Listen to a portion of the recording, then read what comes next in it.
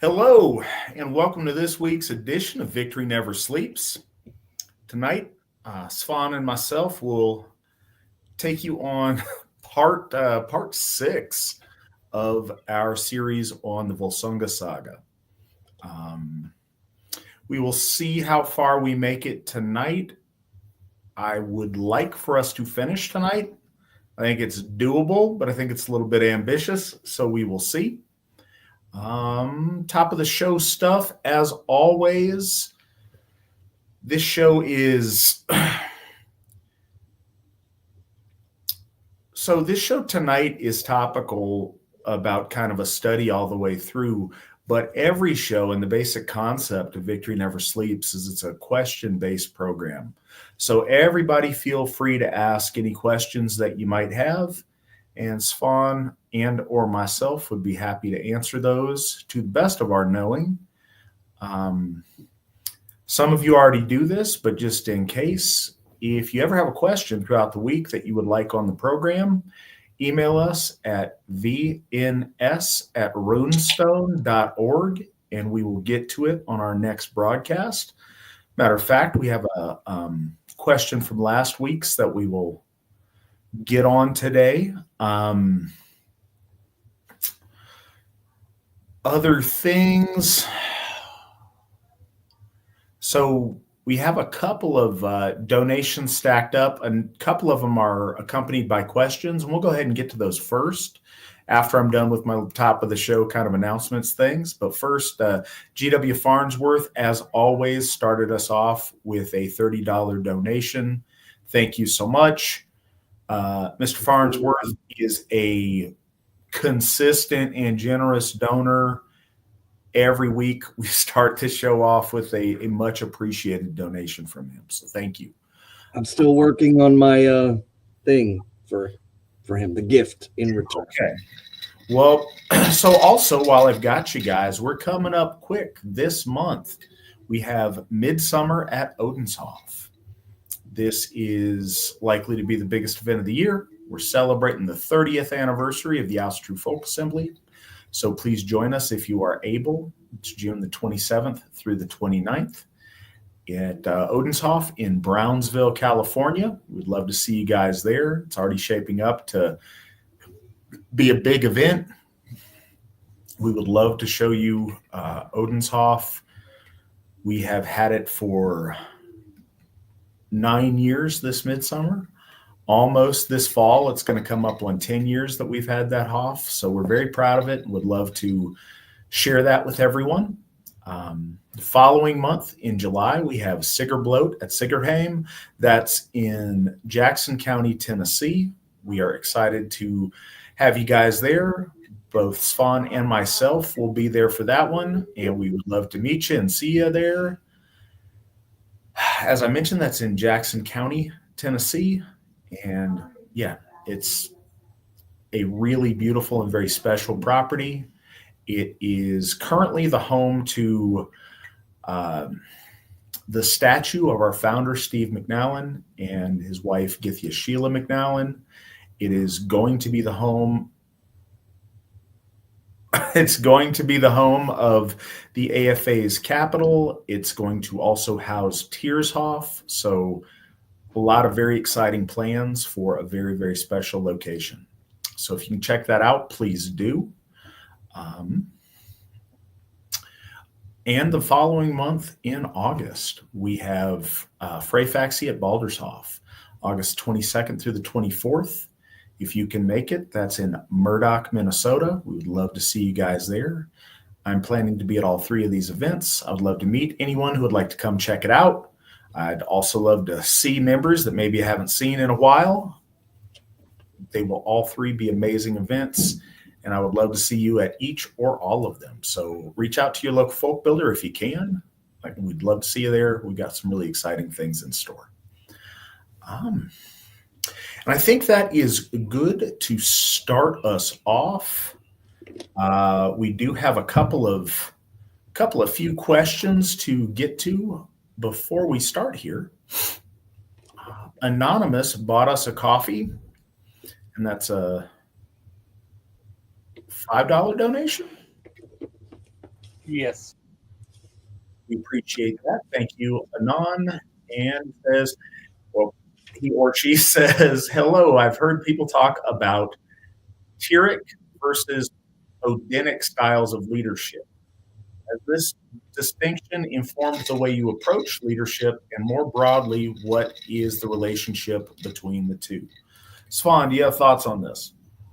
Yeah, I actually think this is going to become a prevalent subject as Tiershoff is on the horizon, and it being the capital of our church, the Asatru Folk Assembly. There is going to be a lot of questions when it comes down to this kind of misnomer that a lot of people have that that Tyr is or was of the height of the totality of the gods, and somehow he moved, and then Lord Odin came in, and then I've heard even the more preposterous is that Lord Odin was an actual human, brought in. I've heard like Turkish wizard and all, just like crazy stuff on the internet, and there's not a lot of stuff to go back on, but when we Wasn't look at that Santa Claus that was the Turkish wizard? Apparently it all leads back to Turkish wizards. I don't no, I don't know. And again, when you go to look back at it, it's hard to find where these things are being introduced from. Sometimes they're from just blurbs or essays, attempts by students during a project to conceive a different idea, and then someone takes it, brings it to the internet, and touts it as truth. But I mean, if we look back all the way to Tacitus and Germania, his treatise speaks about one thing that's very significant. It's the tripartite, and that's the only word I could think of as far as in relation to this. But those of you playing at home, I don't have my wine ready, or else I would take a sip. Oh, are you guys doing that? Oh, I've got y'all are about to hear a lot of that. No, don't make a drinking game out of it. No, the Trinity that is so intrinsic to Aryan religion, so much so that it influenced Christianity. In Tacitus's treatise, he said that there were three major gods that the Germans, and that's a very loose term, the Alemanni prayed to. And so the general idea of it is understanding that they didn't look at it from left to right, like most important, and then the list goes on.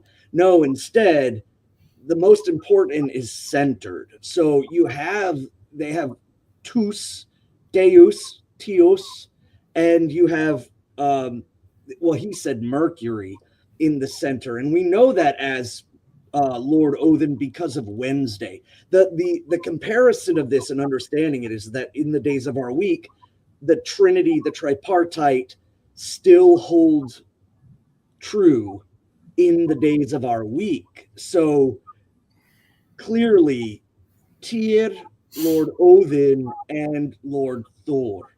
And it throws a lot of people off. I've seen a lot of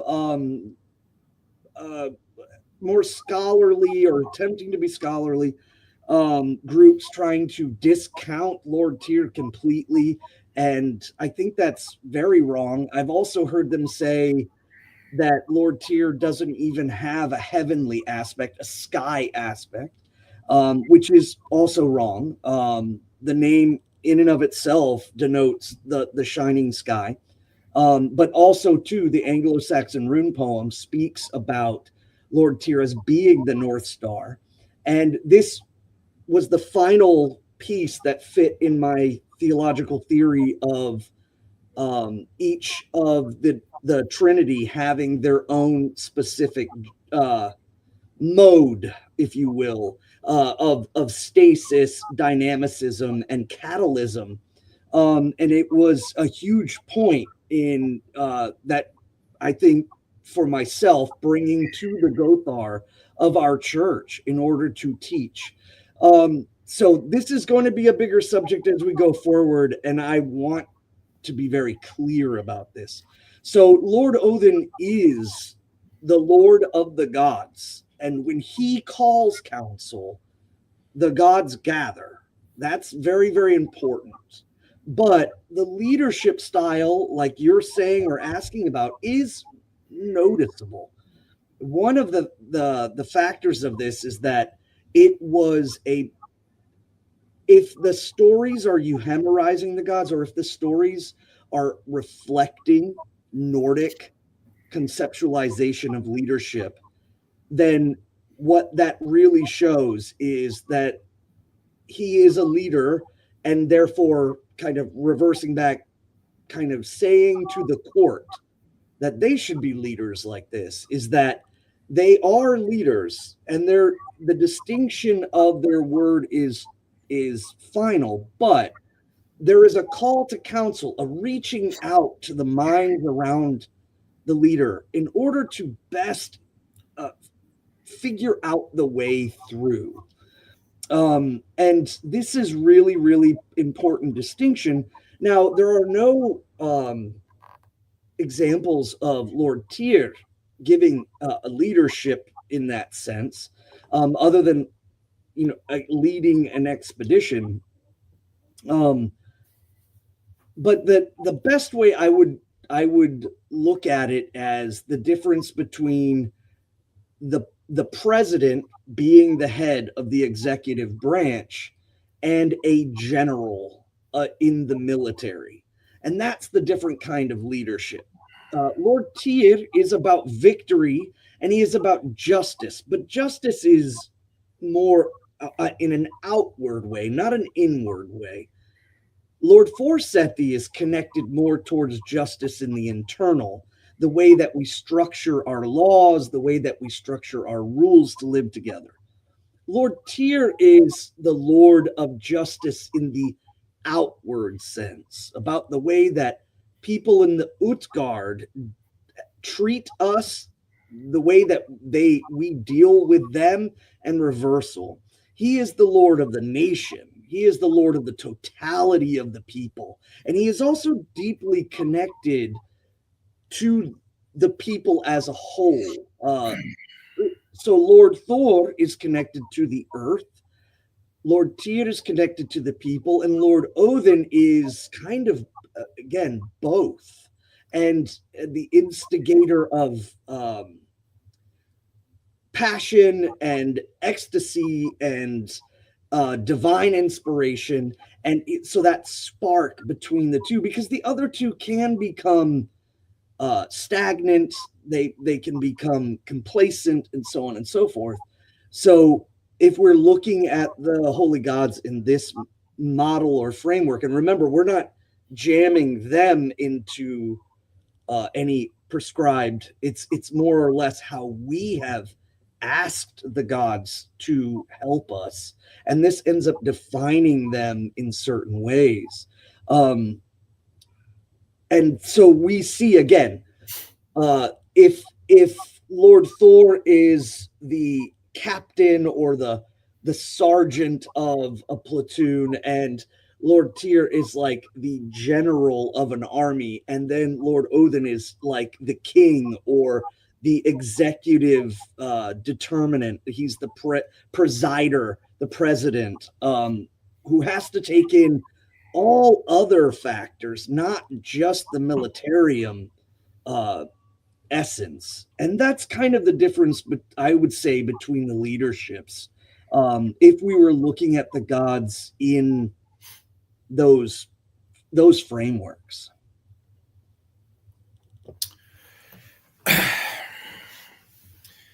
Yeah,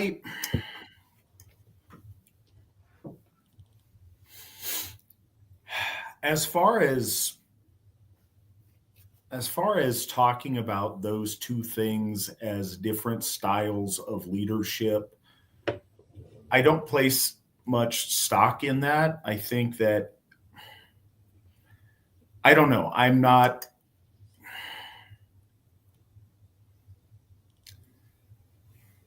I'm trying to think of the best way to phrase this. I'm sure there's words that describe this more perfectly. There's a tendency to, I don't know, put a lot of things in little boxes and make, I don't know, make clever little terms for stuff. And I'm never a fan of limiting our deities more than is absolutely necessary. And I don't think we see that played out in the lore. I think that's a modern adaptation. And I think one of the things is people who have grown up with monotheism being the default understanding of religion are not comfortable with overlapping things and with a diversity of gods. They want to, this god equals leadership, this god equals magic, this god equals strength. And it doesn't work like that. And it's never that clean. And it is very limiting to deity when you do that. Tyr and Odin are very different characters and serve, interacted with our folk traditionally and today in very different ways. And I don't think either of those is contradictory. I think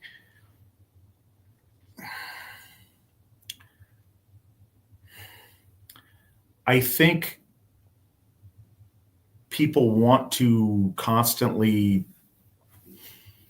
debate over Skyfather functionality, and I think it misses the point. I think to try to understand Tyr and Odin better is the point, as opposed to try to see which man-made box we think they best fit in. I think to understand, like, to have a relationship.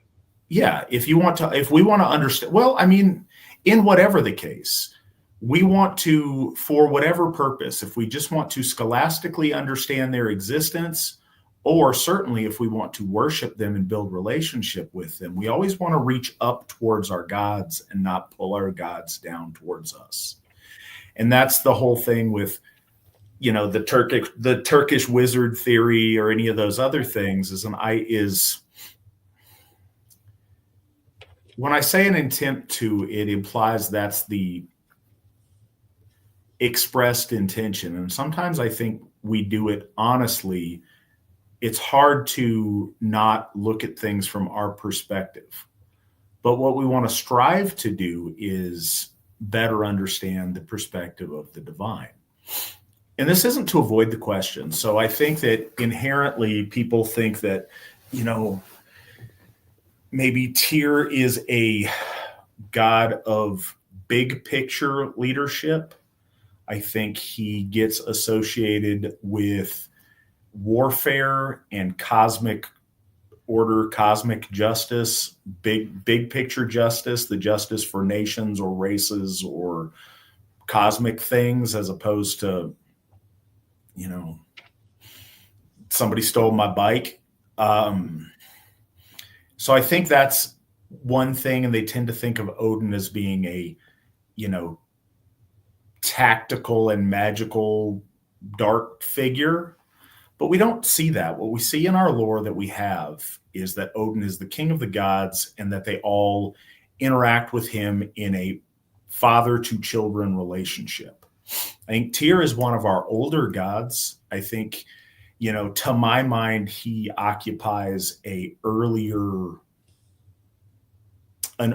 phase in divinity than the other gods. I think that sometimes we perhaps over dig into the father-son relationship of certain gods. I think a lot of that is poetic understanding of things as they relate to one another. But I don't think it works that way. And one of the things that's important as we have Hoffs, there's no need to form like little rival camps around cults of different of the Aesir. It's important to note that our pantheon is structured, that they work together in unison. They are a family of gods, and they are united in allegiance to and falling in line with the All-Father Odin. And I think that's really important. One of the really syncretic and fortuitous things about Tiershoff being at what will be the AFA's capital is the idea that he represents, in a lot of ways, a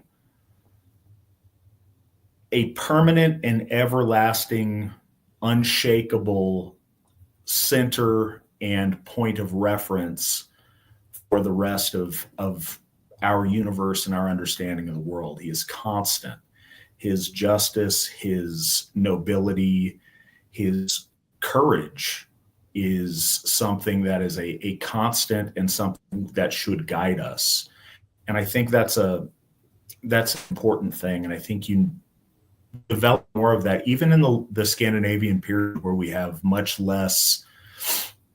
We get the indication there was more and a greater corpus of lore earlier for Lord Tyr that we may not have access to. And I hope that we reestablish some of that. But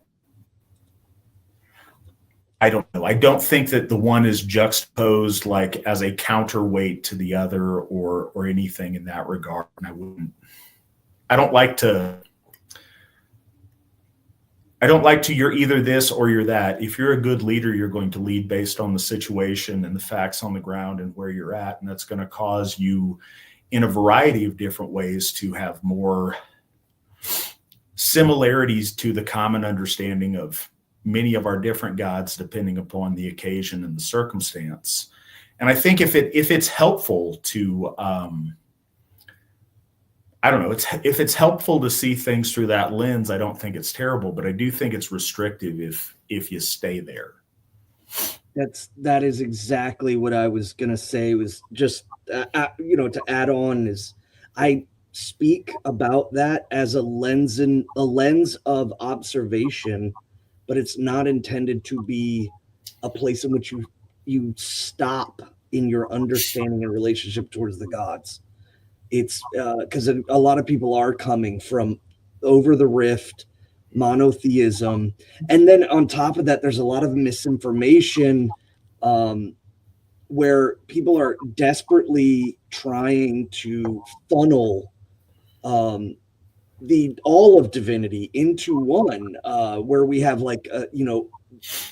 in Hinduism, they're trying to currently they have, Shiva is all, and then the other is Vishnu is all, where we know that the Arya, when they invaded India, they had a tripartite, they had a trinity, and they had Indra and Agni and Varuna, and the Hellenics even numbered theirs. Zeus has a lightning bolt, and Hades has a bident, and Neptune or Poseidon has a trident.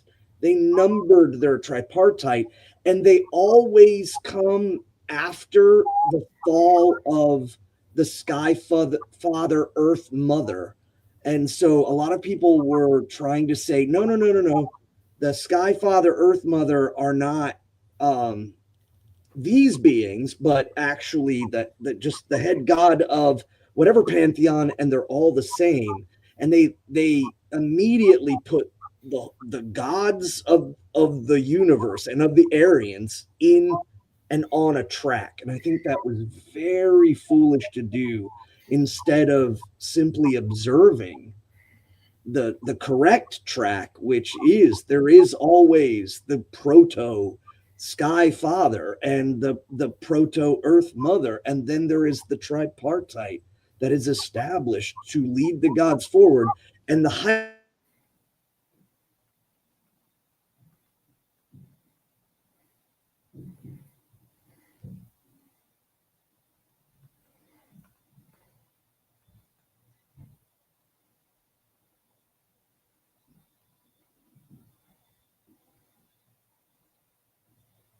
So is that Svan or is that me, Nick?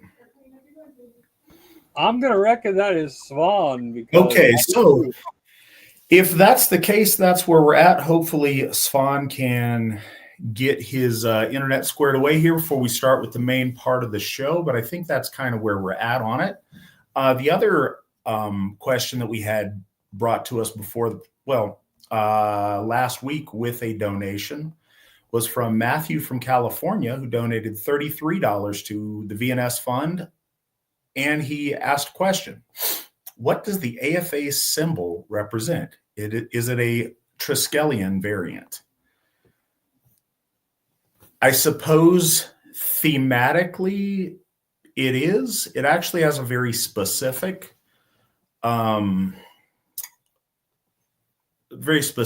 origin, and it was chosen.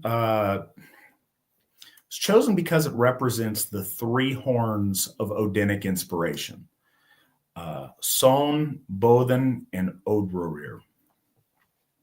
And it's taken from a Danish rune stone, the Snodelev stone. And if you see there, we got some visuals for you. It's hard to see.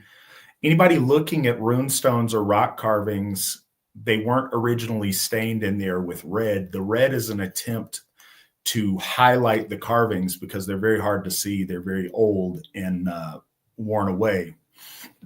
And if you're watching this, you may have to zoom in and look to see the symbol. But that's the symbol that the AFA's Trihorns was based on. It recurs in a couple of different forms in a couple of different rune stones, but this particular one is the one that gave inspiration to the AFA's symbol. And it was neat in 2013, I think.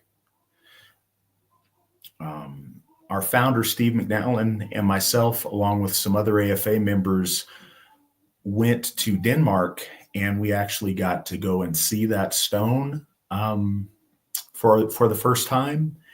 And we went to, there's a replica of the stone where it was originally found. It's currently housed in the National Museum in Copenhagen. But we went to the site of the original stone, and they have a stone that they erected there as kind of a stand-in for it. But we buried one of the AFA's pins in that site as kind of a homecoming or a touching back that foundational point with our modern symbols. So yeah, that is the meaning of our symbol. It implies that motion. It's next to other solar symbols on that same stone, and that is where it comes from. And thank you very much for your donation, Matthew. What else do we have? I want to give Svan a couple of minutes to get back around. This is from an email. Hello, I hope this answers these questions for more than just myself. I often see people critique Stephen McNallen for following the Aesir instead of the Celtic gods because he has an Irish surname. Do you know why he follows the Aesir?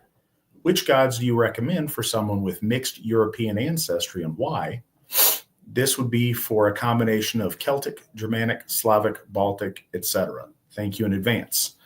So, yeah, we've answered this or similar questions, or we've got these kind of questions many times over. So fundamentally, we're able to trace the origins of people and the movements of people over the millennia.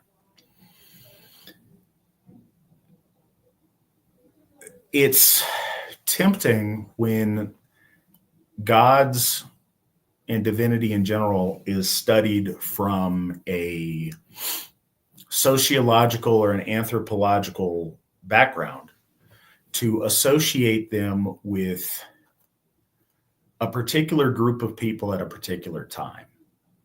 But that treats the gods as literary characters or superstitious functions as opposed to treating them as gods.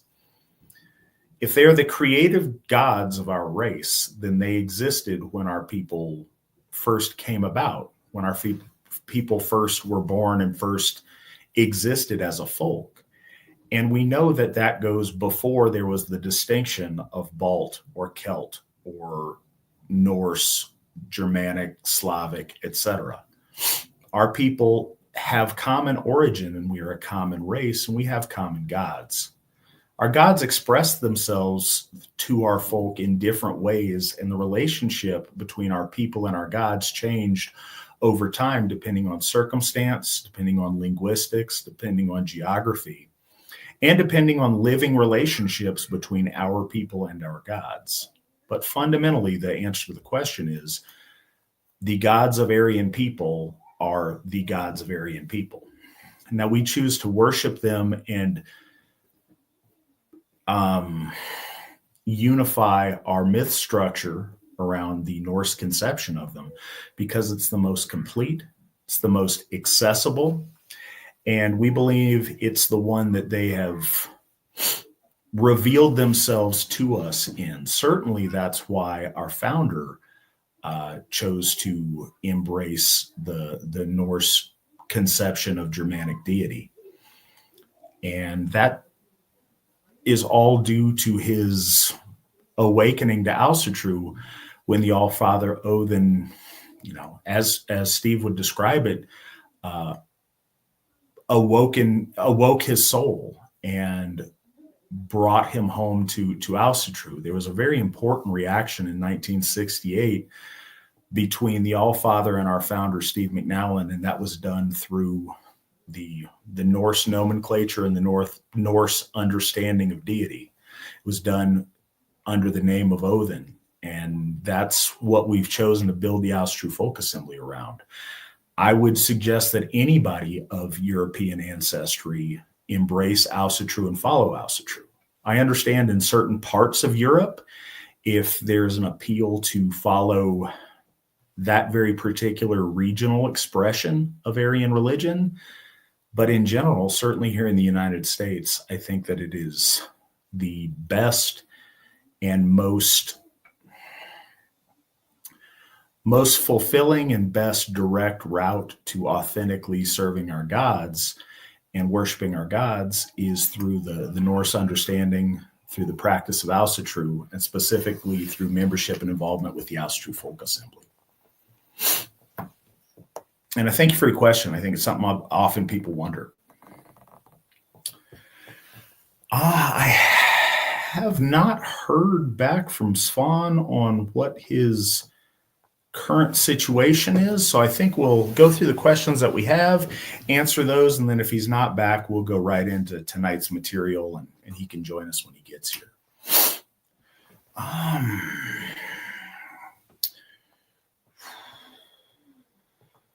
Hey there, question for you this week. What are some of the best ways for someone who wants to believe in the Aesir but is perhaps struggling with actual faith to cross over into actually believing and knowing the Aesir are real? Do you have a story from your own life or of having such a moment and or general tips on how to have such a moment for ourselves? Thank you, and much love to the AFA. Well, thank you very much, Tyler, for your question. So there he is. So one thing I'll say is do not beat yourself up or put yourself under undue mental stress to try to force yourself to have a belief in something. There is no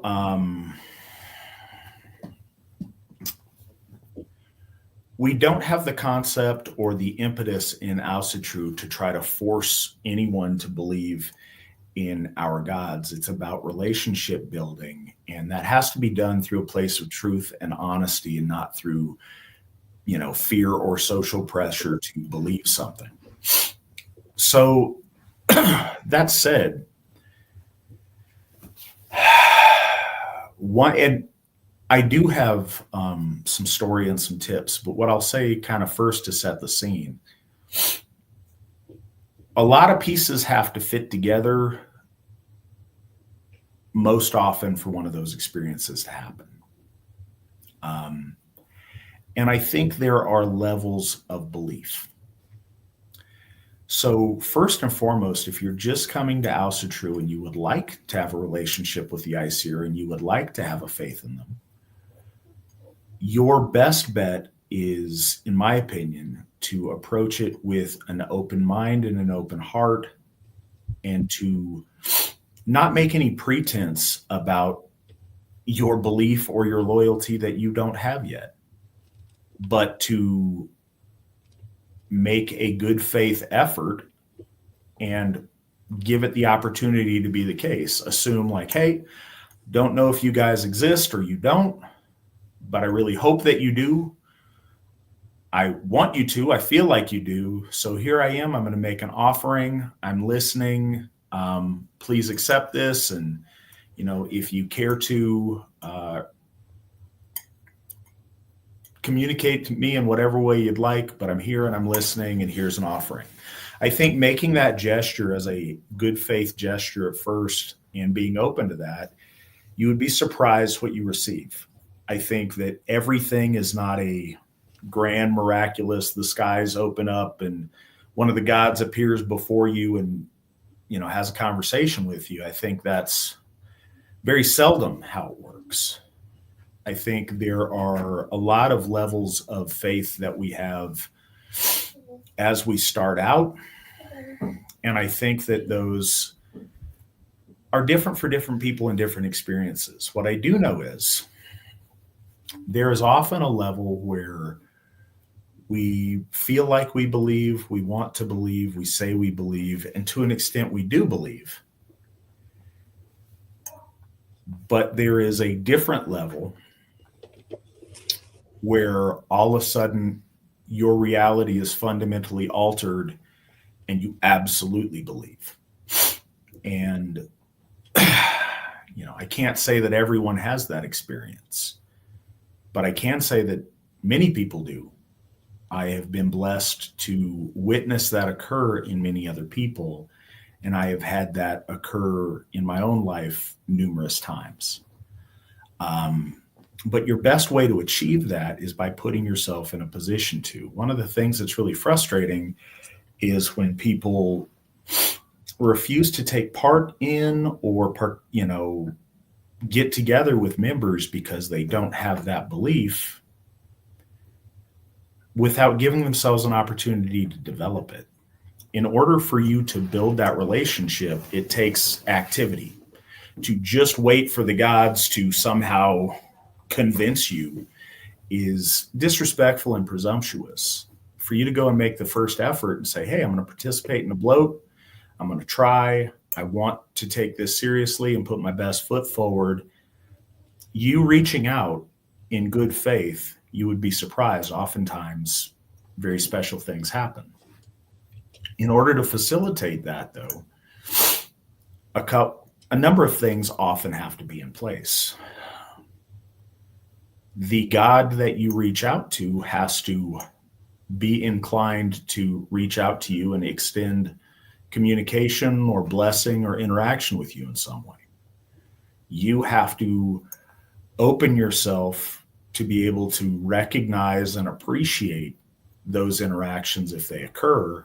And sometimes and often a Gothi or whoever is conducting the ritual, they can help form that bridge. They can help facilitate that communication. And if all of those are in place, then sometimes something really special happens. To expect it all the time is just not fitting with the world that we live in. But to be open to it and to recognize when it occurs, I think you'd be surprised. But again, it's not something that I don't think anybody can guarantee for you. I can guarantee you certainly the ICR are real, but I can't promise you that I can convince you that they are or prove to you in a debate or in a court of law that I can't. A lot of the things are experiential and not something that another person can prove to you or convince you of. But they're absolutely true. And if you open yourself to it, I think that over time, that truth will reveal itself to you. Maybe in a collection of small ways that lead up to a big realization, or maybe if you're very fortunate in one or more really big ways that make it crystal clear. But you have to be there in order to experience it. It's like, You have to put yourself in position to experience and to participate in that gift cycle if you would like to be part of it. And so that's what I would encourage you to do as far as a tip to make this happen, is to take advantage of being in a place where you can participate in ritual, being open to it, and going in without expectation or without demand, but with a generous, from your mind, hey, I'm making offering to you. I hope that it's appreciated, and I hope that, I can build a strong connection with you. Hail Odin, and see what happens. And that's for people who can get together with AFA members near them. Hopefully, if they could get together at a Hof.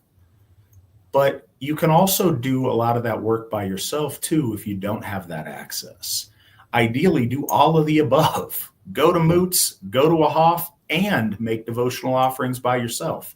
That increases your opportunities for this to happen in your life. When I first came home to Asatru, I knew there was something there, but I couldn't say that I had a deep faith in any particular one of the Aesir in specific, but I knew that this was the right path, and I knew that if I didn't have that faith, I was the one who hadn't built it yet. So when I first came home to Asatru, I did what I was talking. The way I recall it was I spent a week on each of our gods and goddesses, leaving offerings and meditating on them and praying to them, and basically doing what I said, leaving an offering, saying a prayer, just very simple. Hey, I have left the foreign cult of Christianity. I want to come home to my gods and the faith of my folk.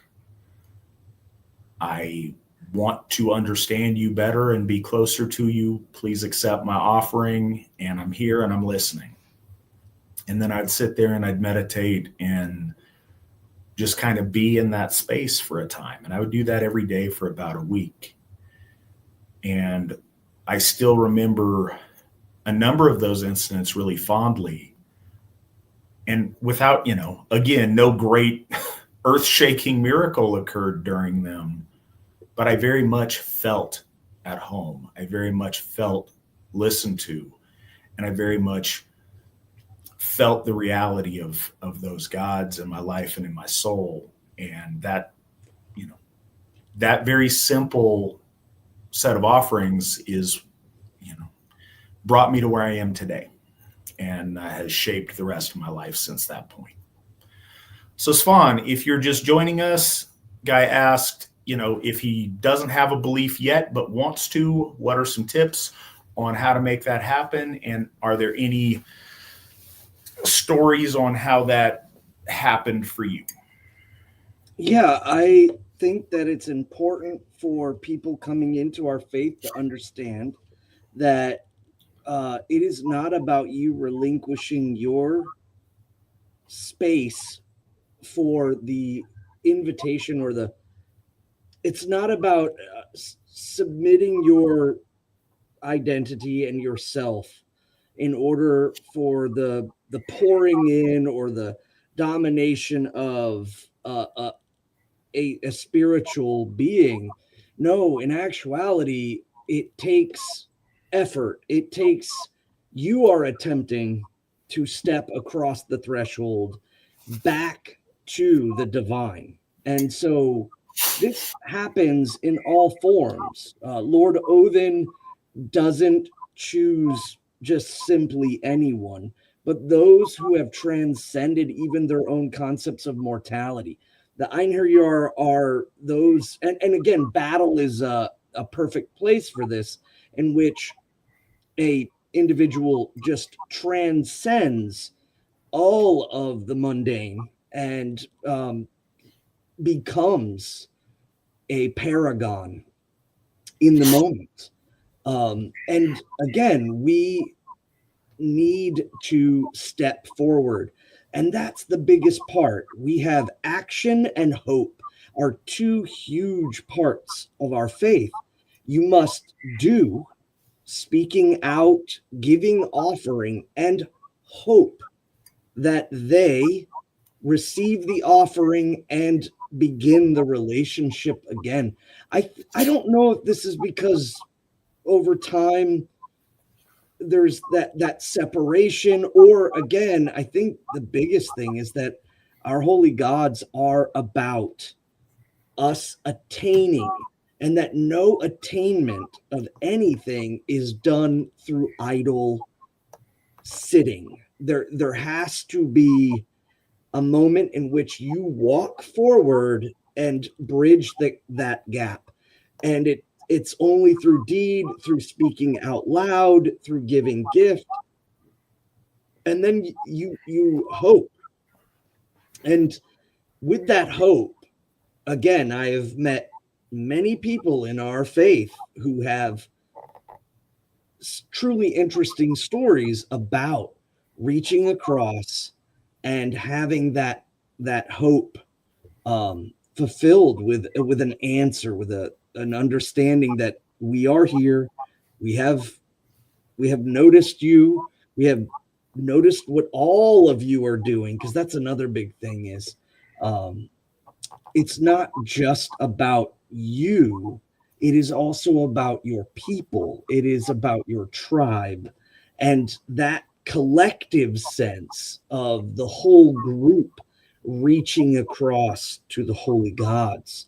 And you in a sense are sharing that identity.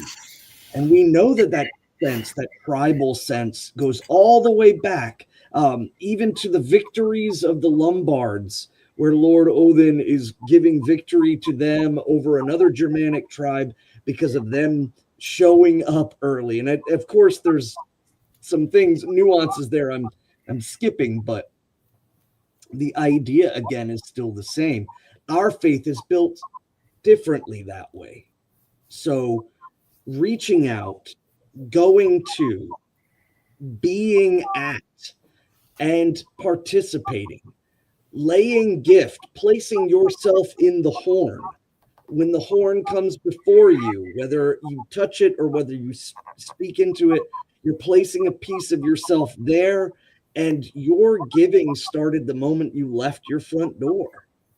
And then you are also giving with all of your kinfolk. So now there is this great movement forward. And then you hope that the gods will give you this sign or inclination. And generally, again, as Al-Sirigodi said, I have heard of most people's incidences being, again, extraordinary, but not to the point where reality was shattered. And my story is still the same in that regards. I received a dream, actually, when I was a teenager. When I was about 13 or 14, I was starting to go on this path. I was very interested in things. I was actively searching and looking for the faith of my people that I didn't know was actually a faith. And it had been so suppressed that I didn't know.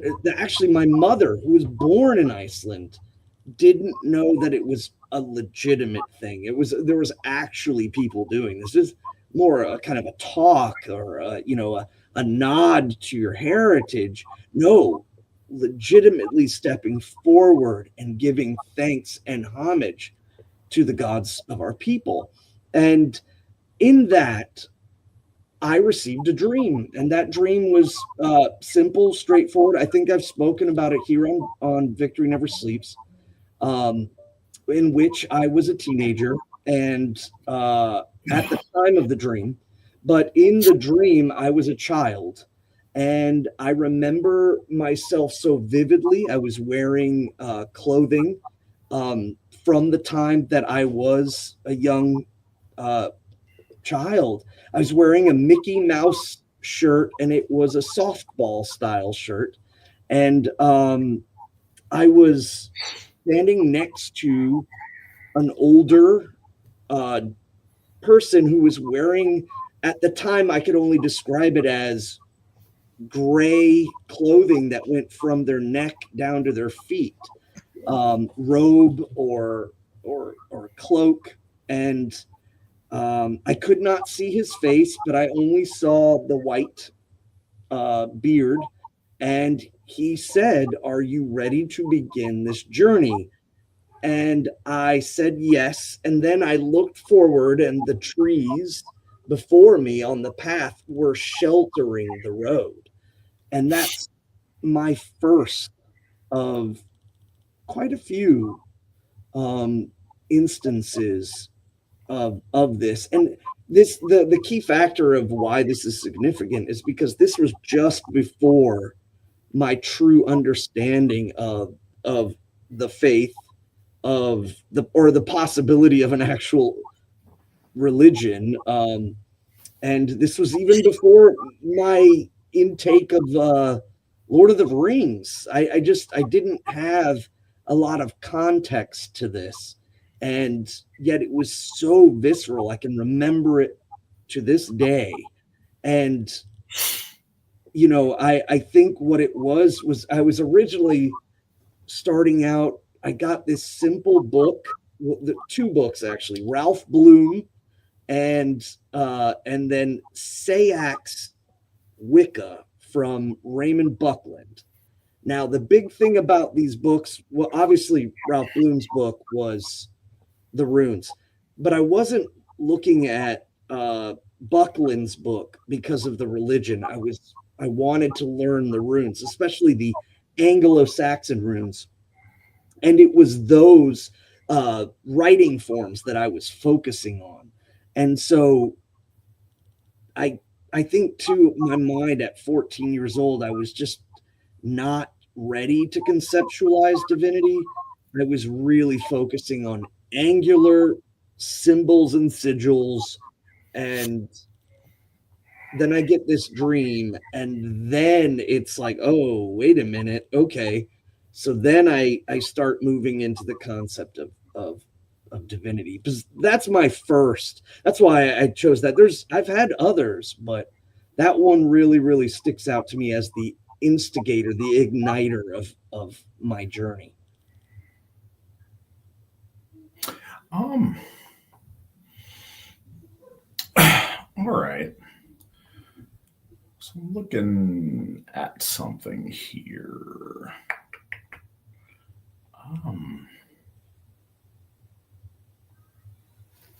Sorry about that.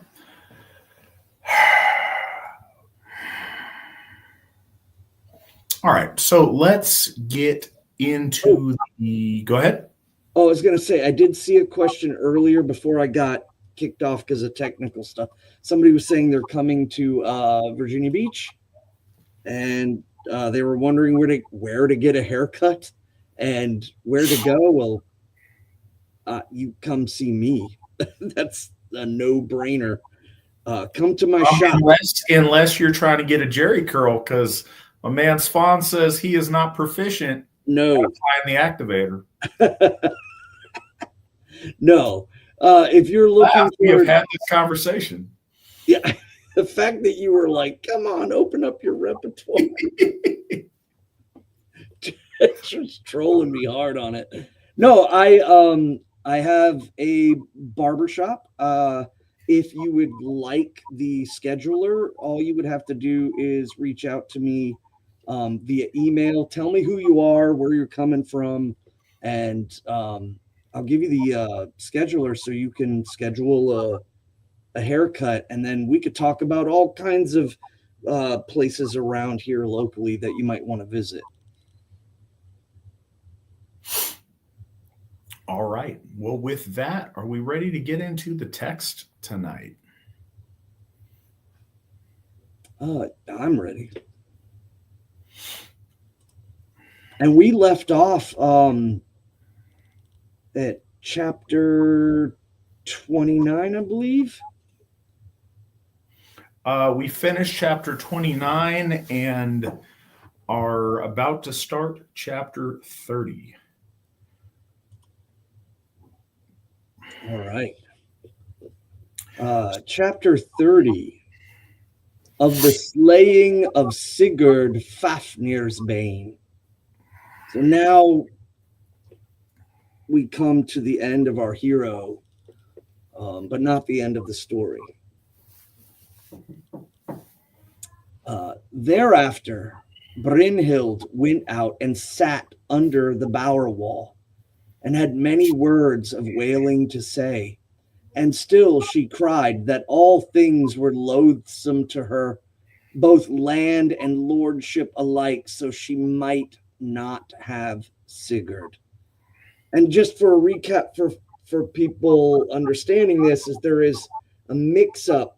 Sigurd and Brynhild professed their love to each other, but then under the guise of another person,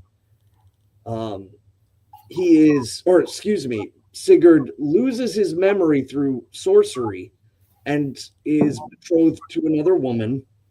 And then to double that, under the guise of another man, he frees Brynhild from her the fire around her fortress, or doesn't free her, but he goes over the great obstacle in the guise of his wife's brother. And then when she comes out and says that she will marry anyone who jumped the fire, that's when she realizes it was Sigurd all along. So this immediately creates the four of them all against each other in a lot of ways.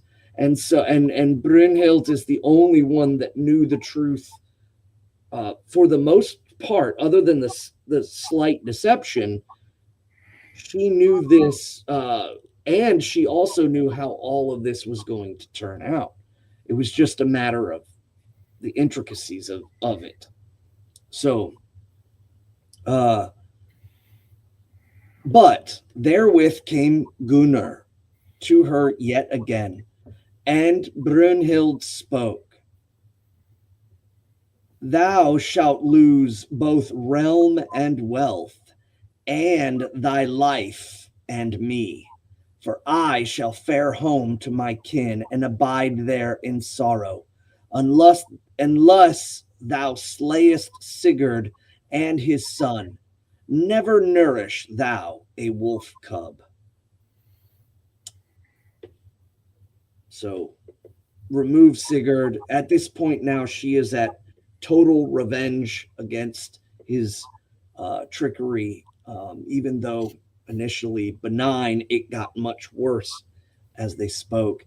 And then on top of that, to kill the Völsung from him. And Gunnar is the one that asked Sigurd to jump the fire while being in the guise of him. Gunnar grew sick at heart thereat, and might now wise see what fearful thing lay beneath it all. He was bound to Sigurd by oath through marriage, and this way and that way swung the heart within him.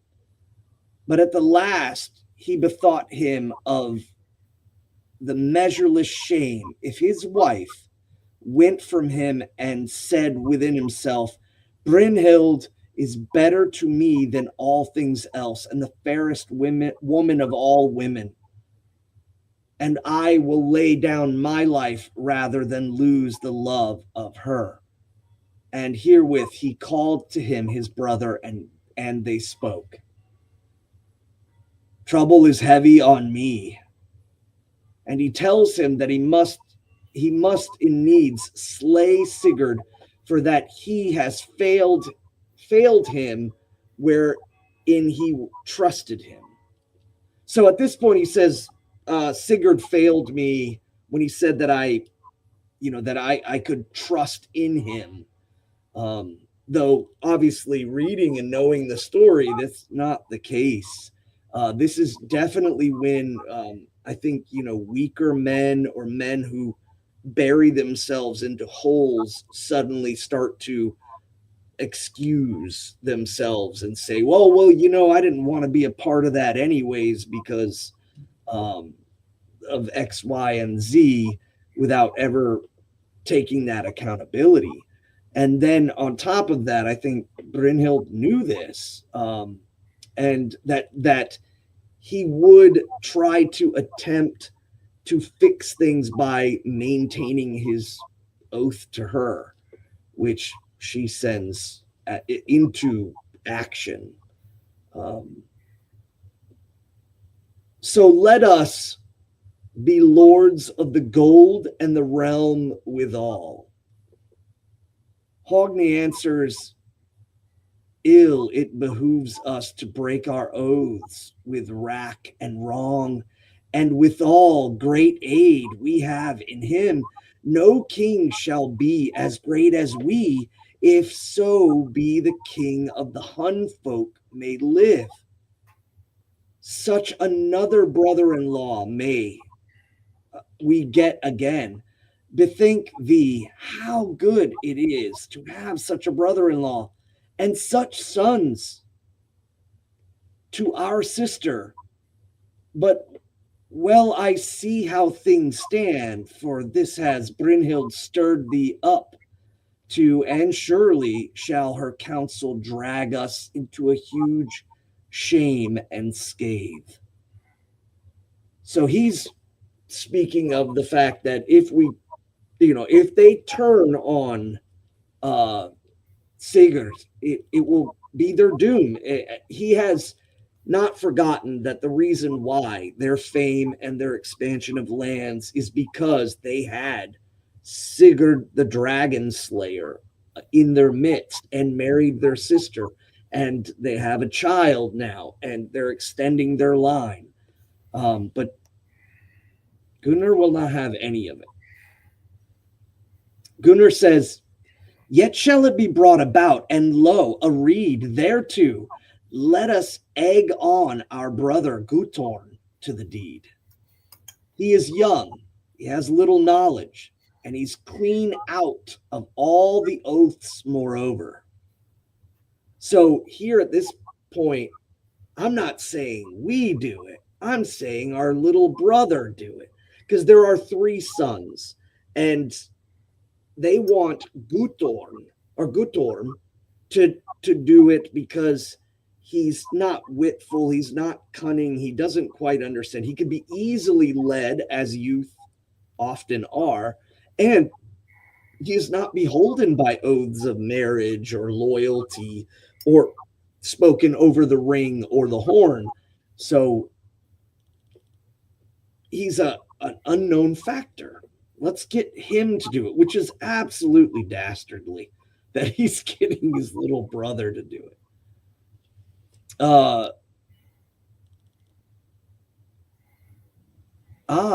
Set about in ill wise, says Hogni, and though indeed it may well be compassed, a due reward shall we gain for the betrayal of such a man as Sigurd. So he says, yeah, you could try to go around this. You could try to work your way. We're still going to get the just deserts of going wickedly against the Dragon Slayer and the Or law that he has brought, that the gods have given to him. He wields a sword held by Lord Odin. And he doesn't want to do it. It's a lot of trepidation. And Gunnar says, Sigurd shall die, or I shall die. And therewith he bids Brynhild arise and be glad at heart. So she arose, and still ever she said that Gunnar should come so more into her bed till the deed was done.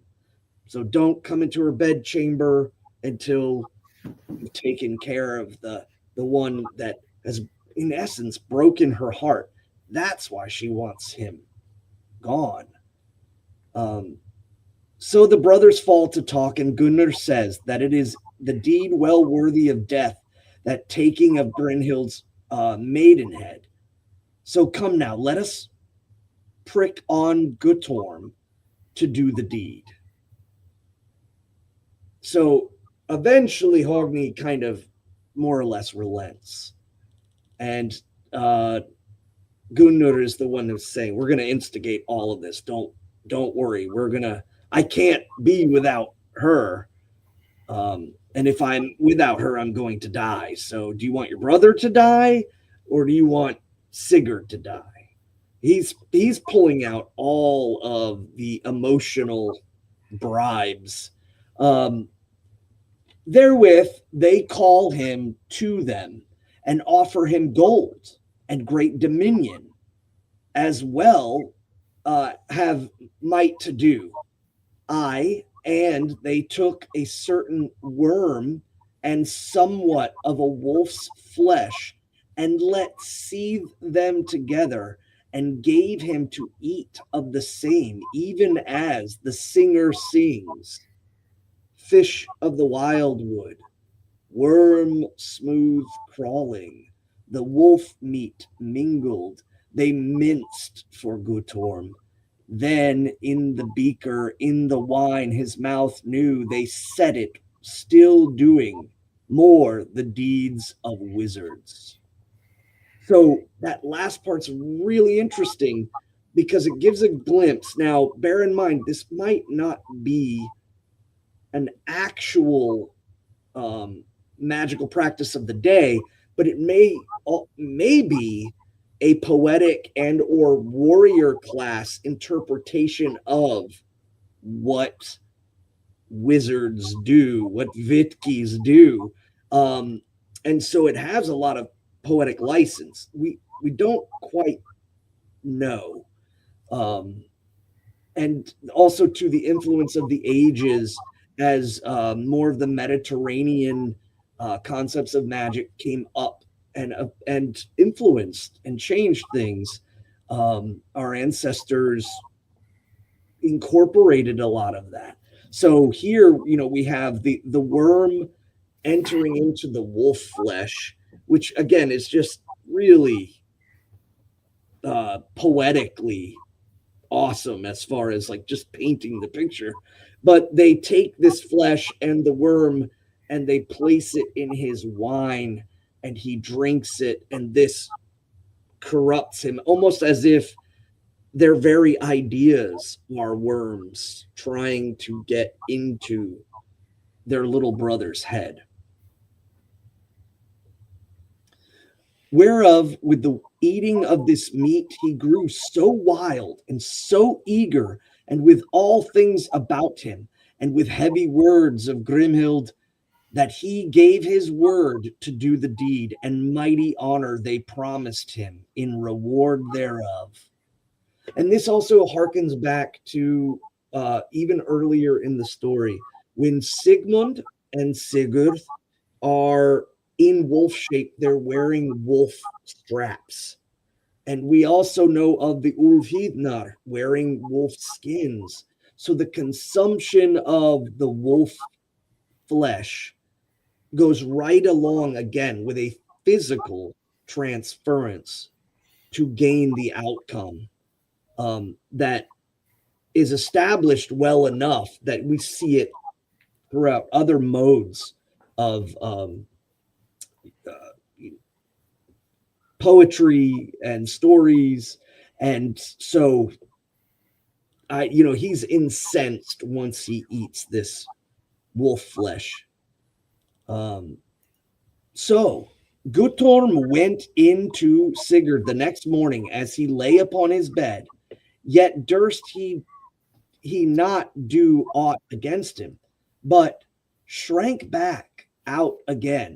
And even so he fared a second time.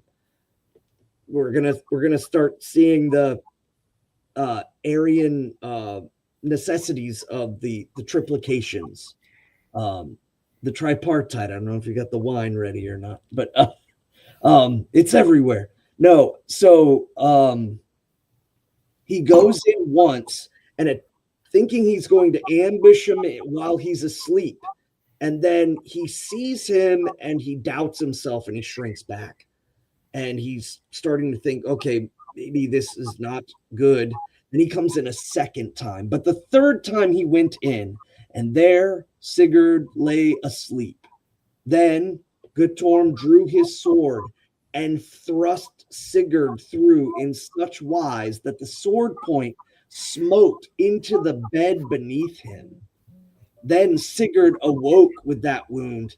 Guttorm gat him unto the door, but therewith Sigurd caught up the sword of Gram and cast it after him, and it smote him in the back and struck him asunder in the midst, so that the feet of him fell one way, and the head and hands and back into the chamber.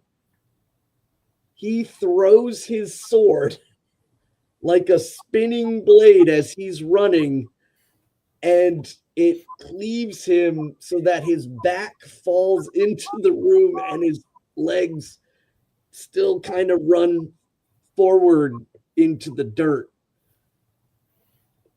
This is crazy and awesome. This is just the presentation of it all too.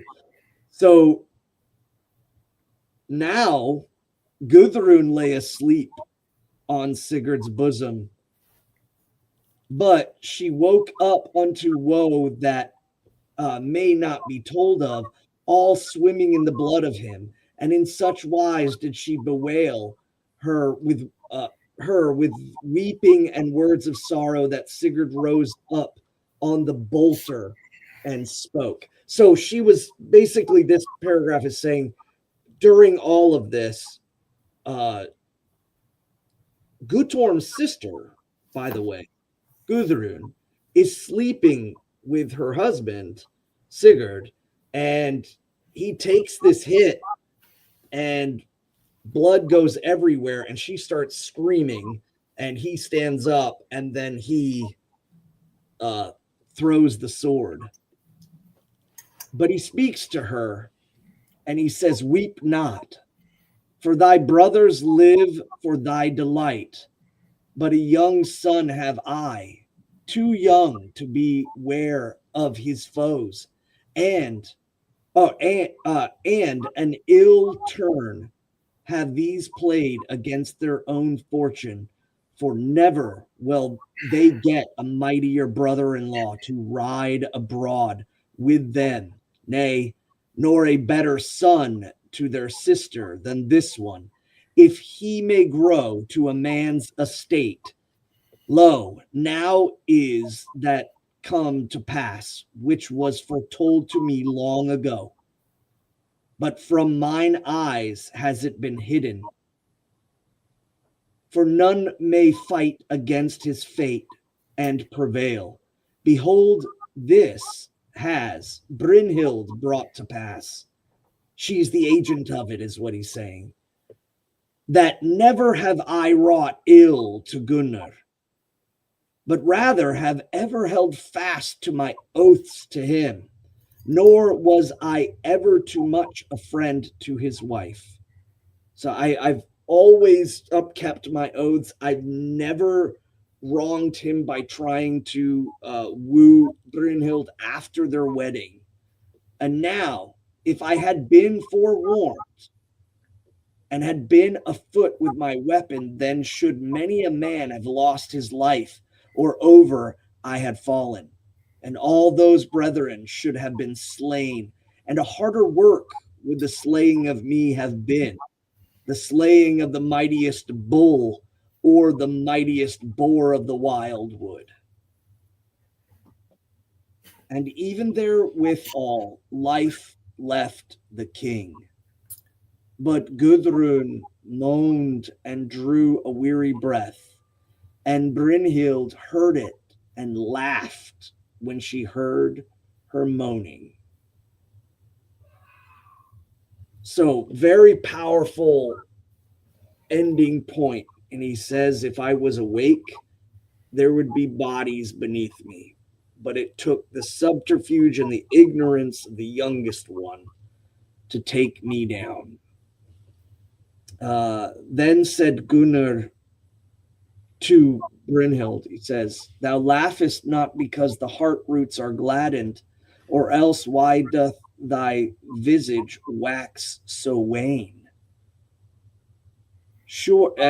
Again, he's saying you're not truly happy because your face doesn't show true happiness. It drops immediately back to the serious nature of her mind. Sure, an evil creature thou art, most like thou art nigh to thy death. Lo, now how meet would it be for thee to behold thy brother Atli slain before your eyes, and that thou shouldest stand over him dead, whereas we must needs now stand over our brother-in-law in such a case, our brother-in-law and our brother's bane. So instantly, and you got to remember too, with poems, there isn't a lot of context to fill in, but suddenly this all happens and he sees her laugh and he realizes he's a tool. He's been utilized in her desire for revenge. And in doing so, because of his own machinations, got his brother killed. And she probably doesn't care either way. Let me see here. Okay. She answered, none need mock at the measure of slaughter being unfulfilled, yet heedeth not Atli your wrath or your threats. Aye, he shall live longer than ye and be a mightier man. Hogni spoke then, this is Gunnar's brother, and said, now hath come to pass the soothsaying of Brynhild, an ill work not to be atoned for. So to remember earlier in the story, Brynhild, she foretold all of this, but it was not understood as to how it would be fulfilled and how it would come to pass. And now it has, and it was by her hand. So the truth forespoken by the very one who does the instigation of the deeds. And Gudrun said, my kinsmen have slain my husband. So she speaks and says, my brothers have killed my husband. But ye, when ye next ride to war and are come into battle, then shall ye look and see that Sigurd is neither on the fight hand, he's not on the sword hand of your cavalry or the sword hand of your shield wall, nor is he on your left. And ye shall know that he was your good hap and your strength. And if he had lived and had sons, then should ye have been strengthened by his offspring and his kin. So the calling out and just simply knowing by his very presence alone that he is such a valuable asset to these kings, being a king himself. And for him to be absent alone is punishment, does speak a lot, even despite the clear,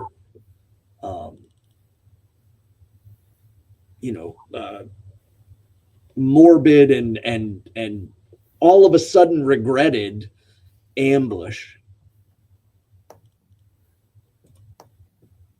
And we move to chapter 31. This is of the lamentation of Gudrun over Sigurd's dead, as it is told in the ancient songs. And there's a mark there showing that this is going to be of more the poetic songs. So the story is being told, and then the Skald goes into speaking in meter, and it tells the story. And again, anybody familiar with Lord of the Rings, you can see that the transference into poem happens very swiftly, and that's again too from these works. The poem states, Gudrun of old days drew near to dying as she sat in sorrow over Sigurd. Yet she sighed not, nor smote hand on hand, nor wailed she aught as other women.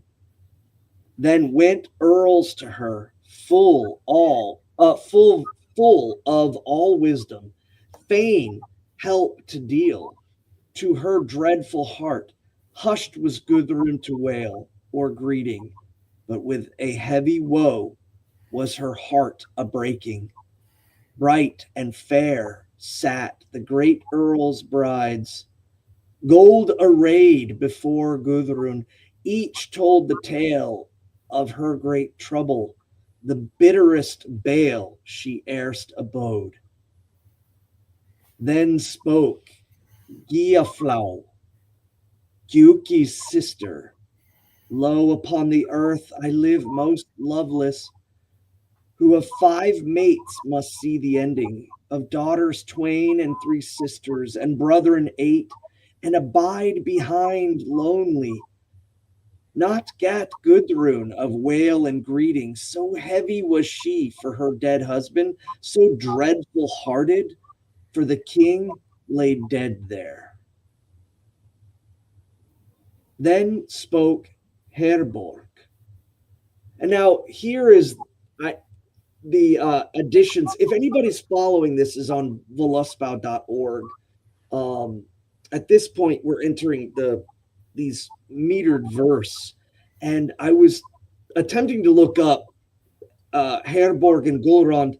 I am only assuming, please don't take me at 100%, that these are the poetic verses composed by these skalds. So these skalds have composed these verses specifically around Gudrun's lamentations. If you're following, also keep in mind that some of this supplemental text is inserted into the saga from Edic sources. And it fits well, and it's cool that they do that, and I'm glad that they do. And I'm wondering when we get to that portion how Svan and I will kind of splice that in or see what we do. That's one of the reasons that we read this now as opposed to later, is because it does cover a lot, gives all of the background to a number of poems that are included in the Edda, but don't really have a lot of self-contained, like they're fragmentary based on the audience knowing this story. And ultimately, these poems are being spoken of because, in a way, it's like, we know you're sad, but we've had sad stuff too. You're not alone in your sorrow. And that's kind of what's going on. But in these poems, we get to see glimpses of philosophical and or just general mental outlook on tragedy. But I just find it interesting that, again, the earls bring their wives in to kind of, you've got it bad, we've all got it bad, and this is the poetic version of that.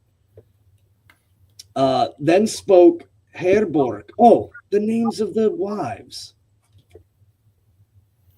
That's so obvious now. Again, I'm reading into it too deeply earlier today. Queen of Hunland, crueler tale have I to tell of my 7 sons down in the Southlands, and the 8th man, my mate, felled in the death mead. So she says she has 7 sons, and she has survived the death of 8, 7 of her sons and her husband. Felled in the death mead. That I did not see. Father and mother and 4 brothers. On the wide sea, the winds and death played with. The billows beat on the bulwark boards. Alone must I sing over them. Alone must I array them. Alone must my hands deal with their departing. And all this was in one season's wearing. And none was left for love or solace. Then was I bound, a prey of battle, when that same season wore to its ending, as a tiring May must I bind the shoon of the Duke's high dame every day at dawning. From her jealous hate gat I heavy mocking, cruel lashings she laid upon me. Never met I better master or mistress worser in all the wide world. Not gat Gudrun of wail or greeting so heavy was she for her dead husband, so dreadful hearted for the king lay dead there. So she basically says that her children were slain. Her husband was again killed in the fell mead. And then her parents too were killed at sea. And then after the tiding of that summer of war, she was taken into captivity and forced to work for another lord and his lady, and they beat her and forced her to do again more churlish things, not the things of nobility. And she's basically saying, but your husband just died. I mean, look what I had to go through. And again, it's not so simple as that. Obviously, one, this is a chance to showcase poetics, but the other is that they're attempting to assuage or release a lot of that pent up grief because she sees these women in front of her who have suffered greatly and are moving on with their lives. Then spoke Gulrond, Gyuki's daughter, O foster mother, wise as thou mayest be, not canst thou better the young wife's bale. And she bade uncover the dead king's corpse. She swept the sheet away from Sigurd and turned his cheek towards his wife's knees. Look on thy loved one, lay lips to his lips, even as thou went clinging to thy king alive yet. Once looked Gudrun, one look only, and saw her lord's locks lying all bloody, and the great man's eyes glazed and deadly, and his heart's bulwark broken. So his chest, the bulwark of his heart, broken by sword edge, back then sank Gudrun back onto the bolster. Loosened was her head array, so she fell back and could not hold herself upright. Red did her cheeks grow, and the raindrops ran down over her knees. Again, that translation there is a kenning for tears. Then wept Gudrun, Gyuki's daughter, so that the tears flowed through the pillow as the geese withal that were in the home field, that the fair fowls that may be owned fell a screaming. So she wept so deeply into the pillow that the very down hearkened to the birds falling from the sky and screaming in pain and sadness. But then spoke Gulrond, Gyuki's daughter, surely knew I no love like your love. among all men on the mold abiding. So she says, I have not loved like you have loved. And another key thing is the mold abiding, the usage of the word mold to mean again dust, or returning to the burial, or returning, or just simply walking hell's road to death. Um, Not wouldest thou joy in without or within doors, O my sister, save beside Sigurd. And then Gudrun spoke. Gyuki's daughter, and this is the a part stating that she is the one speaking. Such was my Sigurd among the sons of Gyuki, as in the king leek over the low grass waxing. The leek is so above the wilted grass. It's the spear like, the leek being so significant in our leechcraft, in our symbology, even to the runes, the leek. And so he is like a leek leaf over the wilted grass. Or a bright stone strung upon a band, or a pearl of price on a prince's brow, like a crown. Once was I counted by the king's warriors higher than any of Herjan's maize. Now am I as little as the leaf may be. And amid the wind-swept wood now, when the dead he lieth, I miss from my seat, I miss from my bed, my darling of sweet speech. Wrought the sons of Gyuki, wrought the sons of Gyuki, this sore sorrow I, for their sister, most sore the sorrow. So may your lands lie waste on all sides, as ye have broken my bounded oaths. Never shalt thou, Gunnar, the gold, have joy of it.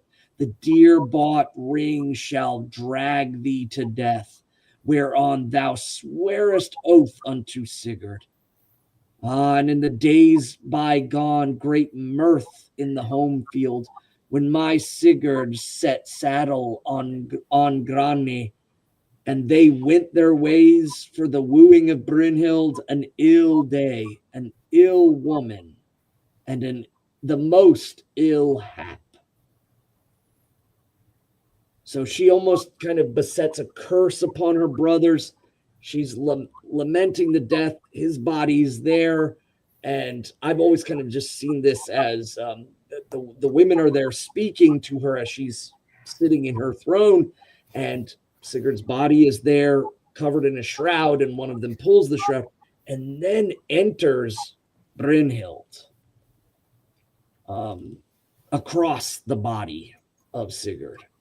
Then spake Brynhild, may the women lack both love and children who gained greeting for thee, O Gudrun, who have thee this morning many words. So now she's cursing the people that have come to speak to her, and now they're right across from each other. But Gulrun steps forward. Hold peace of such words, thou hated of all folk.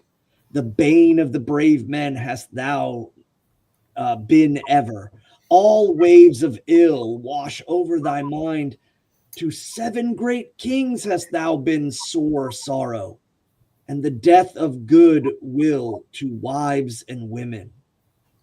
Then spoke Brynhild, none but Atli brought bale upon us, my very brother born of Butli.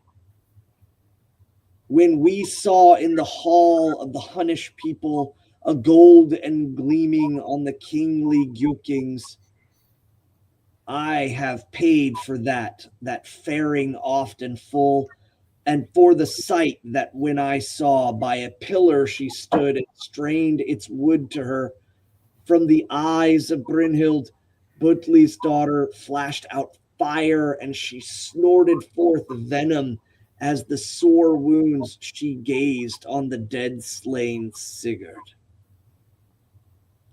So she brings out a curse and says the biggest mistake that she did was leaving the kingdom of her people to go forth towards the Gyukings and getting involved in any of this at all. But then when she moves to a pillar where she's able to see better, she sees Sigurd's body, and she just, her face contorts with hatred and venom. I was wondering too if I could use the restroom real quick on this one. Negative. Oh, I gotta get one of those. Yes, absolutely. Absolutely. I know we're moving in like the really good stuff here. There's a lot of good material here, and there's no need to rush it or try to work your way through it with full bladder. So go do what you got to do, and we'll meet up with you here in a second. All right.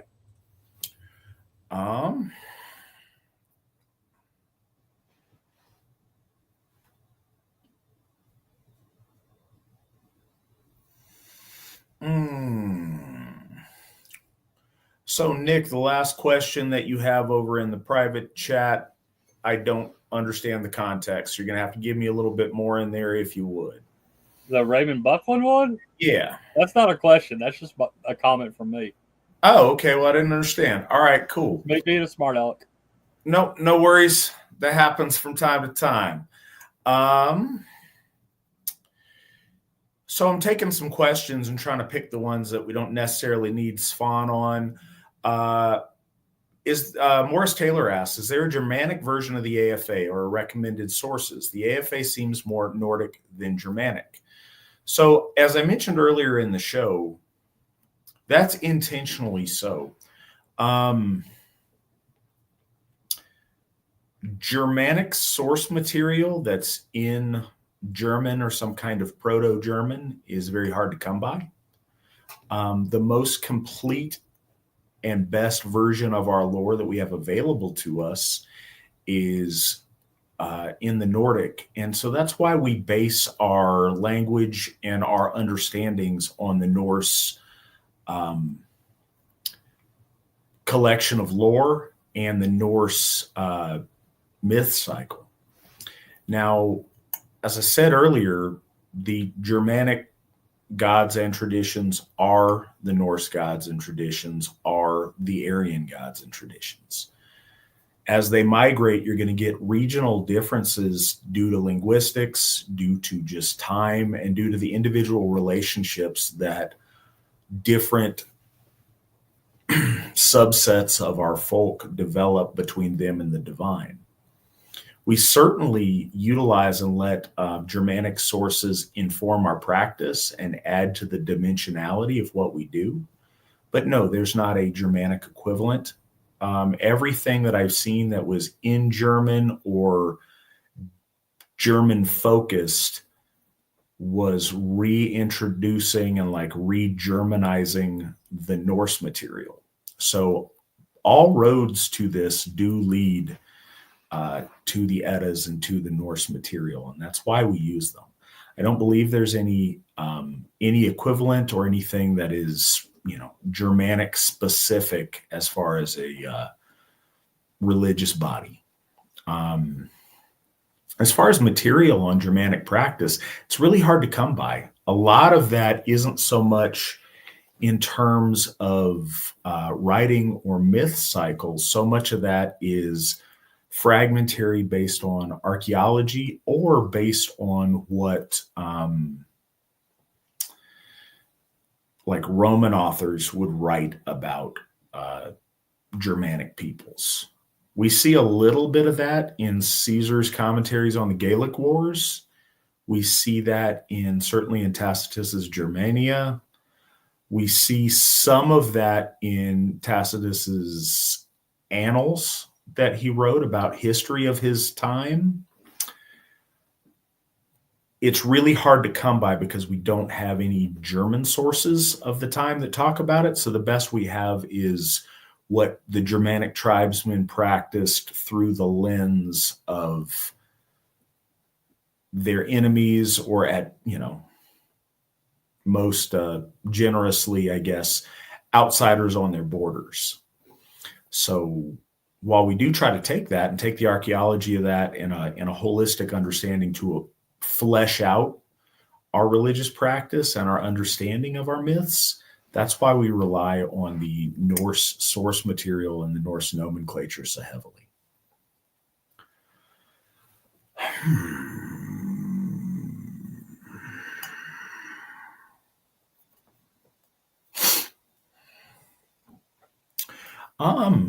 Finn Wraith wants to know, what kind of rituals do you know can be done alone?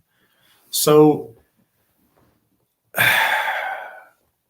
from our understanding, Asatru continues to be and was always very much a communal practice. The idea of the solitary practitioner was always the exception due to circumstance and not the rule or not the ideal. Now, I believe that individual people have always had relationships with the gods, and particularly with their ancestors, in personal ways, oftentimes in like hearth cult things and family practice. Certainly that happened. And certainly individuals when they were far from home, called out to the gods for comfort or for help. But as far as what rituals can be performed individually, the most common thing we talk about is making offerings at your altar. I think that even in the best circumstance, when you have a lot of Hof practice, it's valuable and important for your family to have individual, small scale practices all the time. For example, and this is just kind of what I do, a bunch of people do different things. And here's the answer to your question. You can do a great number of ritual things. You can ritualize even, seemingly ordinary things, as long as it's done with a seriousness, with an intentionality, and with a piety. There's a lot you can do. I know that some people have a ceremony that they kind of do each day when they put on their hammer. I know there are some people that will do a greeting to the day if they're early risers. If they're morning people, they will go out and perhaps greet the sun. They'll usually do that with the Sigdrifamal prayer. That is fortuitously, expressed in this saga. Most commonly, stuff that I do is simple. I do meal blessings.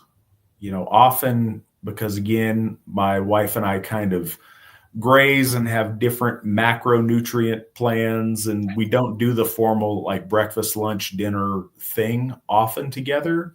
We do it if it's a special occasion, if we're having people over, or, maybe if we're eating out somewhere. But to take a moment before you eat and to bless the food, to give thanks, to acknowledge. And again, so much of the point of it, I think it's really important that you have a clear intention with what you do.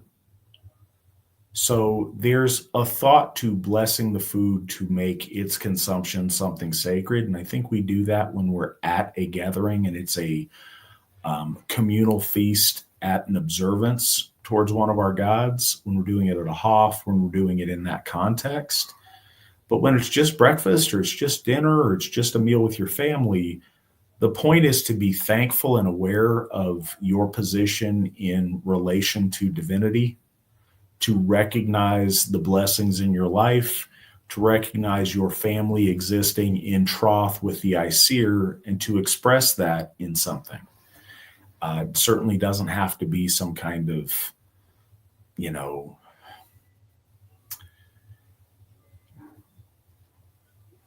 making yourself less to make the gods more. The gods are great, and they are not amplified by you, expressing submission. It's not about that.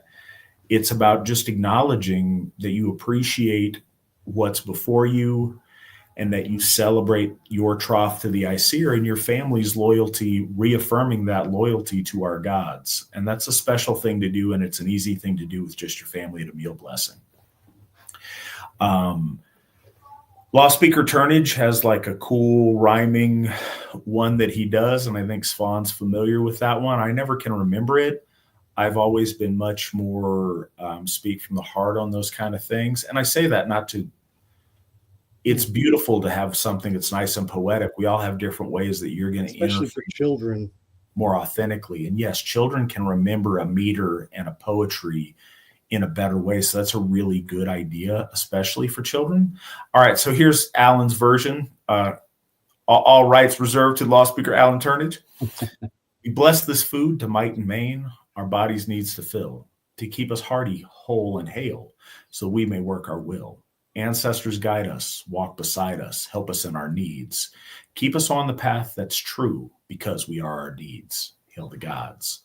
Hail the gods. That's a simple and eloquent one. And we say, my children added on to that. They said, hail the gods, hail the ancestors, hail the folk, hail the AFA, and then they eat. So they even built onto it. I tend to model mine after what I saw our founder, Steve McNallen, do when I came to our first AFA event. I'll do the hammer sign, in the sign of the hammer, in the holy names of Odin, Balder, Frey, and Thor. May this food be blessed. This is a version of what I do. Again, it's from the heart, so it can be kind of random, but may this food be blessed. May, wherever we're at, if we're in my home, may our home be blessed. May our friends and family around the table be blessed. And may we, may this meal bring us together. And, whatever the purpose for the day might be, that's also a time I might acknowledge the people if there's guests or something that way. And then just simply, hail the Aesir, hail the folk, hail the AFA, and then we'll eat our food. So something very simple.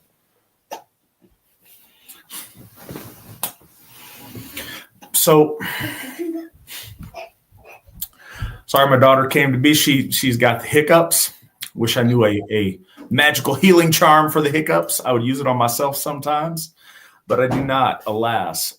Another thing you can do by yourself, and this is something that we often do, we'll come before the altar, we'll light some candles on it, we'll light some incense that Aubrey chooses usually, and we'll just stand before the altar and we'll pray. And it's something simple. It's often, this is just an example of kind of how we do it. And I say this, you can insert anything you want here, but I think there's a hesitancy for people if they don't see an example or know what people do. I'll say something to the effect of, hail the Aesir. Thank you for all that you've done for us and for our family. Please help us to be strong and healthy and victorious. Please help us to get to know you better. And please help us to always make you proud. Hail the Aesir. And then we'll blow out the candles. Something simple like that. She remembers it. She can often say a lot of it. If we're going through something as a family that we're dealing with or that we need help with, or, we'll include that. But all of those things, not only can you do, but I would encourage you to do. I think that doing them repetitively and building the habit is really important, but I also think you can do them anytime in any place that it's an appropriate, that your intention is there and is necessary. I always make an offering and make a prayer before I go on Victory Never Sleeps, that I can be victorious and that I get blessed with wisdom and wit, and that I am helped to guide the folk home, and that my actions and my words make the Aesir proud. And I'll ask sometimes Lord Odin or whoever, depending on the day, to help me in those things. But again, there's a lot of right ways to do it, but those are some examples of rituals you can do yourself. Um, I know people that, again, because of their situation, maybe they're not members, maybe they don't have a Gothi near them, that will do rituals for other things.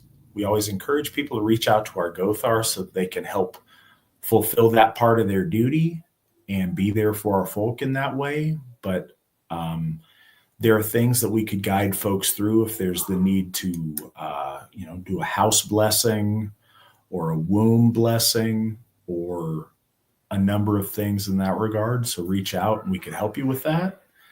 But Svan, the question was, I can go back up to it, but basically, what are some rituals that can be done alone? Do you have any thoughts on that? Yeah, I mean, obviously the food blessing is a great one. It's a great one for children. There are certain people I've met, and I honestly, they take a much more ritualistic sense in the morning. They do a morning prayer.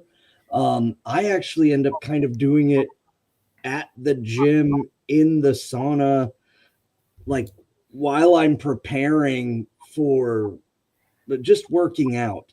The mundane and the spiritual kind of greatly synchronize in my life a lot. And I think too that's having small children and it's just crazy doing things. I have a harrow and a godstead at my work.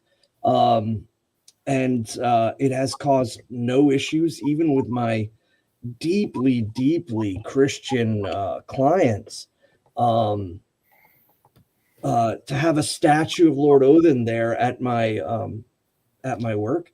So there's little things that you can do to open up more. I think also observing, and this is something that, to be honest, too, this is something I do smaller bloats randomly sometimes based on events in my life. But one thing that I really want to open up more to is veneration of our heroes in a just simply more of a knowledge sense. And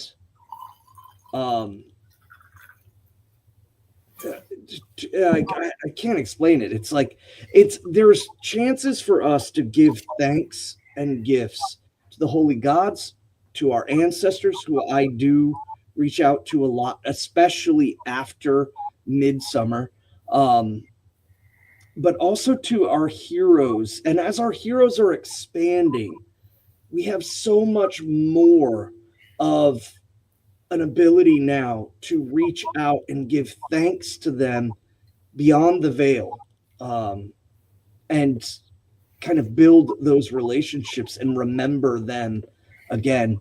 So looking at those, I think, would be first. So if you're looking for reasons to hold a bloat, because some people are like, I don't really have a reason to hold a bloat. The other is simply to give. Holding a bloat and pouring a bottle of mead in a horn and sharing it with the gods, sharing it with your ancestors. And that's a big one because it's harder sometimes for folk that are coming from Christianity to wrap their mind around all of this. So by them sharing a horn with their ancestors, they suddenly begin to realize, and they do gain that interaction. So placing themselves in the horn, placing the gift into the bowl, and then taking the bowl outside and simply reverently giving it over is the first step for whatever or whoever you're wishing to honor. To sound a little bit, I don't know, new agey or whatever on it, I think this is honest. A lot of things are about energy and about connectedness and about degrees of separation. Your so and Svan mentioned this too, or just kind of to a degree on this being a thing. It is from somebody who is from either a different religious background, or who's an atheist, or just agnostic and non-religious at all. Having them go from there is no such thing as the divine to full troth in the Aesir is a big jump. And it's great if that's a jump they want to make, but it is a step in the right direction. Believing that the Aesir exist is further removed from them in a conceptual way. But their ancestors certainly exist. Most of them, especially if they're, in midlife or older, perhaps they know ancestors that have passed beyond the veil, that they knew them in life. They know very well that their grandma existed. And one of the things that is a fundamental that's hard to deny, everybody inherently has ancestor worship. Some of the most Christian people in the world, at moments when they're down or when there's something in their family or on a holiday or something, they remember just instinctively, and maybe not even thinking anything of it. They see a picture of their mother or their grandmother on the wall, and they're like, "Hey, love you, Mom. I miss you. Man, I wish you were here right now." Whatever the case is, people talk to their ancestors. Humankind has done that since the dawn of time. We all inherently seek that, know that exists. Even non-religious people, pretty much any people, talk about near-death experiences where loved ones come to meet them. That's a thing. And building upon that is a really good start to the practice of Asatru, is taking any kind of, mixed feelings or confliction about that. Like, no, that's good. That's appropriate. Lean into that is a really good way for a lot of people to start practicing our faith. Svan, go ahead. I wanted to say there was something in the chat. Tree Nerdify was speaking about Veðurfjölnir and the eagle and the hawk. And it is my belief, and again, this is debated and discussed amongst the Gothar, but it's of my belief that this is the ascendant soul of Bor and Bestla, and that Nidogr is the descended soul of Ymir, and and Ratatoskr is the freed heart of Adumla. So do with that what you will. I know that's kind of just throwing a... So those are interesting things to ponder, and I don't find any of those things to be, heretical or not there. And I think that one thing that is orthodoxy and something that we do absolutely believe is symbolically, the eagle is a bird of ascendancy. And I think we use that in our iconography. We see that in our lore, and we, as the AFA, coalesce around that in a way that the eagle is the soul ascending to something more than it is.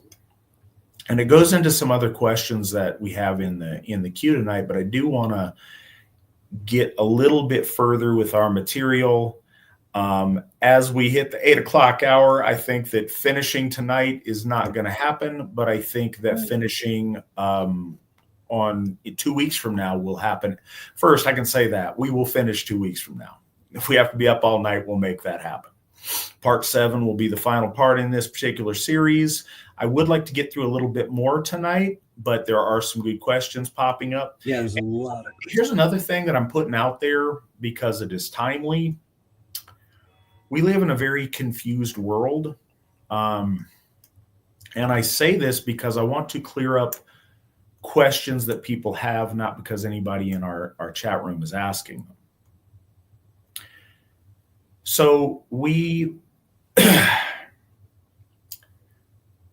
someone was apparently misinformed or confused to this and angrily accused us or disgruntledly accused us of being biased against people who are addicted to child pornography. Yes, the AFA is unequivocally biased against people who express or possess sexual urges or feelings towards children, be that in consuming materials or in practice in the physical world. Those things are at best very dangerous mental illness. Straight to the beach. Straight to the death beach. But even with that, those things are evil in some of its most distilled and like disgusting form. And we want to be as far away from those things and people who have those desires and those expressions as humanly possible. So we are absolutely biased against that in all forms and shapes of it.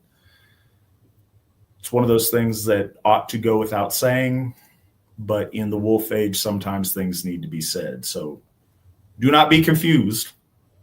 Those things are wholly and totally unacceptable, as is the support of those things.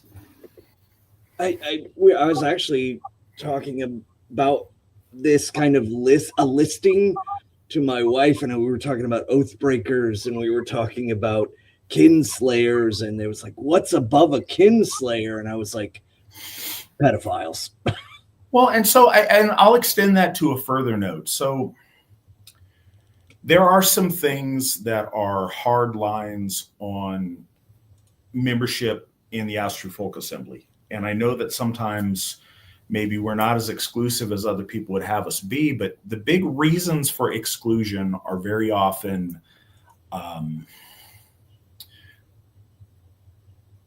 safety and existential in their nature.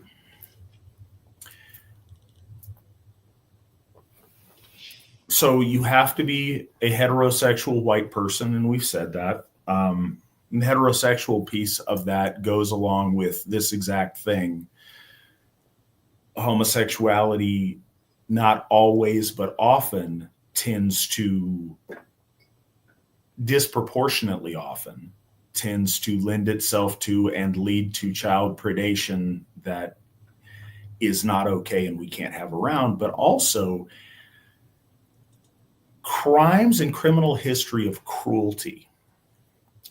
Because, and in a similar way, there are crimes of circumstance or crimes where, you know, you could see in a certain circumstance or under a certain set of conditions, the behavior would be justified. It's why there's mitigating factors. It's why there's, you know, a discussion of it in general.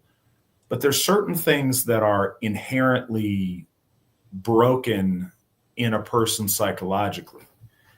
And we look at cruelty, crimes to where you are victimizing children, where you are victimizing women in a cruel way, where you're victimizing elders, where you're victimizing animals, to where you're expressing a sadistic joy at the misfortune of things weaker than you. There's often and I guess this goes to a broader kind of meta theme. And I'm sorry, some of this is a result from internal conversations in leadership because of other things going on. So I want to express them here because it's important to express things as they come up. And I thought this was in the chat. No, That's no, why I tried to sign on immediately. But I say this for every question we get, there are dozens of questions that someone either doesn't feel comfortable asking or people wonder about and just don't get the opportunity to ask. So I want to make sure we put all the things out there. We equivocate, or trying to think of the most fair way to put this. There is a tendency now to recognize that a lot of behavior is mental illness. And I won't dispute that it means something is ill, unwhole, or broken mentally in people that do some of these behaviors. I don't think that negates the action of being evil and reprehensible. I don't think that just because something can be expressed as a mental illness, that it makes it not evil and bad and something that we should steer completely away from, exile from our presence, or eradicate if that is the situation we're presented with. And I think it's important to note that something can be a mental illness and also be completely unacceptable and not sympathetic. People hear illness and they think there's an inherent need for or call to sympathy, and I don't think that's the case. Right. It's not right to have the people who are whole and healthy be victimized by the unhealth of other people, whether it's, whatever that case might be, that is toxic to our flourishing and being successful as a society, and certainly as a religious body. And I'll answer this question because it follows up here, and then I do want to get back to the lore. But Scott Thatcher says, does the AFA believe homosexuality is a mental illness? Yes, and what's more, it is a dangerous mental illness. And specifically, male homosexuality is particularly dangerous and particularly inclined towards child predation, and something that we will do our very best to prevent from being around our children. And not to bring the mood down, it's just a confusion that apparently some people might have out there. So I wanted to make sure that was made very clear. Svan, I suppose it's apropos to the month of June. Svan, if you would take us back to our lore. Well, and I think too, sometimes I wonder if people are asking because they're trying to validate some point, but again, the nature of their question kind of shows their point, or where they're coming from, and it's good to just be able to be like, no, you shall not pass. Okay, so we are at chapter 32, right? The ending of Brynhild, the original lover of Sigurd, but was setting the fire around her hall and said anyone, and knowing in her heart Sigurd was the only one that could do it.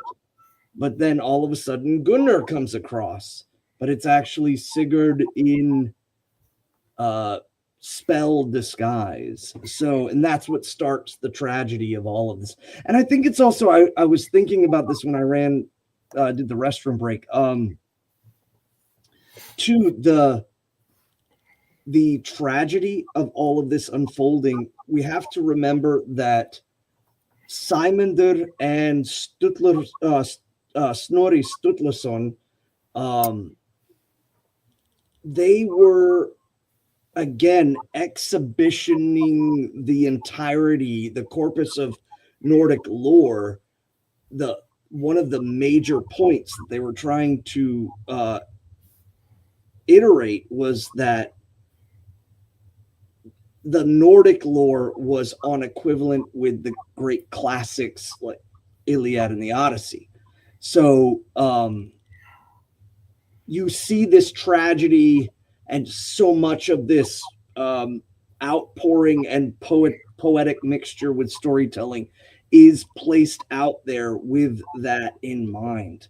And I think it's important for the readers and anybody involved to just to know that. And so there is kind of a great sense between the triangle between Ulysses and Sybil, or Sybil, and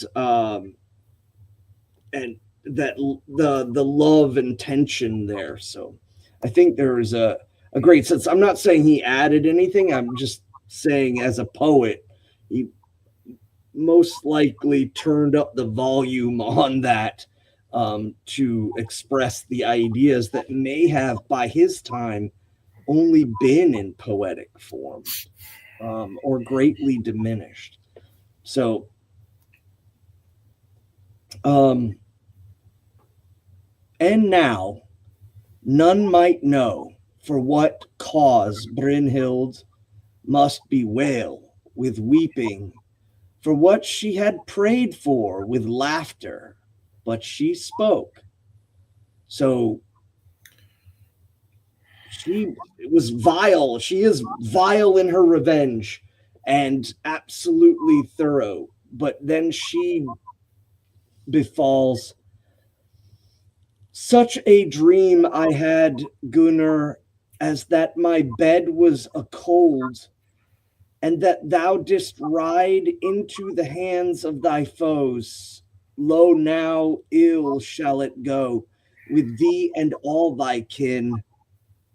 O ye breakers of oaths, for on the day thou slayest him, dimly didst thou remember how thou didst blend blood with the blood of Sigurd. So now not only are you an oath breaker, you are a kinslayer.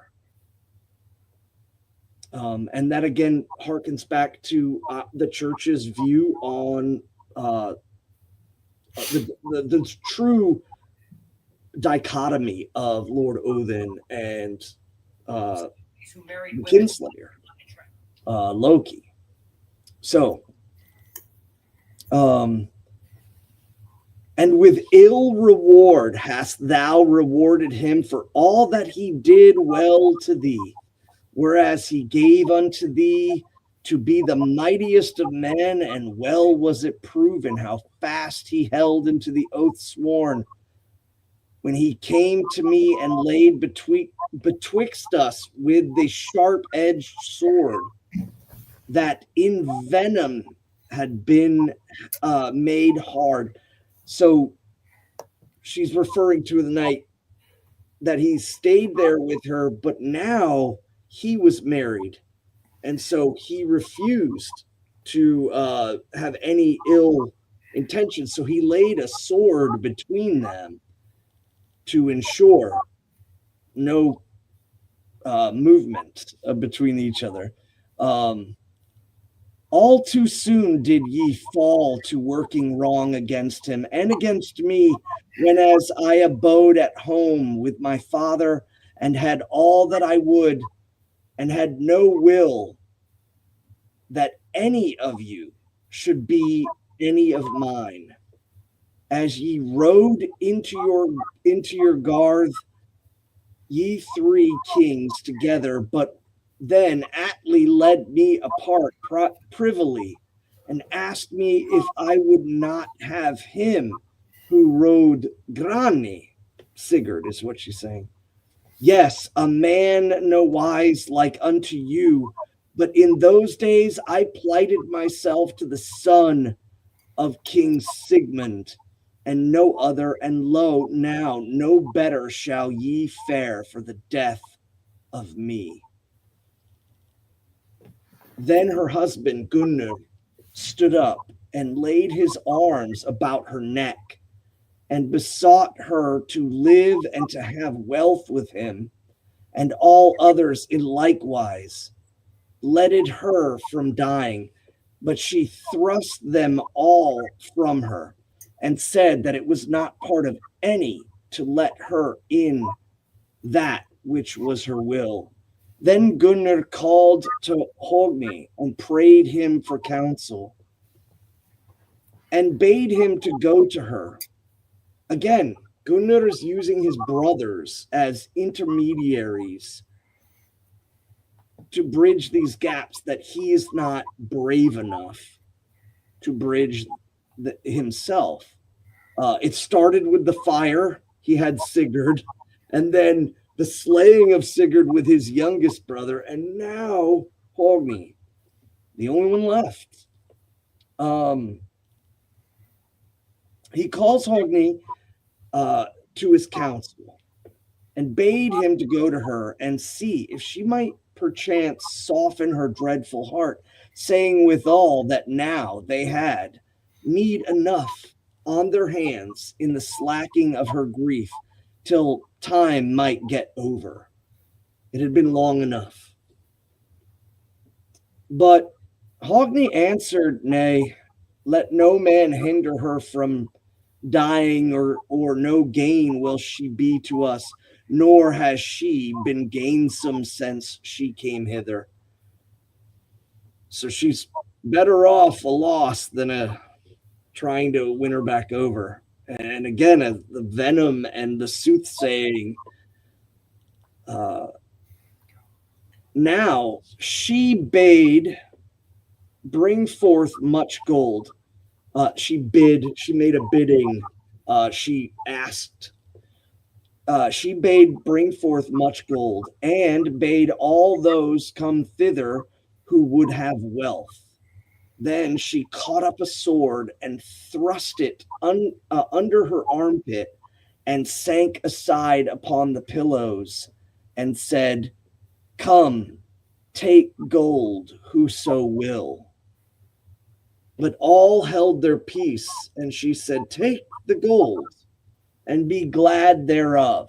So she gathers all her wealth, and she has all the people in front of her, and then she slays herself. She presses the blade into her armpit and through and into past the rib cage. And she's dying and says, go, take it all.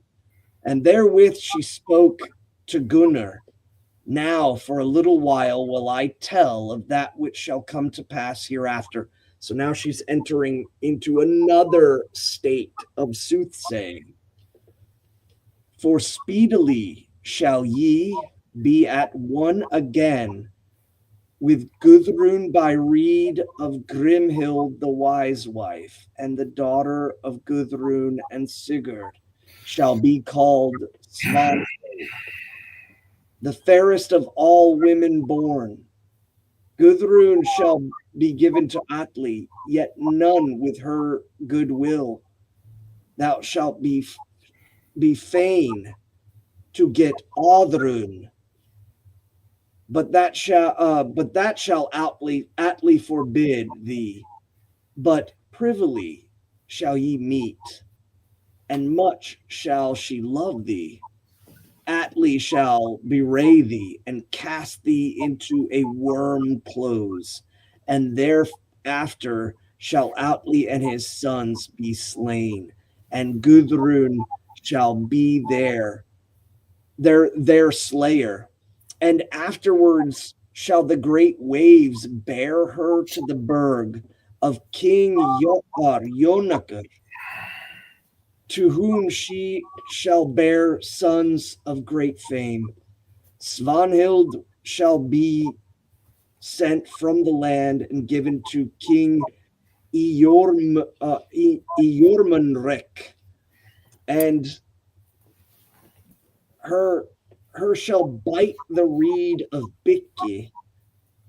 So she will, I guess, biting the reed, biting the counsel. She shall spurn the counsel of Bikki, and therewithal is the kin of you clean gone, and more sorrow therewith for Gudrun.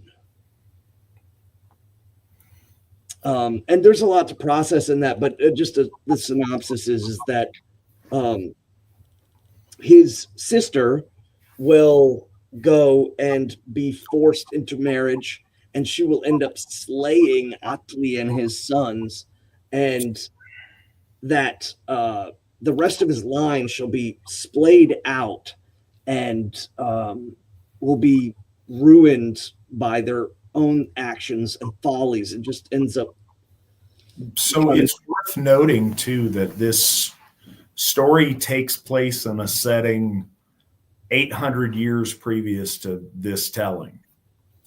So they use the setting and the characters of a very ancient, even to them, period amongst our folk that's still remembered with the Hunnic invasion. Jormunrek is associated with the Ostrogoth king Ermenric, who died while abandoned by one of his, tribal allies in the Hunnic invasion.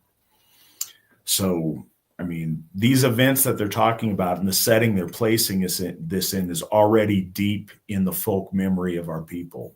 And that's, just another point to note on the telling of this story. Yeah, and if that's not understood, I mean, Shakespeare was working with, Macbeth and Titus and creating whole enraptured stories. There were elements of history, but again, it's common in the sense, but more impressive because our ancestors were speaking these stories, formulating them. And at this point, this is stories told around the campfire for 800 years. That's like us now if there was nothing really written down and it was just stories told about roughly King Richard the Lionheart. Stuff in the Angevin Empire is about as far away from us as this is to the writer. Actually, us to the writer of this saga is about equal to the writer of this saga to, the invasions of Attila the Hun. Crazy. Brynhild, of course, is also her vengeance towards Sigurd, I think, is waning. Now the emotion that's left is the emptiness, the sorrow, but she is still dishing out her truth saying, if you will, which she also does in the beginning of the story.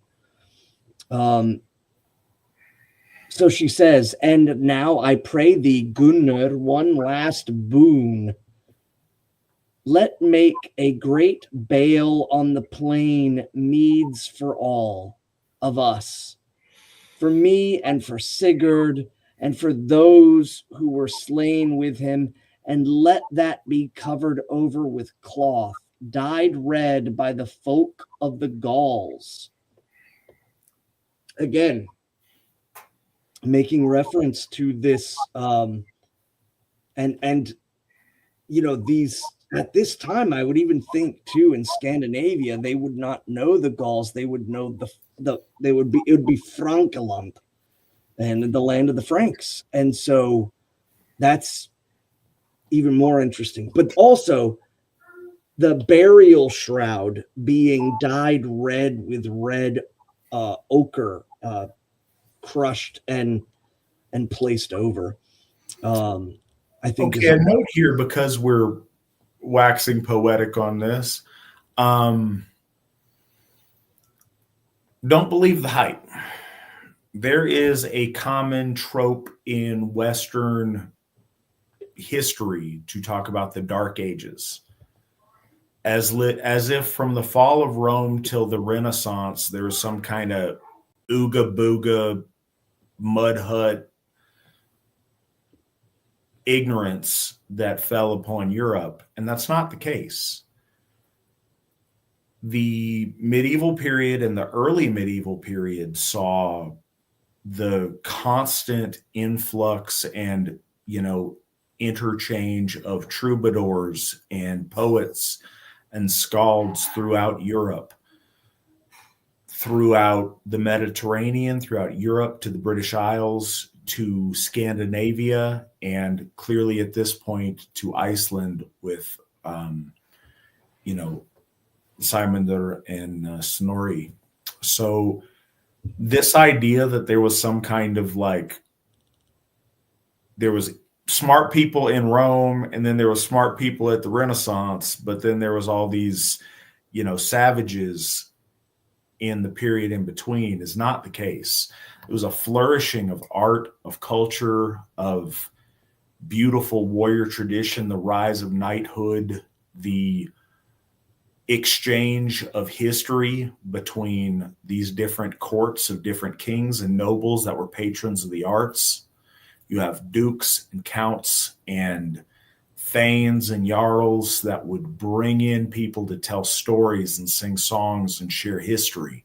And these are the same people that would go, from the courts of the Frankish Empire of Charlemagne, and they would travel to the courts of jarls in Scandinavia or to Anglo-Saxon courts in the British Isles and tell these stories and these tales. So there was a whole lot of knowledge exchange there. And just because there's a lack of maybe source material for historians, we have a tendency to project our own sour grapes onto other periods of time. But no, this is a very rich period of the development of European identity and European culture. It's telling that, Charlemagne's greatest biographer and court wise man and scald, I guess, for lack of a better term, was Alcuin, who was a Anglo-Saxon from England that came over to serve in his court. There was constant travel between distant points in Europe to Rome and back. There was a lot of interchange of history, of knowledge, of song, of story during this time. So I think it's wrong and unfair to our ancestors to paint this as, a barbarous ooga booga period of our history. That's far from the case. Another thing to consider too is European Christianity, and I say that very directly, is that the advancements of unification under the banner of Christianity by Europeans, and that's the significant part, is the Europeans now are all unified in philosophy and cause. I do not believe that philosophy and cause was the entirety of that reasoning, but that it was more the European mind is now unified. I think our ancestors before could have learned greatly, and we are learning from those times now. If our ancestors were writing more and doing these things, but oral tradition was higher, and again, the foreign religion from Jerusalem was built around writing, so they had that sense, and we were doing oral poetry, and that's fine, but we should have learned. I think we would have had more. We would have been able to perhaps withhold away from the influence of Christianity spreading into the north. But either way, and I do believe that the gods saw all of that coming. I believe what we're reading right now is an intentional seed formulated by the divine through and into the influence of a poet and a writer, so that we can, again, and somebody had asked earlier, is there a German form of the AFA or Asatru? And we follow. He said it seems more Nordic, and it's like the Nordic was the last vestige of that connection. So it all kind of funnels down into that. And it's like asking, is there a funnel that doesn't funnel? That I think a lot of folks need to kind of come into, is that if you're German, you're not play acting to be Norse. It's just that's the last vestige of our faith, and that's very important. So, yeah, and it's important to realize it's interesting that you mentioned that. This is not a Norse story. It is told by Norse skalds, but it's a Burgundian story. It's a Gothic story.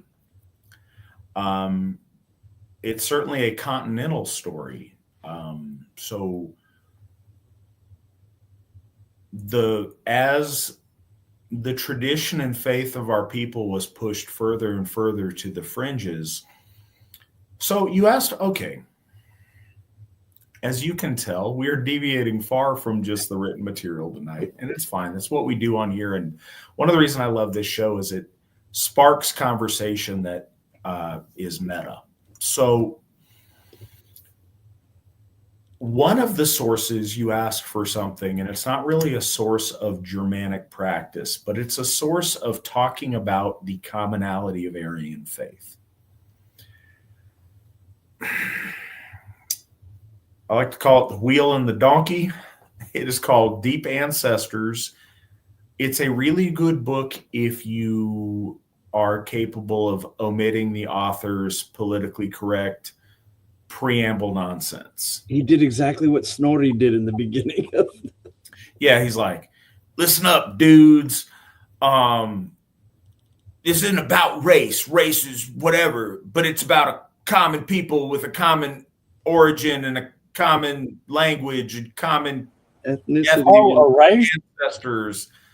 You mean a race? In other words, all of the things that equal race. So after that period in the introduction, though, it's a really well done book, and it's one that is easily accessible. I think that the subject has been covered in different ways, but it's the most accessible book, I think, for folks. And it expresses it really well. And it talks about something called the zealotry of the fringe. And I think that's important to mention here. The further out from the center people go historically, because they're not surrounded by the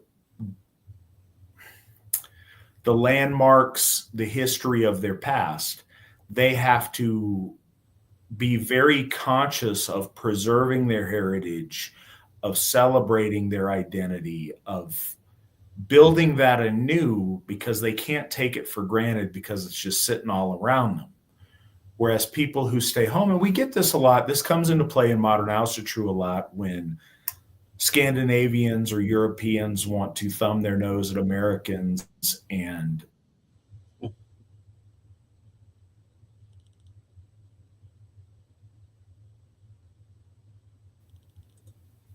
I assume that was on my end. Punchline is, yeah, but what you're doing with it. People who stay in some of the heartlands very often become complacent and take for granted the stuff around them because it's there and you assume it'll always be there. And I think we all do that. That's not a slight at anyone. But this idea of the zealotry of the fringe is the further you go out to the frontiers, the more you have to meticulously preserve your history, preserve your culture, celebrate your identity in different ways because it's not taken for granted. You see that you are in a strange place, you're in a new place, you need to hold on to it. Iceland was one of those enclaves to where it's not an old place. Geologically, it's not even an old place. But as far as human habitation, it's very new in terms of Europe.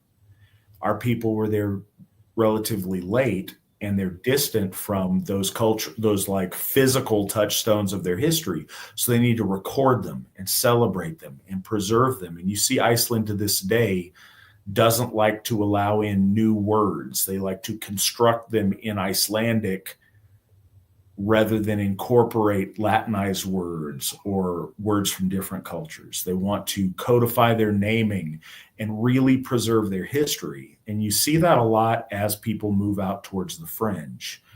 I've often talked about how the founders of American Asatru have because of their lack of holy sites surrounding them, they've had to build holy sites in their hearts and in their minds in terms of ideas, innovations, and practice, because they are far removed from, the lands of their ancestors. So they've had to maintain that in a different and a more hungry way. And it's one of the reasons that you see Ireland and Iran both identifying their place that they live as the home of the Aryans, the land of the Aryans. You see that on the far reaches of the Aryan migrations of our people before the discovery of the New World. So consider that a lot of these tales kind of push themselves out to those fringes as Christianity takes over and dominates the discussion in the Mediterranean and further into the hinterland of Europe.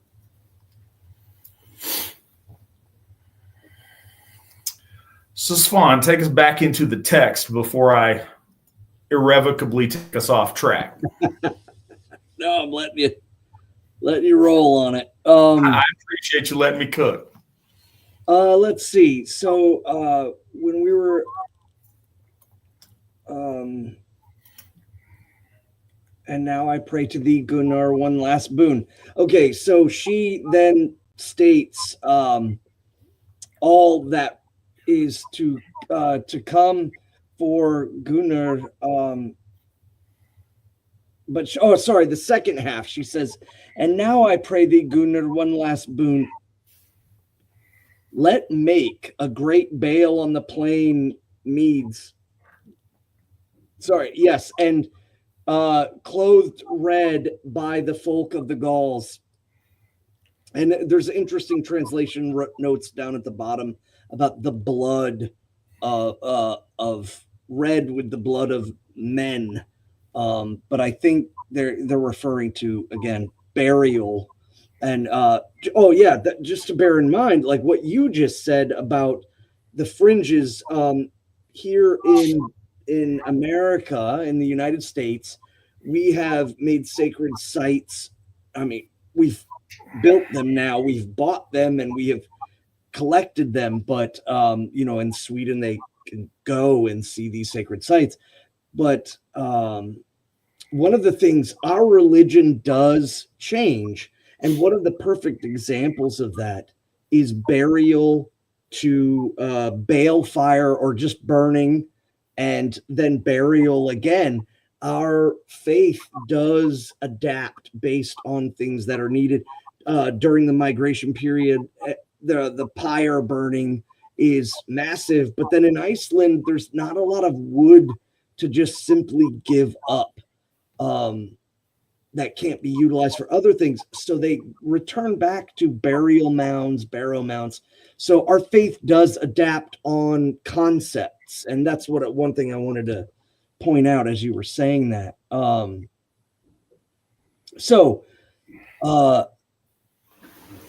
she said, and let that be covered with cloth dyed red by the folk of the Gauls, and burn me thereon one side of the king of the Huns, and on the other those men of mine, 2 at the head and 2 at the feet, and 2 hawks withal, and even so is all shared equally. Lay there betwixt us a drawn sword, as in the other days when we twain stepped into one bed together, and then may we have the name of man and wife. So she's saying, lay a sword between me and Sigurd's body and burn us there, but pronounce us, or we will be. Because I don't even think she's really asking him at this point. She's basically just stating that this is going to happen. They're united in life, so they'll be united in death. And I think it's worth noting a lot. And I mean, you guys can judge for yourself, but the poetry in this is beautifully done in a lot of different passages, and I think this is one of them that ties together the story in a really special way. Yeah, and the tragedy of the sword itself, Grani, is from Lord Odin, and as it's placed in the tree, there's this a long series of events of success, and then, but to her, it's just tragedy. So to have that between them again. So yeah, and lay there betwixt us a drawn sword, as in other days when we twain stepped into one bed together. And then may we have the name of man and wife, nor shall the door swing to at heel of him as I go behind him, nor shall that be a niggard company if there follows him those 5 bondwomen and 8 bondmen whom my father gave me, and those burn there withal who were slain with Sigurd. So now she's speaking of the retinue following, or those who died with Sigurd, to be placed in the same burial with him and her. I just think it's interesting when the one part when she says, nor shall the door swing to at the heel of him as I go behind him. So never will he make entrance, even in the burial mound, without his true wife or true love making sure the door doesn't close upon him. Now more yet would I say, but my words, but my life, my breath flits, and the wounds open, yet have I said sooth. And remember, sooth means truth. Now is the dead corpse of Sigurd arrayed in the olden wise, and a mighty bale is raised. And when it was somewhat kindled, so now they're raising the bale fire, there was laid thereon the dead corpse of Sigurd Fafnir Bane, and his son of 3 winters, whom Brynhild had let slay, and Guttorm withal. And when the bale was ablaze, thereunto was Brynhild borne out, when she had spoken with her bower maidens, and bid them take the gold that she would give, and then died Brynhild, and was burned there by the side of Sigurd, and thus their life days ended. And I think, too, there is this huge understanding, because kind of by this referencing, in Iceland by the 14th century, the olden way was to hold the balefire of death.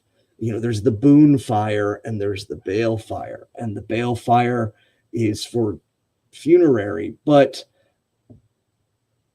you kind of see where there's this adherence to the story about burial, and then there's kind of this steering it back towards the concepts of this is what the older days did. So you see these kind of 2 conversations going on.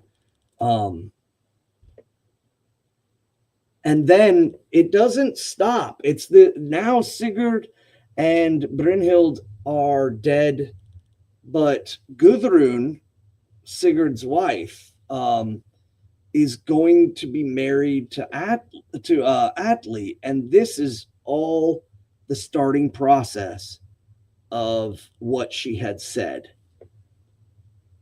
Now so it is that whoso heareth these tidings saith that no such and one as was Sigurd was left behind him in the world.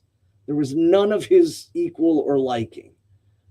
nor ever was such a man brought forth because of all the worth of him, nor may his name ever minish by eld in the Dutch tongue, nor in all the Northlands while the world standeth fast. And again, that's an interesting usage, especially with that translation. I would love to see if they specifically say Dutch tongue, because remember, two translations can be quite interesting. So of the Northlands, his name is not utilized often. It's utilized for him. The story tells that on a day, as Gudrun sat in her bower, she fell to saying, "Better was life in those days when I had Sigurd, he who was far above other men, as gold is above iron, or the leek over the grass of a field, or the hart, a deer, over other wild things, until my brethren begrudged me such a man, the first and best of all men, and so they might not sleep, or they had slain him. Huge clamor made Grane when he saw his master and lord sore wounded. And then I spoke to him even as with a man, but he fell drooping down to the earth, for he knew that Sigurd was slain." So the sword now, she is speaking about the sword as having a spirit and having an understanding. It has accrued its own orlaw, and that within it is almost a separate spirit of this item, and it falls to the earth. She returns the sword to Sigurd, and it knew that he was slain. Thereafter, Gudrun gat her gone into the wild woods, and heard on all ways around about her the howling of wolves, and deemed death merrier than life. So she throws herself to the wilds in grief. But she went on until she came to the hall of King Alf. And so flagging the play, we were talking about his horse that went to death after him. Oh no, Gram is the sword, Grani is the horse. Did I get it? Yeah, I'm mixing things up. Terribly sorry. Don't apologize to me, apologize to Granny. Yeah. Yeah, exactly. And again, I just I don't know why I immediately think the sword, Gram. And while I was saying it too, I was like, wait a minute. Oh no. So his horse fell, knowing that his master had been slain.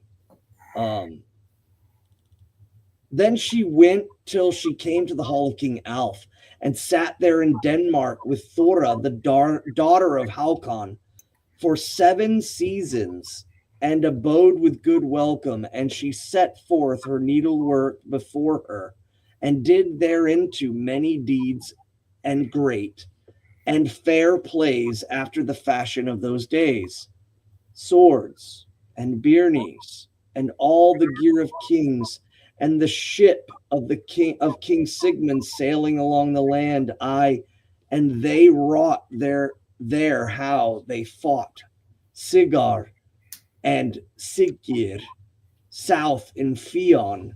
Such was their disport, and now Gudrun was somewhat solaced in her grief. So one of the things I think too is really, there are multiple people listening to this story. There are children, there are warriors, and there are women, and there are messages being passed to each group kind of in an individual sense, that she ends up in another kingdom, which could happen to women often. They're ending up in another household because of death or pillaging or war or what have you. And the idea is that even though she's grieving in her heart, she puts herself forth to the duties of the house as the women were expected to do in order to make the house, move forward, just as the men would. Something that I think is interesting in contemplating this is kind of the audience.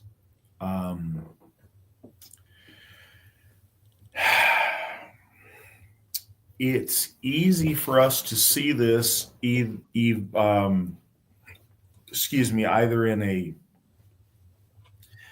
living room setting today with a group of friends and family gathered around and telling the story, but it's also, I don't know, I think useful or immersive to think about this in a Lord's Hall at feasting, and you're sitting there and people are in their cups a little, and you're in a hall surrounded by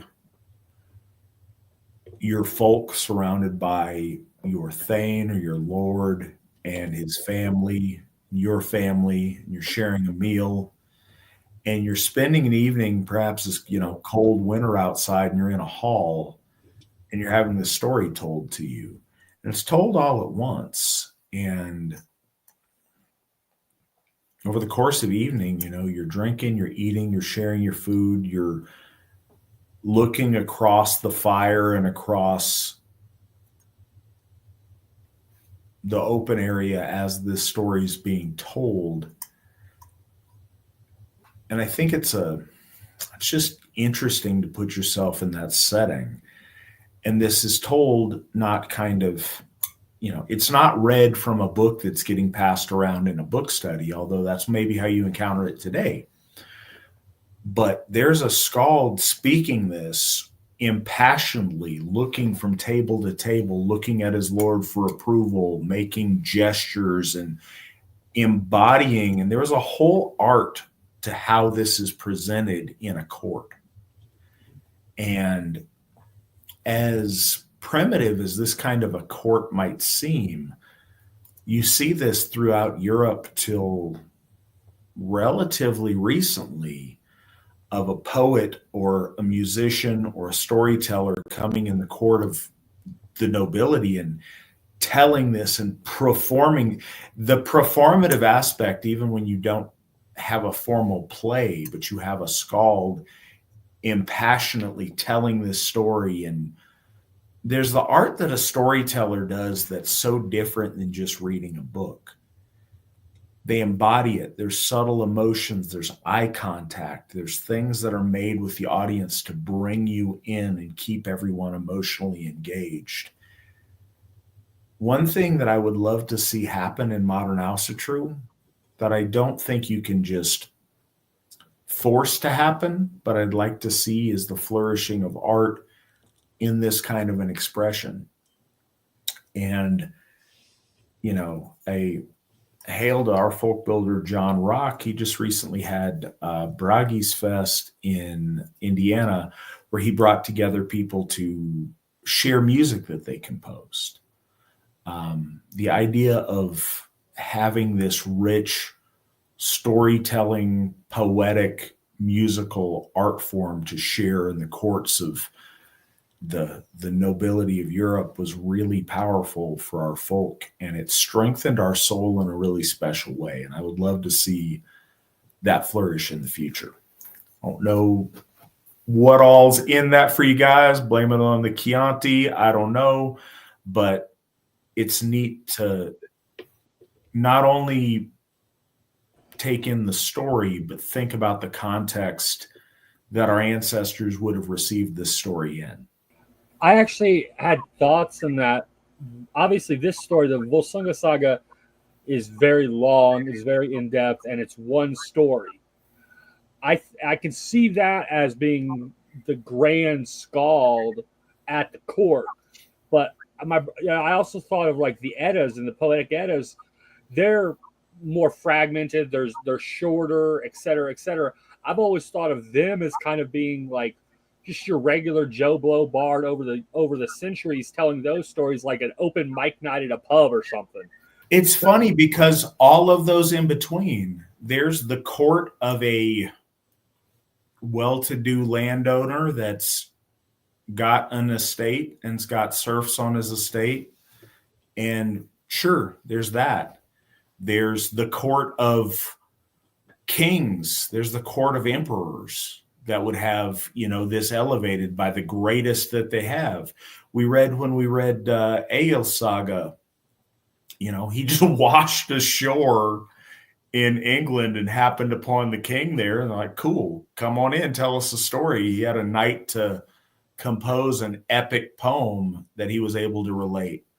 I think there's a lot of art and artistry in the presentation of this. And I imagine, a lot of it's memorized, but you become so familiar with the story, you probably tell it different with different inflection and different emphasis in different courts with, some elements freestyled or, catered to your audience. There was an art to the skald. There was an art to the bard that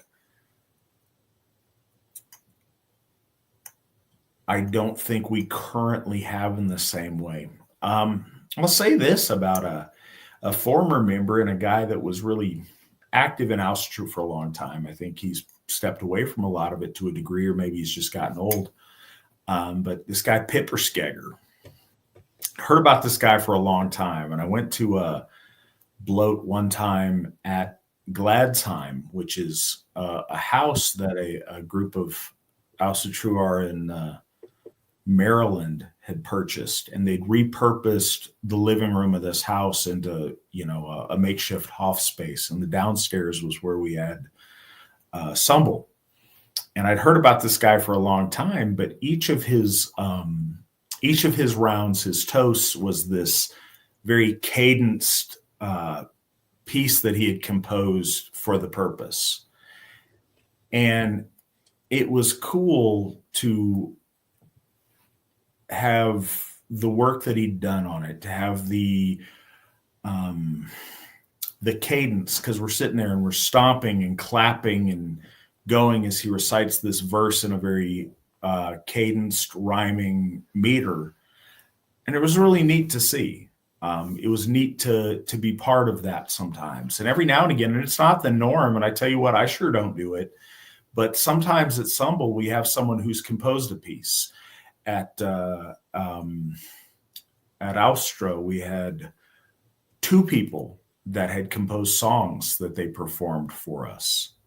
And I think that in the modern day, it comes in different forms, but it's special and it's beautiful to see some of that. I know our law speaker kind of initiated at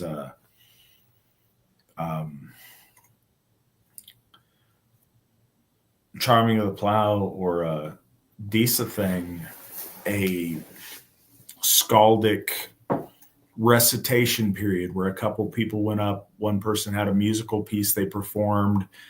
Alan had a long quotation or a long piece of a speech that he recited for us. That was really special, and I'm glad that happens, and I'd love to see more of that. It's a really special art that was very valuable to our ancestors that we're getting to partake now of.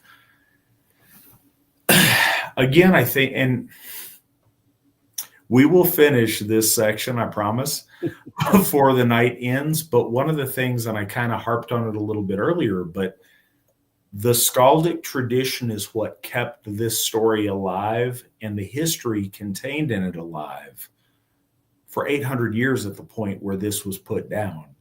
And now for an additional 800 years until you and I and all of us are sharing it this evening.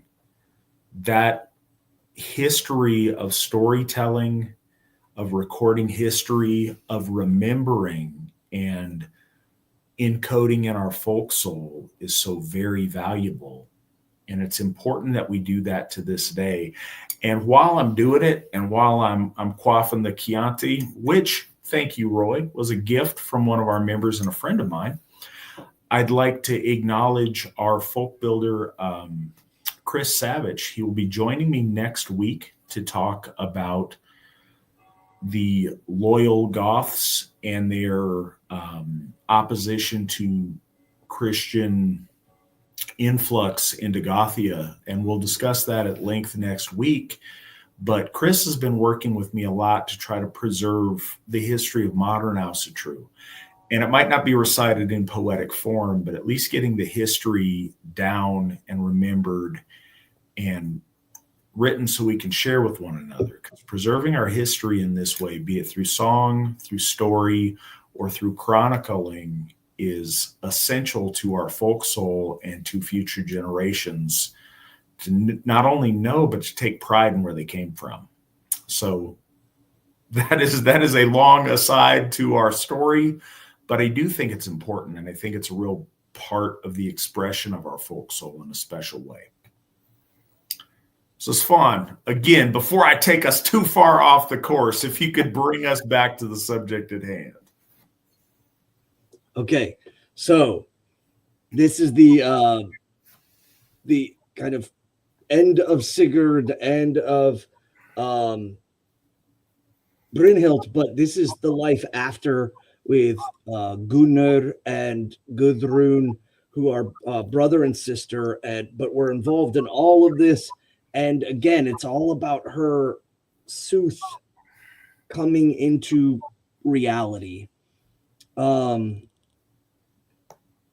So Gudrun runs into the wild woods, but then ends up finding herself in a kingdom under King Alf, and she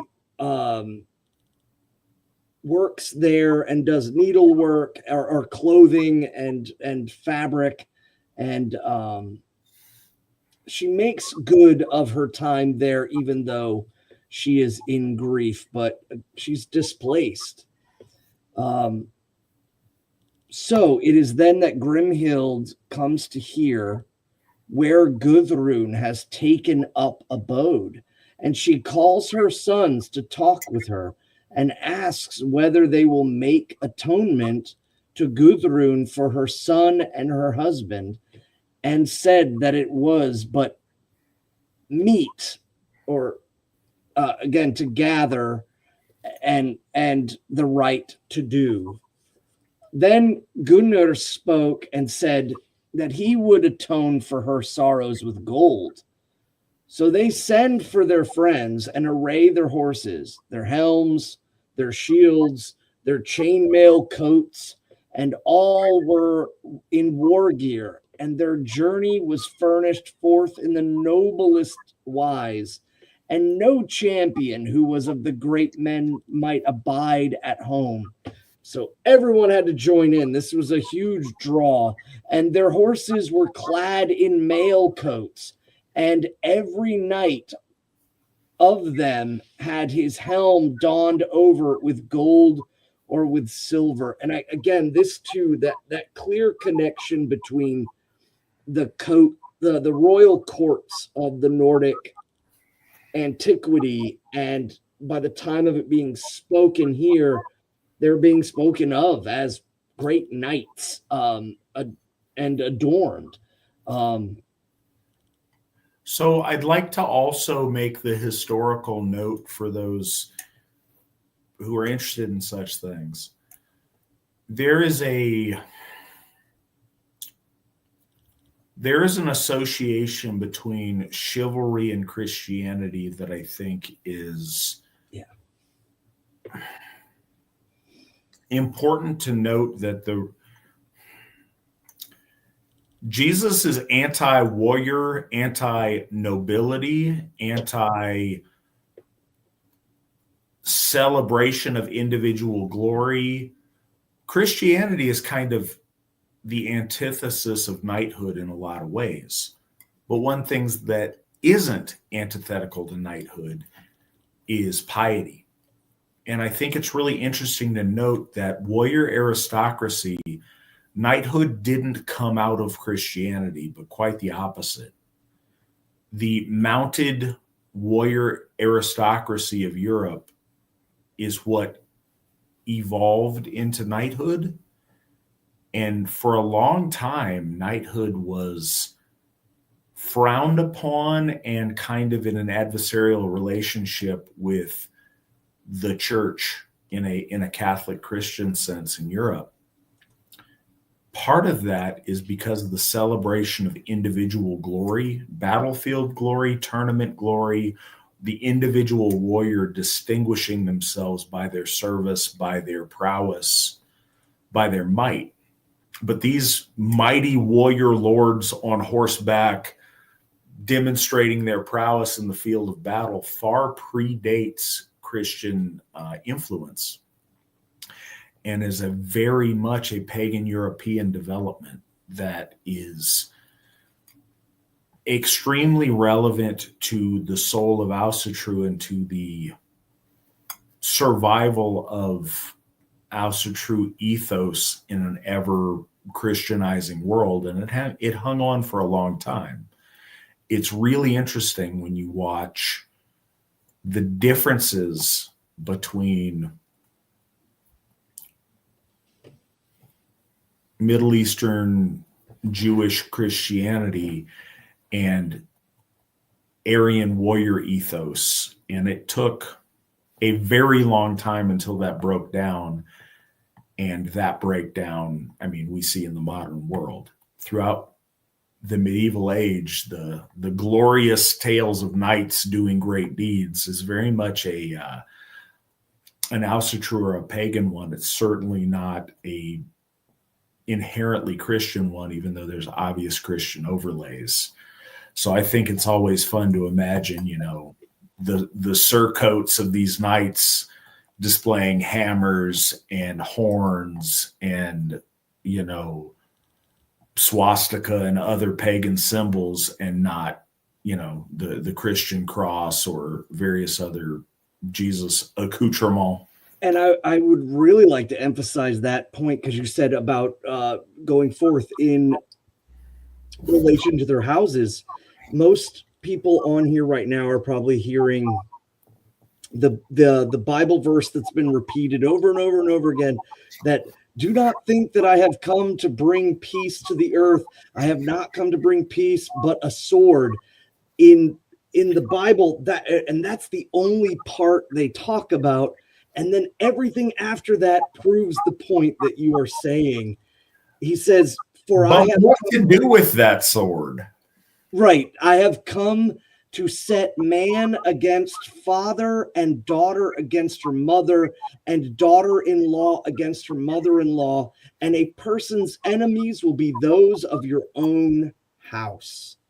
So they never want to add that part in. And they also don't want to add the part where Jesus's disciples actually pull a sword in his defense. And he's like, no, not about that life. Again, very, very anti Jesus ain't about that warrior aristocracy life. And whenever I see that verse, I see that tiny little blurb, and they never bring up the other point. And the reason too is because they're all Jewish, and the idea of who a Messiah is going to divide them. And that's what that verse is all about. But they have a tendency to just throw that firsthand in and absolutely. And a point I want to make too, there's some people that have a hang up with the word worship. And worship is not a Hebrew word. It's an Aryan word that means to apply worth to. But the reason it's so appalling to Christianity is it is honor bestowed amongst oftentimes mortals and men. You would talk in knightly literature when you read medieval epics. Knights talk about going from place to place to tournaments to earn worship. the idea that people are celebrating heroes and venerating heroes is inherently an Asatru concept and very much at enmity with, Christianity's idea that salvation doesn't come through works, but through, belief in Christ, that none might boast. The night is all about earning the ability to boast. It's funny how language works, but one of the most important rounds of Sambal was the bragafol, or the celebration of your deeds, that gives us the modern term bragging, which, we look down upon because, you're not supposed to boast about your accomplishments. In the days of our ancestors, not only were you supposed to, it was a requirement that if you're worthwhile, you best to boast and tell people about what you have. And you would have scalds that it's their job to boast about you and how great you are when you come places. And that wasn't, it looks really bad. And I know to our modern sensibilities, it's gross to have these ostentatious, like, chest thumping about how awesome you are. There's a difference when you're creating something that's false versus when you are honestly celebrating your accomplishments in a room full of other men that are honestly celebrating theirs in relation to yours. And I think that's kind of the key. If you're in a room of humble people and somebody comes in who's a jerk that's bragging about stuff, we all know what that's like, and we all have experienced that. But imagine if you're in a room full of other men and you guys all are proud to tell of your accomplishments. Think about that. If we're all sitting together and we tell about the greatest thing we've ever done, it's not so that Svan and I can look at you and be like, hey, we're better than you, or look at you and be like, man, we suck because you did something great. Ideally, we're all celebrating the great deeds of our brothers and our comrades. And if anything, we're inspirational to, like, all right, cool, I'll see you next year and you'll hear what I've accomplished between now and then. It's knighthood. What an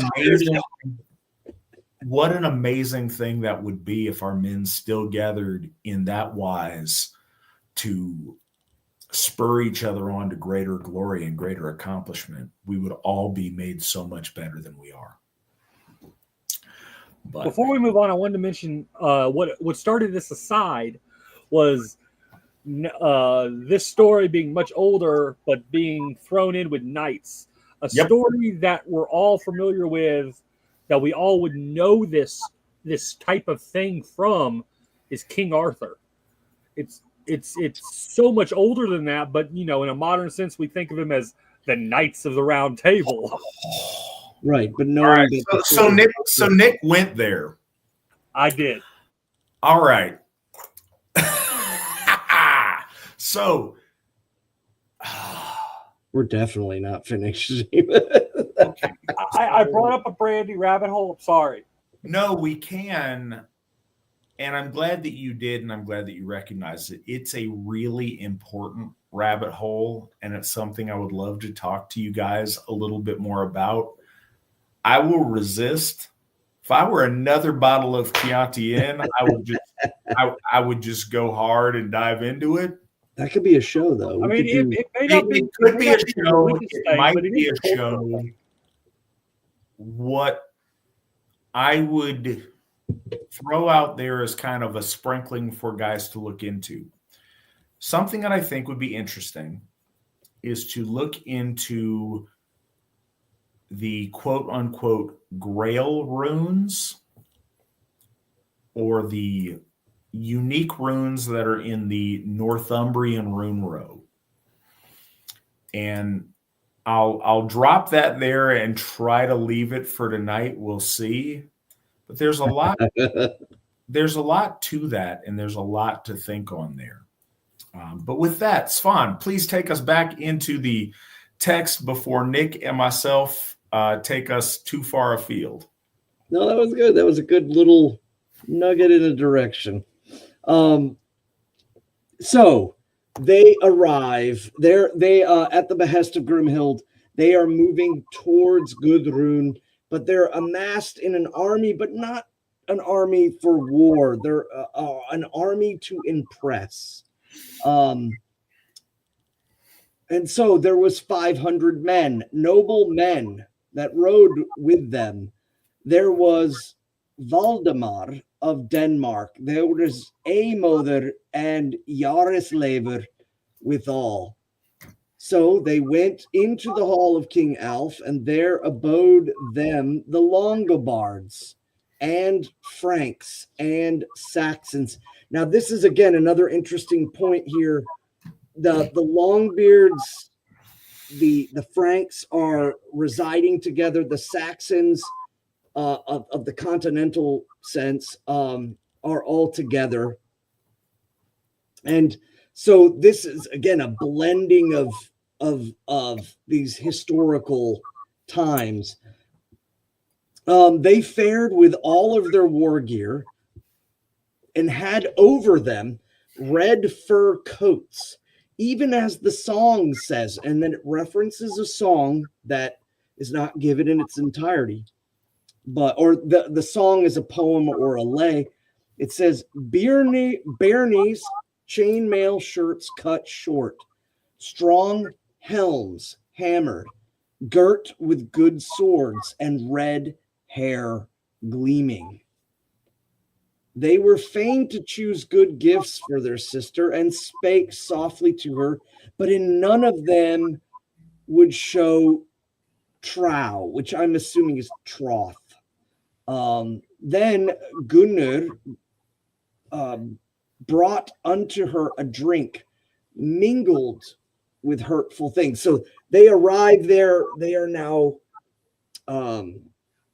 they are having feast. And the idea is that none of the menfolk, who's going to follow Sigurd, is basically what this is about.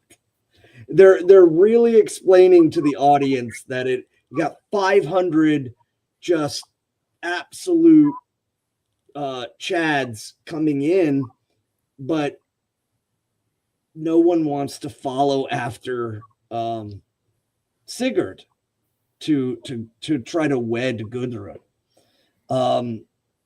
So her brother brings her a drink, and it's mingled with hurtful things, and this she must needs drink, and with the king thereof she had no more memory of their guilt against her. So at this point, we see this happen again, where there's the ingesting or the imbibing of something that then switches the story into its kind of new mode, the end of one, the beginning of another. And it's generally done like very, very much so in like plot convenience. But again, this has to happen with poetics because poetics are so choppy. There's no chance to just milk and shade everything out. No, you cut and move to the next part. So this is also an interesting mentioning of what could be runes. On the horn's face were there all the kin of letters, cut aright and reddened. How should I read them rightly? Pause, stop. There's not perhaps. No, it's runes. No, they are the runes, especially Behold, the runes. Yeah. But they're written as if it's just, on the horn there was the array of the alphabet or the array of what have you, but you can tell. In the north, we call it the Futhark. Yes, the Futhark is there, and it's reddened. That's a big one as well. That immediately, this is no ordinary, just words. Okay, pause. So this is the point of the night we're in. Y'all signed up for this. Those of you who've seen this before, those of you new, buckle up because we get on these things. That's kind of where we go. there are those who like to suggest that runes aren't magical and that our ancestors never practiced rune magic, and that that's a modern 1970s Edred invention, or perhaps a, I don't know, 1880s von List invention. We have lots of evidence in our primary source material of carved sigils, carved symbols that are reddened to have magical efficacy. Something to note here, and we see this a lot, is the idea of runes used magically. We see throughout the lore the idea of reading runes, knowing how to read them, knowing how to carve them, knowing how to redden them. And we see it time and time again. We hear about death runes and ale runes and a variety, and victory, sigrunes, sigrunar. We hear about that a lot. It's absolutely a thing. We read in Tacitus how the Germanic tribes, they would have sticks that they would carve symbols in, and then they would cast them and take up the symbol and use it oracularly. There's a lot of examples of rune magic in our lore. Don't be fooled. Don't let the, what Svan and I call the well actually push up their glasses crowd. Don't let them trick you. Rune magic is absolutely something that was practiced by our ancestors, practiced by the Allfather, and is practiced today. Svan has disappeared upon us. Has left me to my late night rambling. No, I'm here. He has returned. He has returned to save us from me taking us further out into the far reaches of things. But I thought it was important to make note, because there is a current out there trying to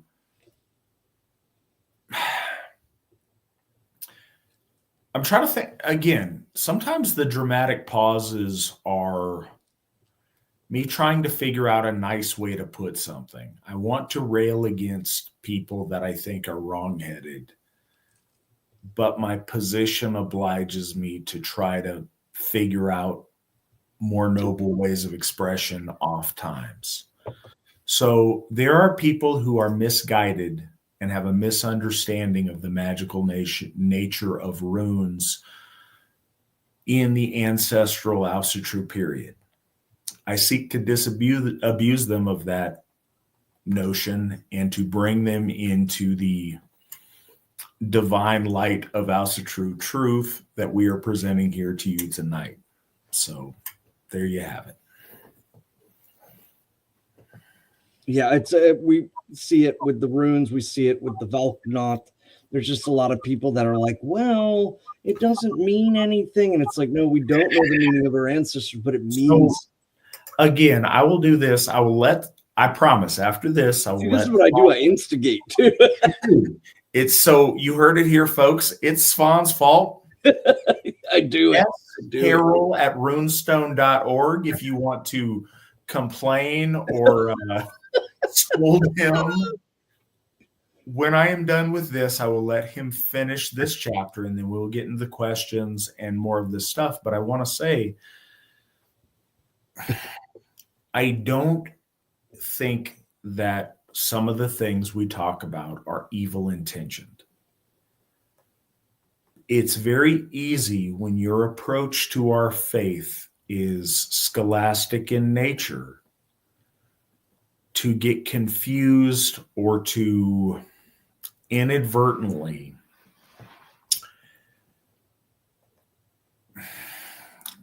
deify your own academic eccentricity.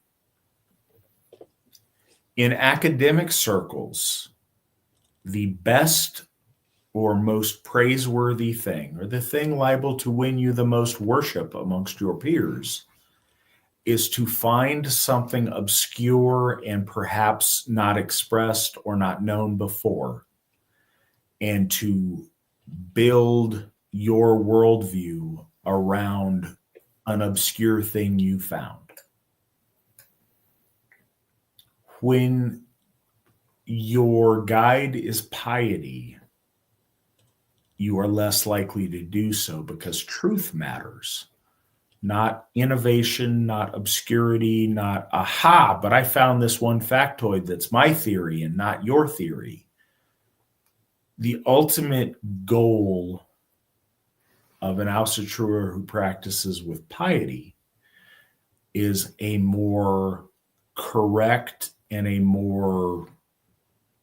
way more pleasing to the eye seer to understand them and to build an ever closer relationship of troth with them. When you are approaching this as a study in scholasticism, it's really fun if you find some obscure thing or if you make a literary conceit to something. But it functions really differently. Any fair-minded view of the material says that rune magic was practiced and celebrated by our ancestors who practiced Asatru consistently from the migration era through the end of the quote-unquote heathen period. We see it time and time again. It's well attested. Even if it weren't, we know it to be true, but it is. So just make this little note. I will let Svan continue, and we will get to questions and other random asides once he's finished with this chapter. Svan, please carry on. On the horn's face there was all the kin of letters, cut aright and reddened. How should I read them rightly? And again, read, R-E-D-E, means to be counseled by them or to listen to them correctly. The lingfish long of the land of Hadding, wheat ears unshorn and wild things inwards. In that beer were mingled many ills together, blood of all the wood, and brown burnt acorns, black dew of the hearth, the god-doomed dead beasts inwards, and I think that's supposed to be innards, and the swine liver sodden, because all wrongs that deadens. Now bear in mind too the god-doomed dead beasts innards and the swine liver sodden.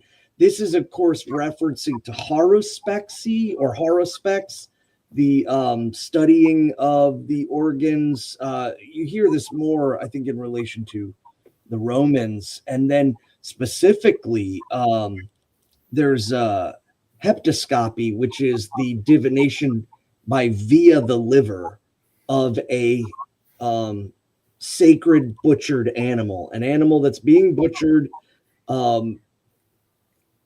but with religious context, and then looking at the liver or the entrails in a sense of randomness to read the truth. It actually happened. You hear it a lot in the Roman, and you hear a lot in the Bible, but this is one of the rare and truly interesting times it's mentioned in Nordic reference.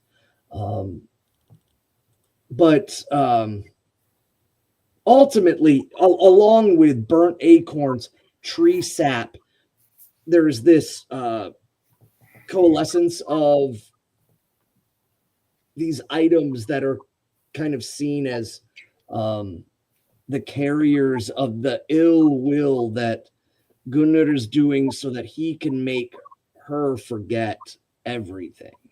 And so now when their hearts are brought anigh to each other, great cheer they made. And then came Grimhild to Gudrun and spoke, "All hail to thee, daughter. I gave thee gold and all kinds of good things to take thee after thy father.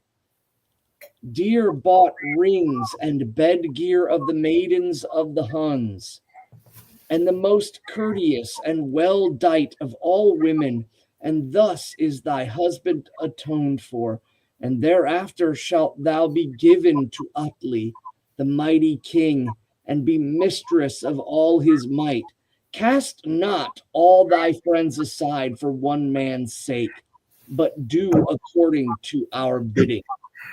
So now Brynhild's prophecy is coming true. That she will be given to Atli and that she will be the slayer of him and his children. But she ends up not realizing it. Grimhild says, nourish not thy wrath, it shall be thee as if Sigurd and Sigmund were alive when thou hast borne sons. So once you have kids, you'll forget all about this, and it'll be the same glory that you had between Sigurd and you.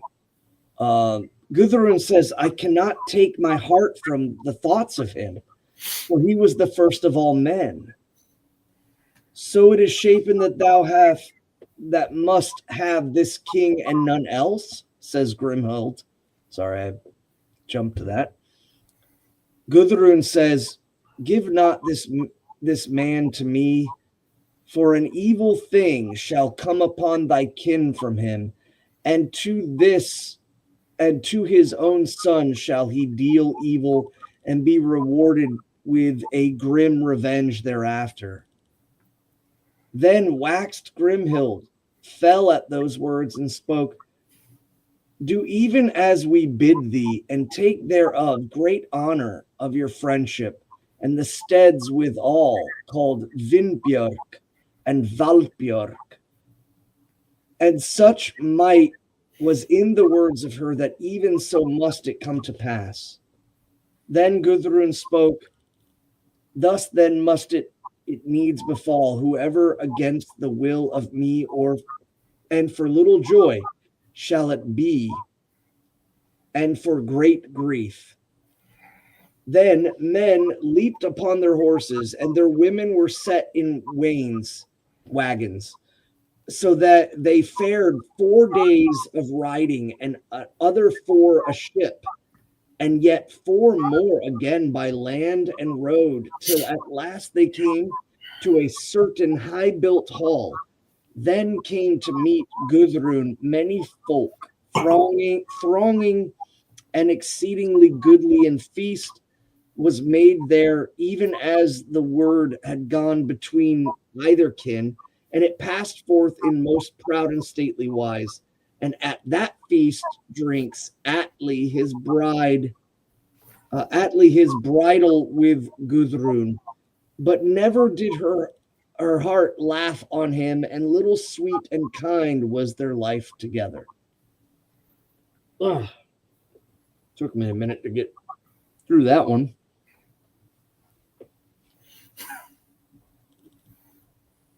So now Sigurd's wife, Gudrun, is given over to Atli, and Brynhild's prophecy is starting to come true. There's still her brother Gunnar that has to be, he was prophesied to fall in battle.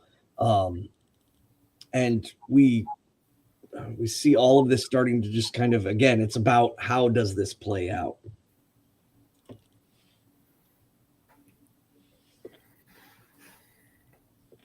You want me to do the next chapter? Nay. Okay. We shall carry on with what we have and see where the roads might take us.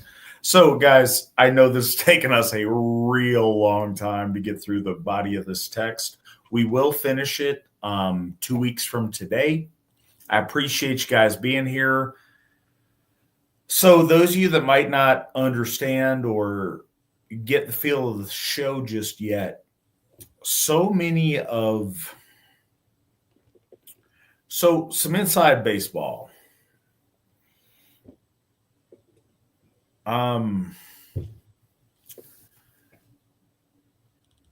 when asked to, hey, Matt, talk about stuff, I've never been good at just giving a speech about something.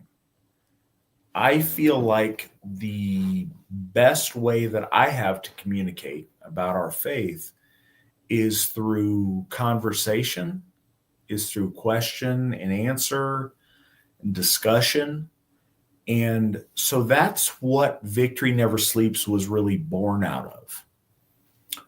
So Svan and I go through a lot of different things, but for the past, I don't know, over a year now, we've been going through the lore specifically because it gives us very important things to talk about, but it also inspires us to go off on different tangents about things, to, it brings up topics that need to be discussed and spoken about. So the lore that, is the title of the episode is very much, it's important that we cover it, but it's also things to bring up or to spark in us inspiration to make points or say things that we feel need to be said about modern Asatru practice, and also to respond to you all and your questions that you might have. Pontificate I shall, Nick. Rest assured. So, that said, thoughts on the theory that Tyr and Sexnut may be the same deity. Svan, what are your thoughts on this? I know it is something that you have pondered. Yes, with some of the other Gothar, I have only come to the conclusion that even though there is a direct connection with swords, story-wise, with Lord Tyr and the sword that is in Fenris's mouth, which goes unnamed, and Saxnot having the word meaning swords, Sax, in his name. I think it's impious to cram them together immediately. And what does that leave us? That leaves us with linguistic variations, and it leaves us with whole and entirety different divinity that did not have pertinence to the Norse. So I honestly can't give the answer to that. I did see some of the other questions where I actually do believe Lord Tyr is the same of a different name, and we do see this with Nerthus and Ertha, and there's Norun, or she's Yarth, and kind of again the earth. The name of the earth kind of changes as it goes northward. And so, I don't imagine somebody being so dastardly as to just be like, well, why don't you guys believe in Nerthus and Yarth? Again, there is linguistic considerations that we do place in there. But the possibility of him being a divinity specifically connected to the Saxons is an interesting point that could lead to us inclining to look at the possibility that he might be a king of the Saxons that rose to godhood. There is a thing that also some inside baseball into why in the AFA we do certain things.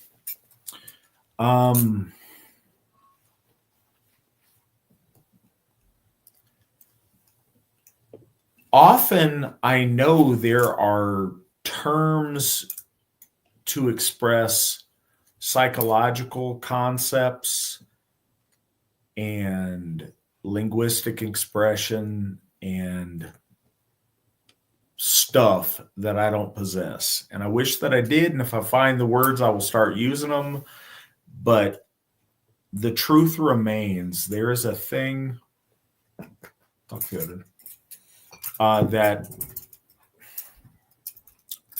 prevails to where, and I don't even know what this is called, but we've seen this in modern times. Think of the little emoji with the hands out, and you guys can't see me, but there's like, well, who's to say? Well, but what about? And there's this endless questioning, and it's often not done with intentionality. It's done as if there is virtue in ignorance or virtue in just questioning. Questioning is only valuable in the sense that it gets us towards a better understanding of truth. If questioning is done for rhetorical obnoxiousness, and so pause for a sec. Person who asked this question, this is not aimed at you, I promise. I swear, this is not about you at all. I'm happy to answer the question. But what we have a lot is people that always want to bring up the exception instead of coalescing around the things that we do know. It's like every time anybody has an idea in society, well, who's to say what's right and wrong? I am. You are. Aryan people who have inherent dignity of character are to say what's right and wrong. Not only are we allowed to, but we are obliged to by the nobility in our DNA. It is our job to stand up and decide what's right, what's wrong, what's acceptable, what's not acceptable, what to do and what not to do. To abdicate that is craven in its most basic form. So we run into this a lot where people will pick rather obscure deities and question why we do what we do. And it goes a little bit to what Svan said about Nerthus and Yorth and the linguistic connection. There's some things that are very obvious, and there's some questions that we just don't have an answer to, and we might not. There's hopefully questions that over time, through the gifting cycle and through sincere Asatru practice, that we will come to an increasing knowledge of. And so that's a part of this. And it's something that I don't know if others think of in the same way, or again, I have no idea what other people think. One of the things that is instrumental in how we practice Asatru is how to describe this. When I first came into Asatru, there was always this question of what is it? Because every kindred and every, national organization, they called it back then, and every whatever had a different way that they did stuff. And it was almost like we reveled in the fact that everybody did their own unique, different little thing. So it sounds silly, but in, let's say 2009, nobody could really tell you what Asatru was. Everybody did their own thing, and some people worshiped Loki, and some people didn't. And some people, I'm not Asatru, I'm Vanatru, or I'm Rokatru, or all these different things. It was very important to me to make a really firm, like, this is what Asatru is. This is what we do. Let's move forward with that. And that was inspirational in understanding and embracing the Gylfaginning, because that's the most straightforward piece of our lore that says, because the way it's laid out is, okay, what was there in the beginning? How did this develop? Who are the gods? Well, tell me more about them. And it was really important. And that was the purpose of the poem. Yeah. And it presented our faith in the most comprehensive way that any other single piece of our Lord did. You know, these are the gods that it's beneficial for mankind to pray to. Okay, let's start there. And so that's what we did. And I don't say that to advocate any of these things. It's very important to figure out answers to a lot of these questions. But there are countless tribal divinities, local divinities of place, of river, of area that we may never have an answer to. I would like to, and I stand ready and open to receive wisdom on any of these smaller or lesser known deities. But what we do know is these 12 are really important. And these 14 Asatru are also important to make note of. And so that's where we put a lot of our focus as we build their worship and as we build their cult. There's a lot of different paths that one could take on that, and I'm always really interested to hear that. But so we decided on that because, again, it's really easy to be like, oh, well, you guys are doing it wrong. What about this obscure point of scholarship? And I'll make this aside to it. If the obscure note that somebody's making is a deity that has not been given worship and participated in the gift cycle for hundreds or thousands of years, they are certainly worthy of it, and we ought to give them that. But we seek to have a better and more perfect understanding of our gods and their relationship to different expressions of our folk over the centuries. But it's one of the reasons why we picked a line and drew it here and not there. People, it's kind of a theme tonight. Well, why do you guys talk about Norse stuff? What about Celtic things? What about this? What about that? We could rightly spend an eternity saying, well, why don't we do this other thing? Why didn't we do this thing?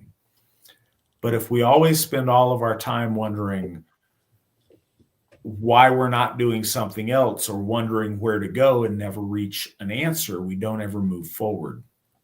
We've seen tremendous blessing and progress in the Asatru Folk Assembly where we said, okay, how about this? We're going to pick this. We're going to move forward with this. We'll do more as we learn more, but this is what we're doing. This is the direction that we're going. And we all moved in unison in one direction. And we've seen immeasurable blessings in our lives, within our AFA, within our worship, within everything when we've done that. So I'm very happy that's something that we've done. I don't think we have a good answer to that question. I know that there's a tendency to equate Saxnut to either Lord Freyr or Lord Tyr. And I don't know enough about that particular rabbit hole to say definitively one way or the other, or that he's separate by himself. But I do know that at least as far as a name goes, is very specific to the tribe of the Saxons particularly. And he's also connected in genealogy, being the son of Lord Odin, which many kings, their proclamation of that. And then he gives birth to the kings of Saxony, which is why I mentioned the possibility of him being an elevated ancestor of the Saxons is highly likely. But so one of the things that I like to mention with that is to bring up here, especially when we have questions like we had earlier today about Tyr in relation to Odin, all of the roads leading back to Odin. And we know in conflicted way about who's the father of who as far as the gods go. But Odin's position as all father is expressed as all of the gods serve him as if he is their father. So whether he is genetically like the father of them, he rules them as if he is their father, directing them and passing down what they should do and being the head of the family. And I think that's really important. I think the more we try to force it into a human like soap opera narrative of how everything works, the more we miss the bigger truths expressed by our lore. The fundamental is all of the gods look to All-Father Odin for direction and for leadership in their respective realms of what they do. Another way you've approached this, and you said it a couple times in the past, when there's, people are saying, well, is this god, or that god, this god? If they are the same god and we're giving them worship twice under different names, I don't think they'll mind. But if they are different gods and we are forsaking one of them, they probably would. Yeah, and so something to make note of on that. As a guiding principle, and it sounds funny, but that's something that I have believed really strongly since I came home to Asatru, that we should err on the side when we don't know of treating them as two separate gods. And if we're wrong, no harm, no foul. But if we erred the other direction, then a divinity of our folk would be left out. And that's something we want to avoid in all reasonable costs. So I say that when you compare all of the different names for divinity amongst the history of Europe, certainly there's plenty of overlap to where this god is this other god. But when we don't know and when we're not sure, we like to err on the side of treating them as if they are separate individual entities. And the stupid, childish way that I conceived of it, but I still think there's truth in it. If you're giving praise to both Bruce Wayne and Batman, then nobody's hurt by it. But if you treat them like they're the same person and they're not, somebody's getting left out. Yes, that is a silly way to see it. But it made a lot of sense when I started out, and I think it still makes sense. I think the logic of it follows, even if the example seems childish. We're not going to know everybody's hatir or their, by names or different ways they were known by different people. We're never going to get that perfect. We can increase in our knowledge and our understanding of it, certainly. But we're not going to know everybody's secret identity. Us erring on the side of being pious and respectful is the best way to do it, I think. So the next question, how does our religion explain Africans? They were not created from Ask and Imbla, correct? So our religion doesn't explain Africans because they are not relevant to our religious practice. You are correct. They are not the progeny of Ask and Imbla. Beyond that, and we've seen other people with other answers, and maybe any of those are true. I think that, how do I want to put it?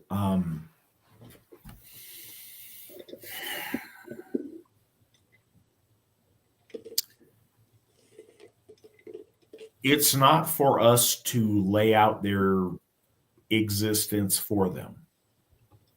Our Lord does not speak about them or their connection to their divinity or not, or whatever. I think to then posit, as someone did in the chat, and this is not aimed at whoever did this, but it's a common thing, is to, no, their gods created them. I don't know. I don't know that to be true. I don't care. And I don't mean that as anything disrespectful. I mean that as, that's not my business. They're their own thing, and I leave them and their gods and their cosmology and their stuff to determine that. That's not my job, and it's disrespectful and disingenuous for me to project Asatru onto other groups of individuals that occupy the earth with us. That's between them and their gods and their whatever they've got. It's not my job to define that for them, and I leave them to do that. But our mythos, our faith, and our cosmology is about our folk and how we relate to the world and the universe around us. Svan, do you have anything to add to that?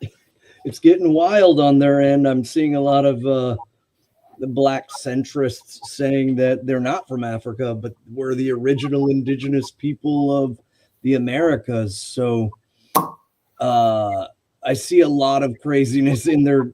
But again, this is the thing. When they get out of bounds, it is reasonable. Like, no, they're not Cheddar Man. No, they was not Vikings. No, those things are not true. If they try to steal our history, then yes, that is not okay and not true. But it's not for me to define their history other than don't steal ours from us, right? Because that's silly. No, I was going to say that the ultimate understanding that no religion has a explanation other than the ones that are clearly made up after. So we know that the Torah got its story of the flood from the Babylonians. There's the 40 nights. There's complete and hard connection to the Babylonian story of Gilgamesh and the flood story that predates the Torah by 3,000 years.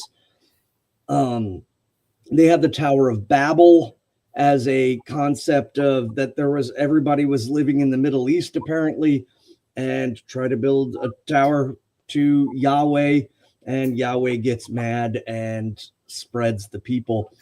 And you can see this as a fix. And again, it happens with man-made religions when there are religions that are focusing around the mortality, when they focus around a chosen human, when they kind of bridge deeper into the more historical context than religious or meta. You'll see these stories kind of coming about, but in ultimate sense, this is just adaptation, the same way that Christians and even Jews, because Christians are pseudo-Judaic, that the worship of other gods is the trickery of demons. That was not a held belief in Christianity in its early days. And even the gods of our people are referred to in the Bible as the gods of the iron wheel, and that Yahweh does not go up there. So there's this distinction of understanding this separation. But as Al-Zargoli said, no, it's not for us to even to consider or to contemplate, but to know simply the way of our people. And we don't step on other people's terms and understandings of the way that they connect to the divine. So at that point, you have an inner guard and an outer guard. And if it is outer guard, it is to just be left as such, and that the main focus. And that is very hard for people coming from monotheism into a folk religion. But another way to kind of consider it is like there is one sun, but a person in Norway experiences a very different sun than in the desert, in along the equator, or in Brazil.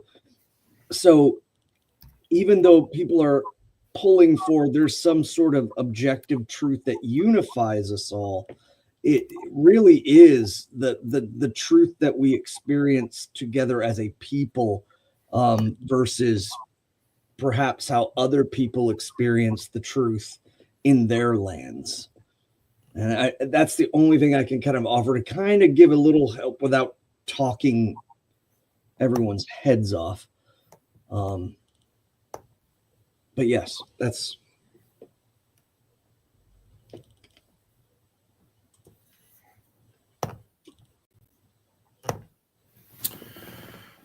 the Mormons. Sorry, the Spirit of Wisdom said the Mormons. No, I'm not going to touch the Mormons and their the Mashiach coming to, because again, by like who's right? Did the Mashiach show up and there wasn't Native Americans as we see them? They were actually what we would consider Africans here. I just it's outside of my realm. I don't give the energy. Again, people get confused because they're very used to like we need the answer for all of the other people's questions. And that's not fair and not anything we claim to have. It is truly a principle of the Asatru Folk Assembly that each group of people are able to, and in a sense obliged to, define their own destinies and their own relationship with their divinity. And I think that's true, and I think it's important. It would be it would be easy for us to project that on someone or on a group of people, but we really mean not to. I think that a lot of people may be confused or may think that's our job, but it's not. I think that they conceive sometimes how do I want to put this? I don't mean this as wishy-washy as it comes across, but I'm trying to think of precise language on it. So the Asatru Folk Assembly is truly not anti any other group of people. And I understand that sometimes our folk come in contact or in conflict with other folk. And so there is some kind of a perception, but really and truly, it's our mission and our intention to define our race relations with our gods. Every other race of people and their relationship with their gods is entirely the business of them and their gods, unless or until it conflicts negatively with ours. And then I certainly reserve the right to advocate for our folk, our divinity, and our faith, and I will do so in a spirited and enthusiastic way. But no, it's entirely within our scope to allow Africans, Asians, Semitic peoples, and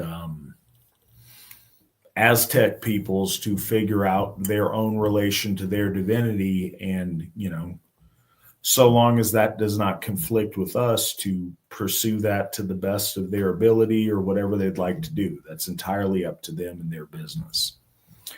All right. One thing I wonder about, when Snorri says that Muspel is in the south and Niflhel is in the north, is he just trying to materialize the spirit worlds of Yggdrasil, or did this reflect a real belief? Svan. Okay. So the way that our ancestors looked at this is more important to understand who is in the center and above. In the center and above are the holy Aesir, with Bifrost descending down from that place. They live in Himmelbjörgur, or in the heavenly mountains. They live there.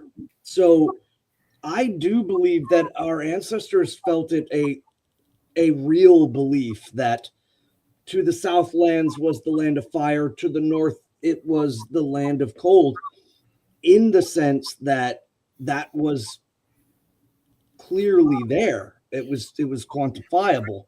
They also speak about this again in when the dead walk the road of hell and go northward and downward. The idea of the soul going there. This happens in many religions. The Greco-Roman religion also does this with clear connections in stories to legitimate places. And also Christianity does this with the original version of hell is called Gehenna, and that's an actual valley in Israel. So there is this connection to the physical that happens. And that's another big important reason why I press it, is because all too often people try to picture the tree in different ways, but I do believe our ancestors saw that the gods were in the center, they are above, and that is where the tree is, and those roots descend down. And there was a connection between all the worlds. But as we have evolved and understood, we understand that the stories that we were told by the gods are showing there's the metaphysical. There is a greater and beyond a scope of understanding. We have come into understanding certain things. Again, I bring that up about the horses of the earth and the horses of the sun and the one horse of the moon. And out of all three of those, the moon is the only one that doesn't have its own axis.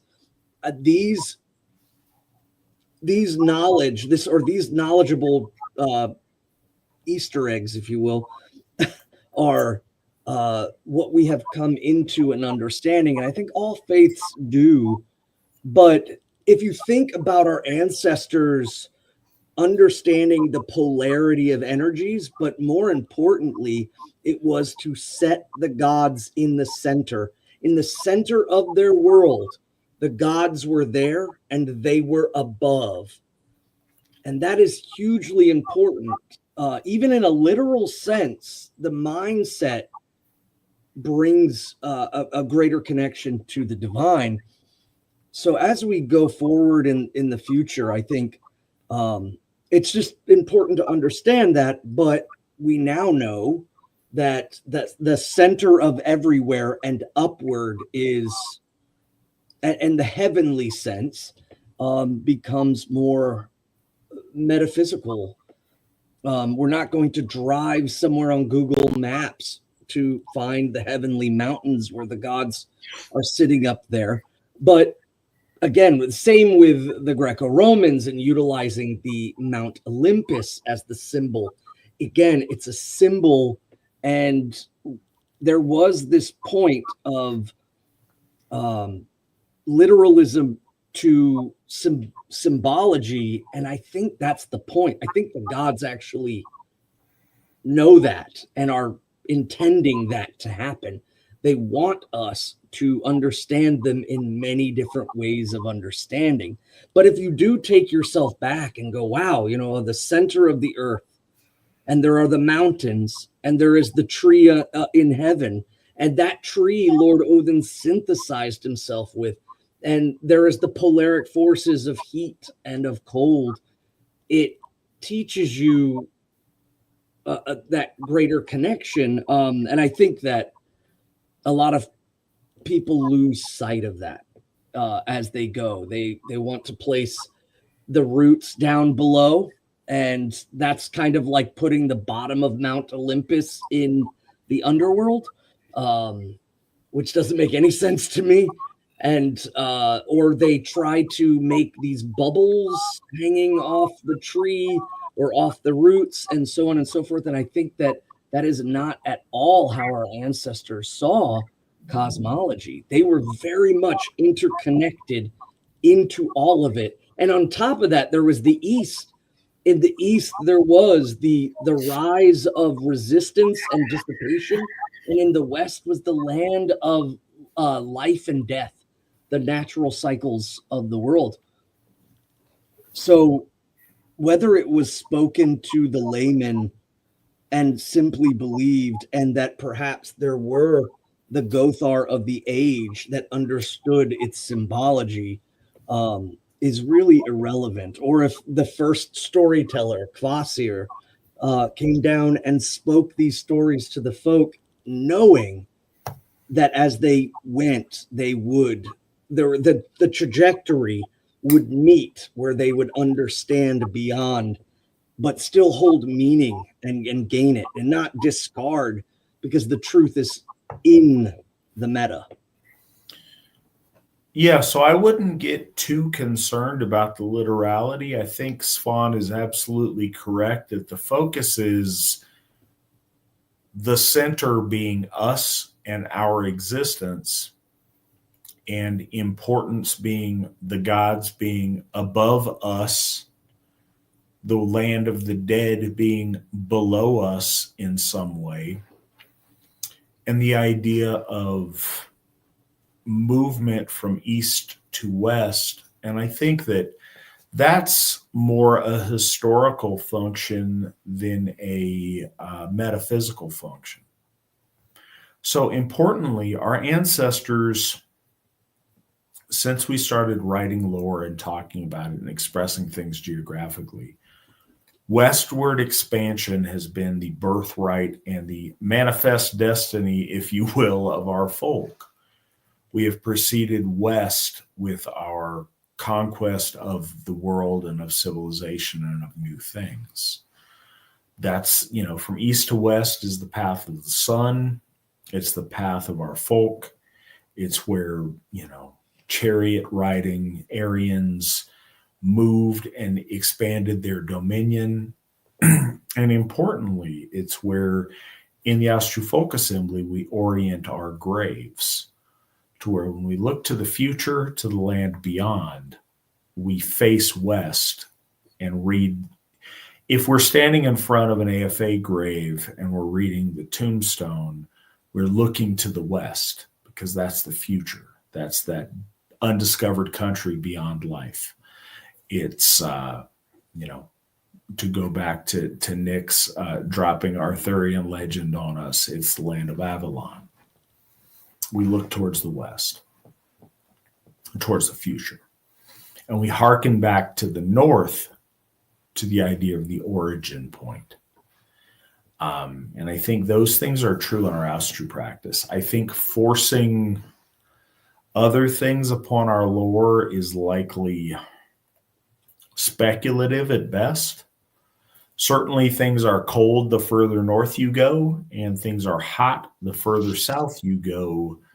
In the world of our ancestors, the idea of a world south of the equator was hard for them to conceptualize. So fundamentally, if you're a Scandinavian or a German and you go further south, it gets hot, and you go further north, it gets cold. Certainly that plays into that story. I don't know that there's a greater meta truth to it. I think that's a simple geographic truth that we can read into it. The next question is there a place for Twisto and his son Manus, the father and founders of the Germanic peoples? From Manus, 3 sons were born, the Ingavones, Erminones, and Istavones. Svan, what are your thoughts on these things? Yeah, there's a lot of things we could go with.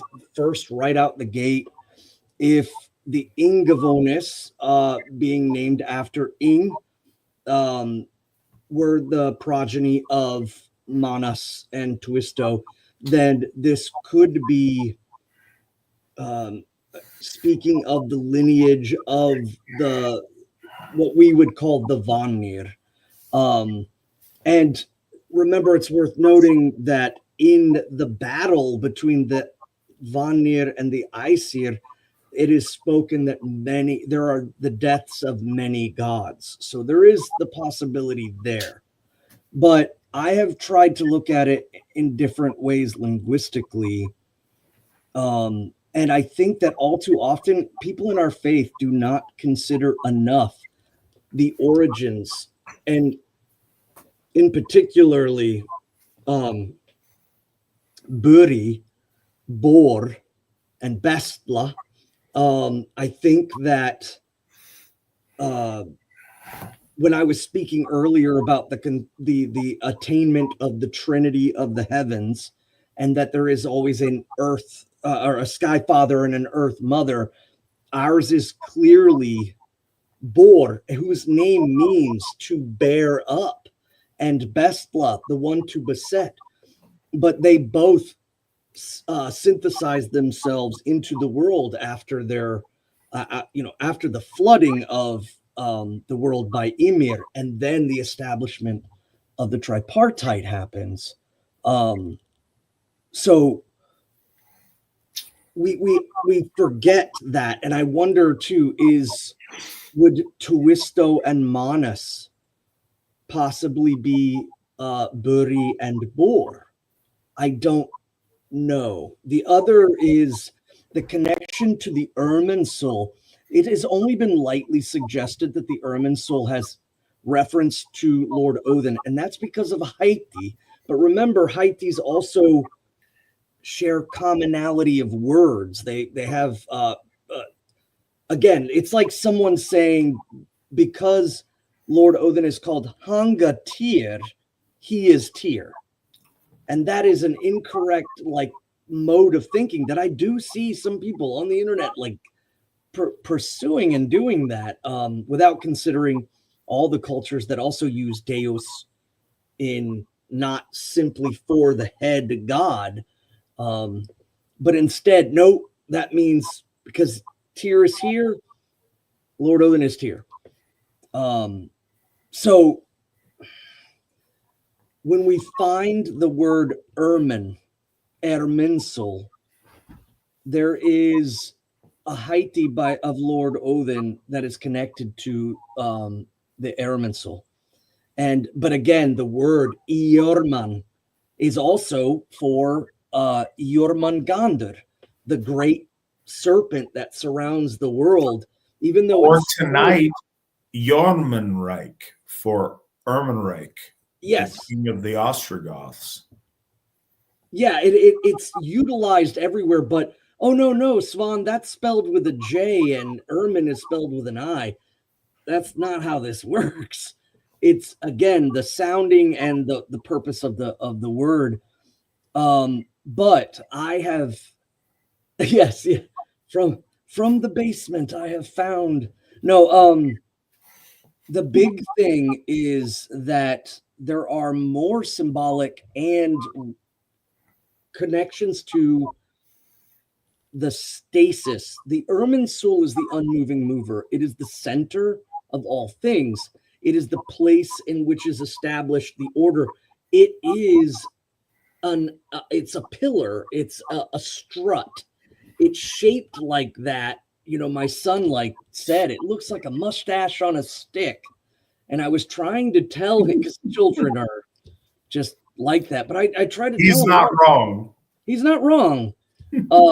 But I was trying to tell him, no, the Irminsul is a strut. But not yours, because it only does that on one side. You had to take a jab at me, and then Wasn't a jab, it was a statement of fact. I didn't put a judgment to it. Anyways, so we're not here to talk about my mustache deficiencies. No, the strut that holds up the separation between the heavenly realm and the earthly realm. And when we do look at that, we see two figures again, which brings me back to why I brought up Bor, is that we see Bor in his name being the one who bears up. And so there is this separation of heaven and earth after the flood in a sense, symbolically. And then there is also Lord Tyr in his runic symbol alone. Out of all the runes, that one looks the most close to an Irminsul in fashion. And also looking at the fleur de lis, the Franks brought their symbol about from a variation of the Irminsul. So we have the fleur de lis, we have the Irminsul being perhaps a variation from the rune, the Tyr rune. And then if we look at the Tyr rune, it's connected to the Anglo-Saxon rune poem, clearly speaks about Lord Tyr being the North Star. And I've heard people try to kind of whisk that away. And I don't think that's bright of them. I don't think that's pious of them. But if you see them do that, take that into consideration. Bright of them. I see what you did there. So if we have that, and then on top of this, we have the understanding that the tripartite, out of the three lords that sit in their thrones, the throne of stasis is Lord Tyr's throne. And so now we have the unmoving mover, the guiding star. There's a lot that starts to move towards that. So what I'm basically saying is that if we're looking further back, I would even like to throw my bid in to the argument that perhaps it is Bor who is Tuisto, is Manus, and that Tuisto is Buri, and that perhaps Tacitus was perceiving the way that the Germanics were talking about their origins as going all the way back as not even being divine figures, because he really didn't have anyone to compare it to. I mean, they were working with Deus Pater and Saturn and the Titans, and he never mentions the Jotuns or Titans or giants of old. So he doesn't have a firm grasp on any of the religious practices of the Germans up until these are the guys that start our tribes. So I that's my 2 cents into that. Svan is going hard on this question for a minute now. As I have done lots tonight. I felt attacked. Yeah, I find really similar things. The Angavonis is very seductive because we see the word Ing in there, and we know that's a name for Lord Freyr. As far as, and this goes, it's kind of special and I think neat to watch. And if you join us on Victory Never Sleeps often, I think you'll notice this. And just kind of taking a moment, thank you everybody who is watching us. You guys, the ones who watch, the ones who ask questions, who participate with us so regularly. This is episode 152. That's, just about 3 years of VNS for you guys. Thank you for everybody who participates. Please like, share, and subscribe to this. Please alert your friends and family, and certainly people that are likely to become AFA members. But we send out ripples in this world with people that we know, people who we know that know people. Anyone who wants to participate and listen to this show is welcome. If you find it educational about what, maybe people of a different faith or a different kind of people do, we'd love to have you in the audience. If you find this entertaining and think it's fun to listen to me and Svan spout off whatever we spout off, awesome. We'd love to have you guys. Importantly, if this feeds you spiritually, we'd particularly love to have you here. And if you're a heterosexual white person and you'd like to be part of the Asatru Folk Assembly, you should join us and be part of what we're doing. But no, thank you guys, and we appreciate you guys for being here. So what I was going to say is those of you who've watched this for a long time may notice there's these kind of themes that play throughout our shows. And it's interesting because we'll get questions and things throughout the night that kind of lend towards a common theme. Trying to reconstruct a Germanic version of what we do, but without the Norse material, is very challenging. Because like I said earlier, it's being told by people without the context from the outside writing about quote unquote barbarian tribes on their borders. So meta in the way back, our gods merge with the gods of the Latins and the Greeks in Aryavarta or in Hyperborea. To a degree, there is a certain amount of Mediterranean, Mycenaean ooga booga-ness there that's not ours.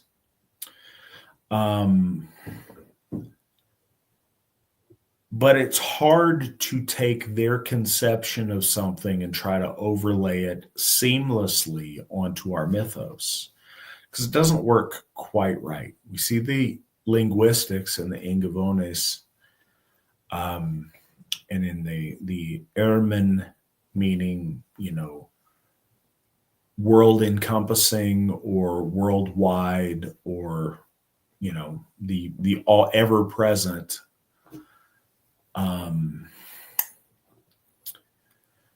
But yeah, I think that this is one of the reasons that recently under my administration, we've tried to bring our nomenclature all into the Old Norse, as it becomes confusing when you try to incorporate the various different linguistics and traditions all into one with their own names, because there's a lot of overlap and there's a lot of confusion. Bringing it all into one linguistic path, into one understanding, under one roof, under one tent, unified, that helps us move forward in an organized way and make sense of it. And I'm always open to the other non-Norse material helping us understand what we're doing and enhance what we're doing, certainly. It should never be disregarded. But we have to realize that simultaneously, oftentimes, we're using the same word for different things. And the biggest thing that comes into mind is earth and weird. They're the same word. They mean the same thing. We've conceptually kind of separated them in modern Asatru because we're trying to make Anglo-Saxon things fit Norse things and piece them together. No, they're the same thing. Now, we have two different kind of concepts, and it's okay to talk about that. But linguistically, and this is one thing that I'm very thankful that I've stuck to it. So I am terrible at Old Norse and Islandssku. I am awful at those things. I am trying my very best to get better. I've given up several times in the past. I'm committed to sticking it out. So every day, I work my way through Old Norse material. Every day, I try to learn Icelandic to the point where it hurts my brain and it hurts my tongue to try to understand it better. And the more I do, the more I understand nuance, the more little nuggets of our lore speak to me in a really special way. And I think that I've gained tremendously from the little bit of advancement I've made in that area. And I hope so. And I endeavor to get better at that all the time.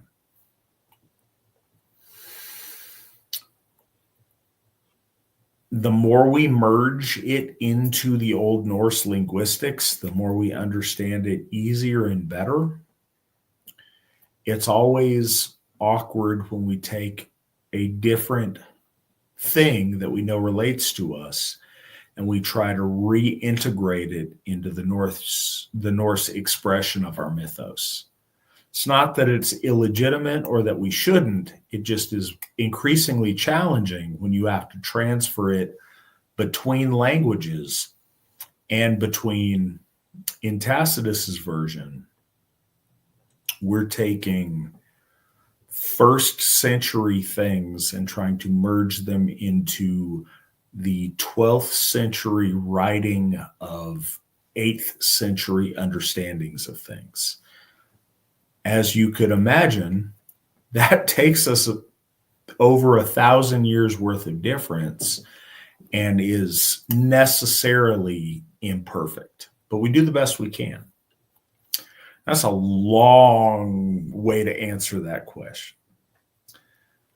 So an easier way, Finwraith asks, and thank you, Finwraith. We appreciate you. You're always on here asking good questions. Are English or Anglo-Saxon gods the same as Norse and Germanic gods? And are there any sources on that? Yes, absolutely they are. Are there any sources on it? Yes, but less than you would like. So the best source that I know of that material is, so the best source that I know of that material is a man named Stephen Pollington, who is a scholar about Anglo-Saxon things. He was very instrumental in interpreting the Sutton Hoo find, and he wrote a book called Elder Gods. Unfortunately, it is a very expensive book, but it's a very good book, and it has a lot of really interesting material and stuff I learned a lot about through reading it. That's the best source I know. When you read it, he relies fairly heavily on Norse sources because the Anglo-Saxon material is just not preserved very well. But it's a really good book, and it brings to light a lot of very important things in a special way. So I highly recommend it. Also, side note, this is my cool, taking a selfie before it was a thing with the guy. I met him. He's awesome. He's a great guy. He's not an Asatru, or at least he wasn't when I met him. He is certainly an expert on the Asatru period of Anglo-Saxon history. He wrote a number of good books. One of the ones is The English Warrior, I think. I'm trying to remember the exact title, but it was a really good book that talks about some of these concepts about the warband as expressed in a lot of different Aryan manifestations, but particularly in, Iron Age and before English warrior culture. And his work, he did a book called The Mead Hall, which is also very useful, and The Elder Gods. So Stephen Pollington, I think, is a great source, and I would encourage you to use that. He does not like root beer because he thinks it tastes like toothpaste. I was able to give him a ride to the airport from our midsummer in, I want to say like 2011 or so. But I did get to meet him, and I'm really happy that I got to, and he was a great guy. He's certainly a wonderful scholar, and his work is really invaluable. So I'd encourage you to look that up. Even if it's a little bit expensive, it's worth it, I think. I'm posting one that I recommend as well, that even does the interconnectivity between Germanic and Gaulish peoples, but it's the myths and symbols in pagan Europe, early Scandinavian and Celtic religions by H.R. Ellis Davidson is a great one. She does really good work. Her stuff is fundamental.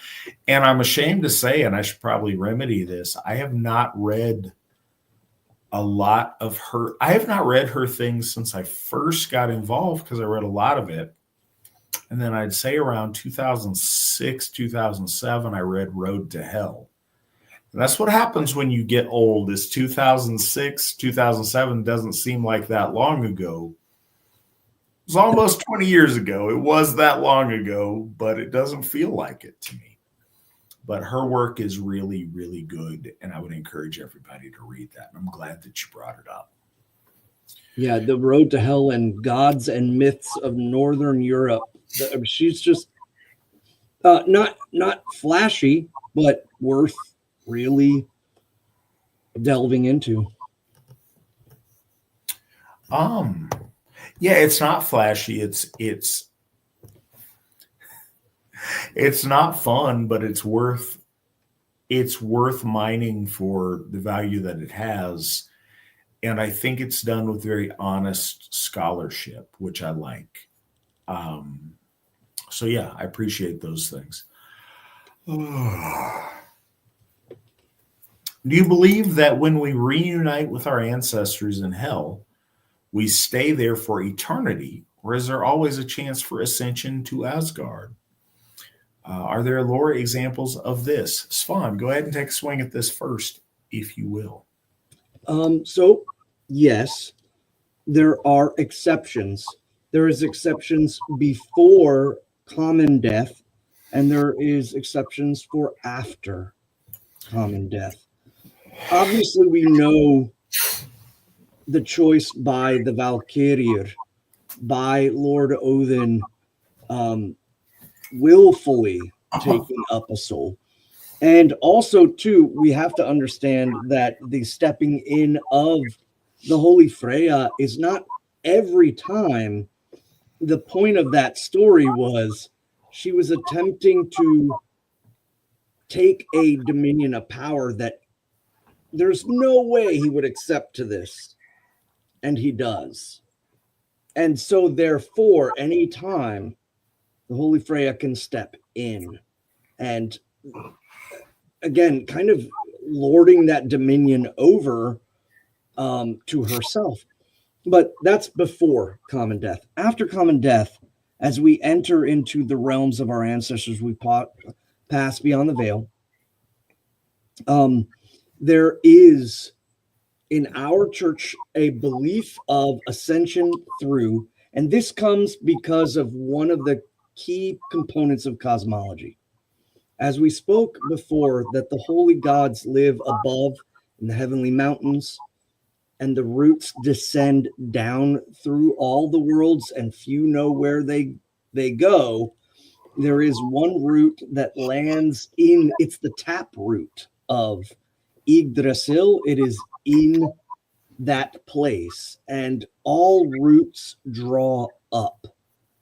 So the symbolic and the metaphysical point of this is that there is a circulatory system that moves from the middle world, or the ground level. There is one in the heavenly level, and there is one in the sub strata, the farthest away from order. And it's not necessarily chaos. That's not the intended meaning. It's that like outside of the dominion, and also the place that is forgotten, in a key sense, especially when we talk about Ragnarok. But that root draws up from that well. And there is a deep connection between our ancestors and that well and their connection and abilities. So what it ends up kind of becoming is, I often, when I'm talking to the Gothar, is the consideration of the Disir, the consideration of the Alvar. And I'm speaking specifically of the dark elves, the dark Alvar. They have transversed through the darkness. All of the Alvar are connected to the thing in front of them. For those that need like a really simple way of looking at it is, Gandalf was called Gandalf because he was the Alf of the wand. Vikings were called Skeep Alf or ship elves because they were so synthesized to the ship. Leos Elf are beings that are synthesized to light. Swarthy elves are, again, but ultimately dark elves, the darkness is the passing through, ascending back up and being placed in the middle world, but not in a human form, in a guardianship. The DC are placed as a guardianship over the bloodlines. But then we go even further. Not only is there just kind of a return to the overing of the family or the land, but now we go into the evidence of, say, like Skirnir. Skirnir is, and I actually pulled this up because I saw the question earlier. There was a part in Skirnir that really emphasizes where a lot of this comes from. It also, there's a reference to it in Eric the Blood Axe's ascendancy to Valhall. But there is a moment where Skirnir, who is the servant of Lord Frey, comes forth and he says, she says, Gerther says, are you from the elves? Or are you of the gods, of the wise Vanir? How did you come alone, leaping through the flames that surround my home?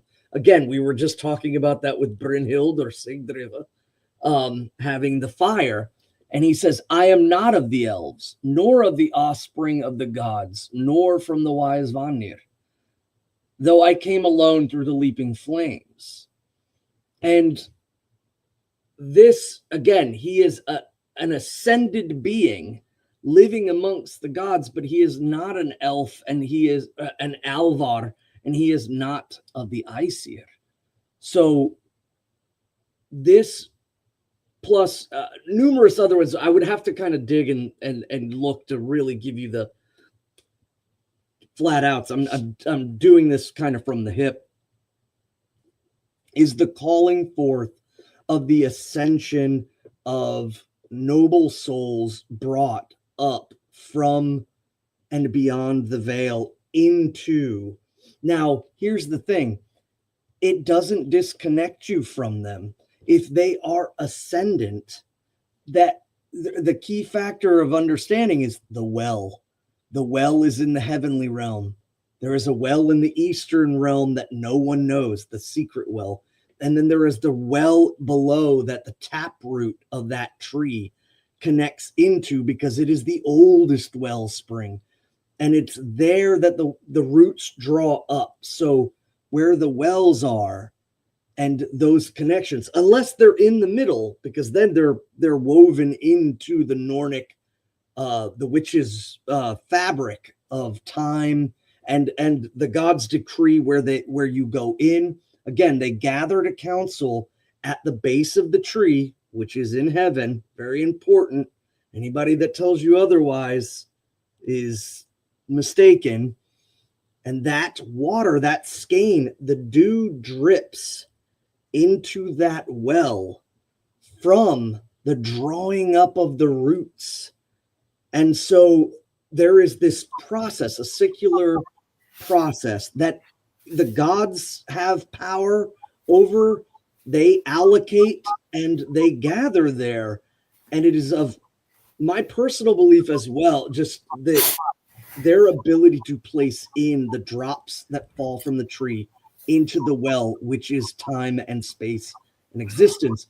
So there we have the Disir, we have the Alvar allocated, but some of them do not fall in the well, but remain amongst the gods, elevated even from the lowest spots of the root. So, yes. And again, we utilize ultimately the language, the meta narrative of the stories to see and to post that, to say that and to post that up as a pillar of understanding is that yes, there is ascension after death. Now, when it comes to reincarnation, we get into the ancestors giving pieces of the soul up through the root in order to place boon or ask the gods to place boon upon their bloodlines. But most likely and very rarely is there a full soul that makes that transference unless the gods decree it. So,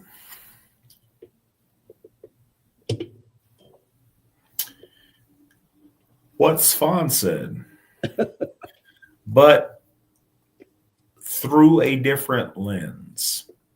And I've often thought about this, and it's one of the reasons that I'm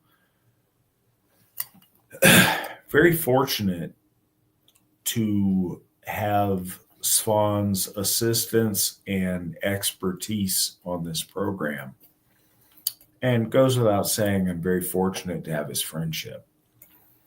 So Svan and I come at this from different angles of approach. We conquer this mountain from different faces. And I hope that's valuable to the audience, and I believe that it is. So I track with and understand and agree with all those things that Svan said, but my approach is a little bit different. Logic out that we know our ancestors exist beyond the veil. We know this to be true. We feel them in our lives. We exchange gifts with them. If they can participate in the gift cycle, then they are sentient beings with agency, even though they are beyond the veil. They whisper to us in our dreams. They share with us. They bless us from beyond. If we believe that life continues after death, then why couldn't they ascend and achieve more beyond their existence? Certainly they can. If they exist beyond the veil and they're not limited by our mortal lifespan of 70, 100 years, then they have a lot of time over there to do something. I assume they don't squander it. Why could they not ascend? Furthermore, in the Asatru Folk Assembly, we celebrate the concept of posthumous ascension. We don't have the authority to demand that our gods elevate someone we celebrate. We wouldn't be so presumptuous. But we can aid in their ascension by celebrating them, by speaking of their deeds, by doing things in their name and in their honor, by raising toasts to them at Symbol, by celebrating them with days of remembrance. Our heroes in life and in death are judged by their acclaim and the value that their folk place on them, and in a corresponding way, by the value that the Aesir place on them. Now, the Aesir know much more than you and I. If we celebrate a hero because we think he's a really cool guy, the Aesir know the truth of it. They know his struggles. They know all the struggles that he deals with that we don't know. They know all the things in life that he has overcome that we're not aware of. They know all the ways that he excels that we don't take notice of. Conversely, they know all of his demons. They know all of the ways in his life that he falls short. They know all of the things perhaps that he keeps hidden that we don't know. So it's certainly up to them and their wisdom and their providence to choose who to elevate and who not to. But we accelerate that process when we remember, when we raise horns in their honor, when we celebrate them. The Have 'em all talks the value of, if one doesn't have sons, who is there to raise a stone by the roadside to their honor and to their name? That posthumous testimony about the glory of someone who's passed is very important. And we know that. So if our loved ones exist beyond the veil, certainly there is the possibility of great achievement or great failure for them. I urge all of us, if there are people who have passed that we want to be taken special notice of by the Aesir, that we celebrate them. We tell their stories and tell their tales.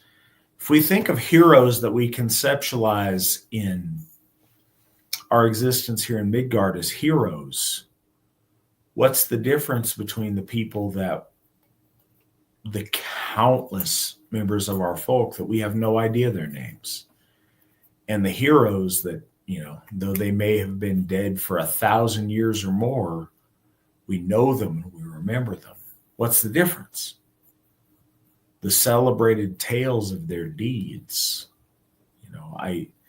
Cattle die and kinsmen die, but I know one thing that does not die. It's the reputation of one who's earned it. So by extolling the reputation of the fallen, we help them to ascend in the afterlife. And I have no reason to believe that, in decades or centuries beyond their earthly existence, that a hero could be invited to the halls of our gods based upon the amount of praise that we heap upon them here in Midgard. And I can't promise that, certainly, but I will do my part to build their legend and to build their story. And I say this in a tangible way. I have no idea how the gods are or are not going to judge our founder, Steve McNallen. But it was important that I make a statue in his honor, that we speak of his deeds and his accomplishments, and that I celebrate him long after his passing, though he has not passed yet, and I don't know what's to come. He may well outlive me. But if he doesn't, I am going to advocate for his ascension all the days of my life. Perhaps the gods will find that worthy and let him ascend. Perhaps they've already decided upon that and I just don't know.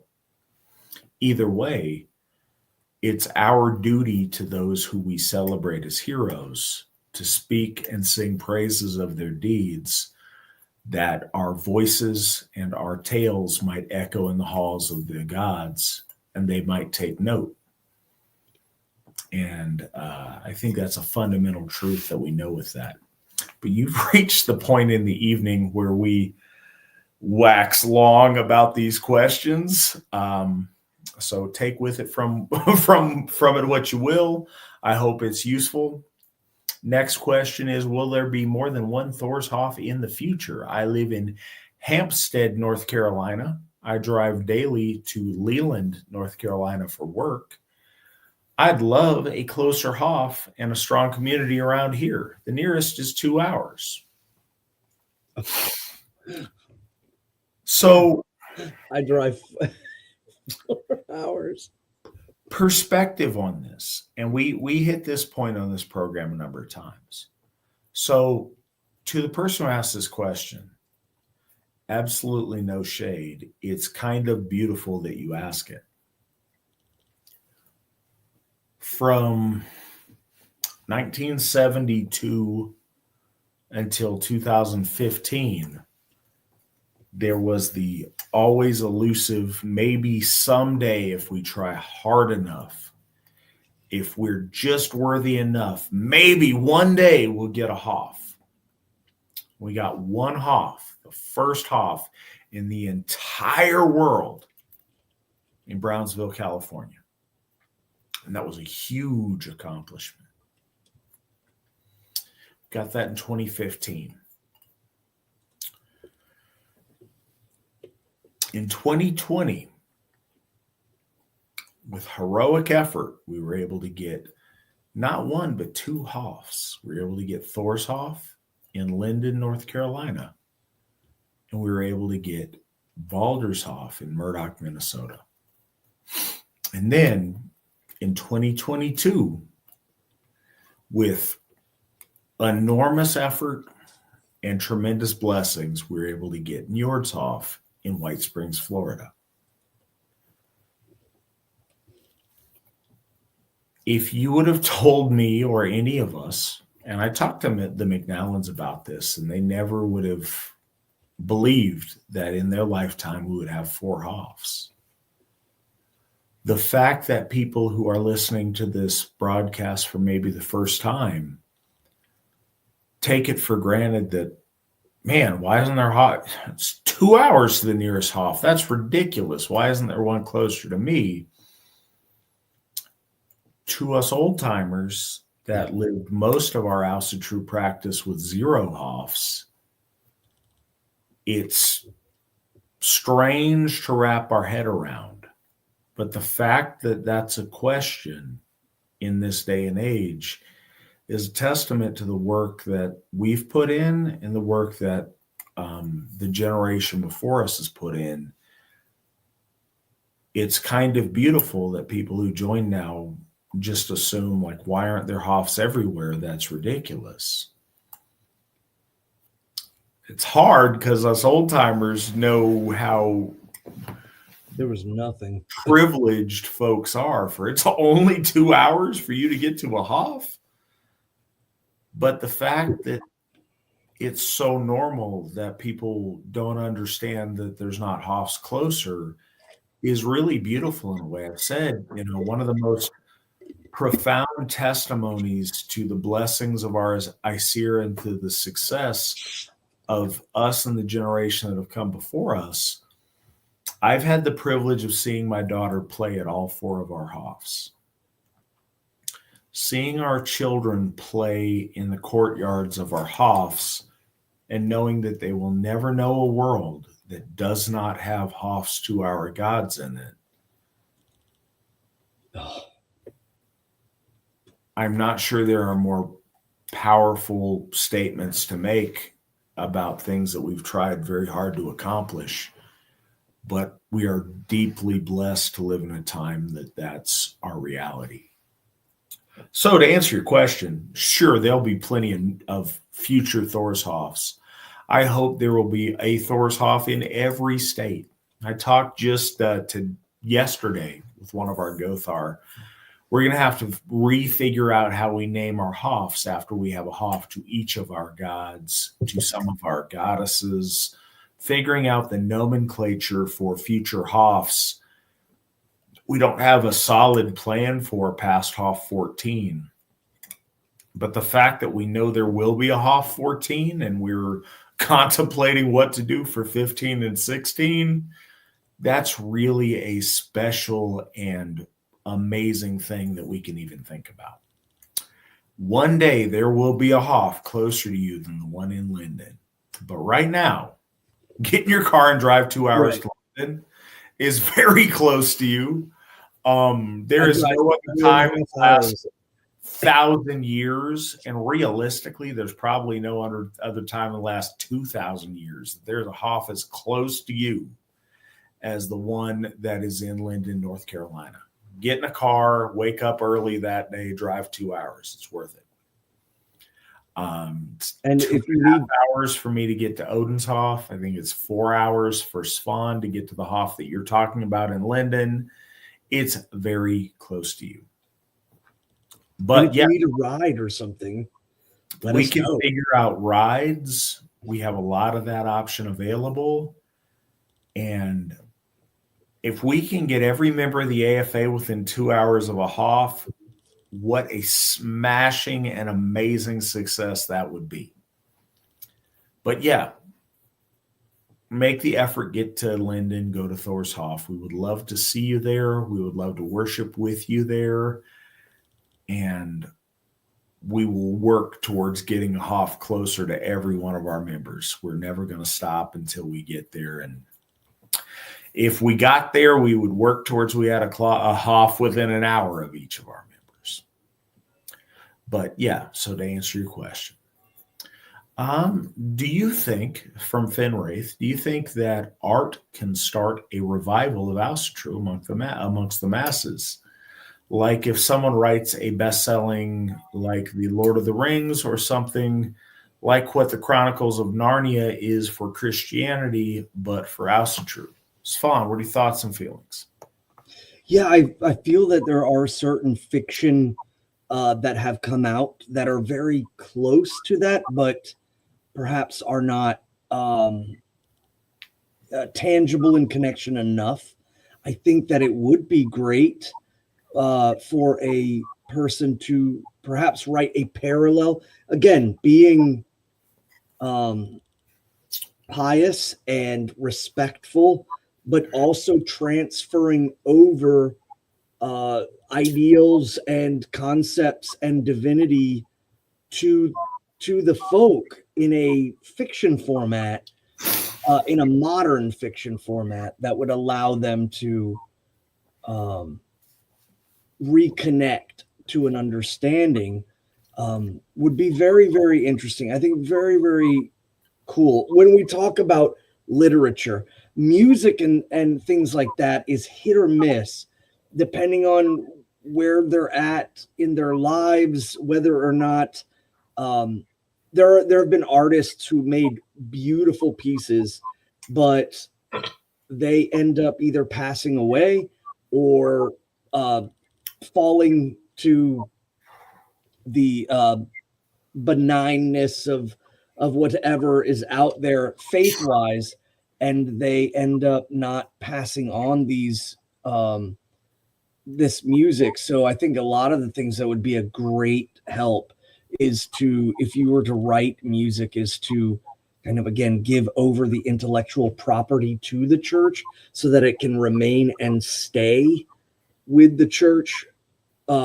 despite, if you pass away and you don't do your will, and in your will there's nothing stating that your property can be given over to the church that you're a part of, then your family, who might not like your church, is just, that's immediately gone. So yeah, music properties, and then of course too, artwork is certainly a thing. We are trying to work right now on keeping the art in a mode of connectivity, if you will. But that's not saying that we aren't enjoy. People do art all over the Asatru Folk Assembly. People do art at national events. They make paintings. They make all kinds of things. But as far as godsteads to the gods on the walls in the temples, we're trying to keep with motifs. And if those were even copied by other people or embellished upon or worked upon with elements kept, but with their own elements added, that'd be okay too. I think all of that is really good at inspiring and electrifying our folk to come home. Because it can't just be academic. It can't just be books. So I don't think there's a perfect answer to that question. Certainly art can, but I think art arises out of an awakening of our folk soul. Art expresses itself in so many different ways. To the musician or the songwriter, art is only auditory. Through the painter or the sculptor, it's only visual. There's architecture, there's poetry, there's music, there's sculpture, there's painting, there's literature. There's infinite ways that art and that beauty expresses itself. Having our folk soul express ourselves culturally does awaken our people. And I think that the more movements move in a certain direction and the more we're able to garner the goodwill of our gods, the more that our folk will awaken and that we will embrace and take pride in who we are. Art helps that. All of it helps that. One thing to keep consistency, and it doesn't mean, everybody has freedom to depict our gods and our heroes and different things differently. But one thing that I think is really special that I try to take a cue from, the chief artist of the Asatru Folk Assembly is Svan Harald. And the art that he creates in our murals is the template for our art going forward. His connection through the eye of inspiration to our gods is really special. And to unify our expression of art, the image that he depicts of our gods is what our gods look like by fact going forward. And so they can look the same in different clothes or in a different expression, certainly, but we try to keep the images in matching with what Svan lays out for us. Because unity and order is really important.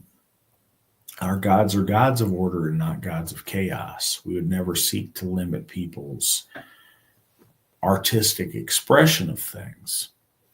But what we're always going to gravitate to and default to is the way that Svan depicts our gods. He is the artist in the moment of this time who is able to translate the divine into the medium of paint. That may look different in different periods of our folk, but 1,000 years from now, people will look back at this period, will note Svan's artistry and his inspiration, and will define subsequent art by its relation to or its relation against the depictions that Svan here has laid out and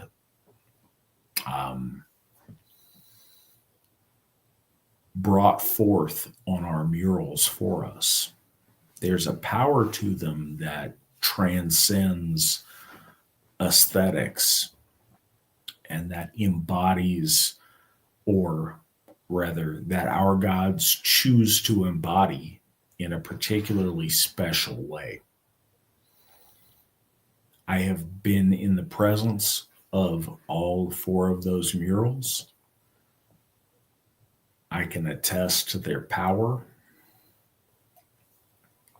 And I'm confident in the power of their future expression. So I don't pretend that the gods literally look exactly like Svan draws them, but I do say that so far 4 of them approve of the way that Svan has drawn them and have chosen to occupy and express their power through them. And that's powerful. So those of you listening to this broadcast, you are privileged and blessed to be educated and in the presence of the great artist of our gods in our age, who is my friend Svan Harald that's with us tonight. But art, so I wax over long. I've seen some really beautiful art in my time as Alzhirigothi and my time practicing Asatru, and I've seen it expressed in a lot of different ways. We had 2 really, and I mentioned this earlier in the broadcast, we had two really beautiful songs expressed to us during the Symbol of Austra at Thorshof. And it was interesting because they're very, very different. Very different. But both were really special in their own way. And I think that when some transcendent happens when people let go of some of their preconceptions and just let the art flow through them. And a lot of the time it comes out in really beautiful ways. So I have seen really amazing art come through musically. I've seen it come through in painting. I've seen it come through in carving, both wood carving, but also like decorating horns. I've seen a lot of really special and gifted painters within Asatru. Within the AFA, we have painters that are tremendously skilled at painting. And I've seen others that are very inspired in their painting. And I've seen one in particular who they just turned 18 this last week.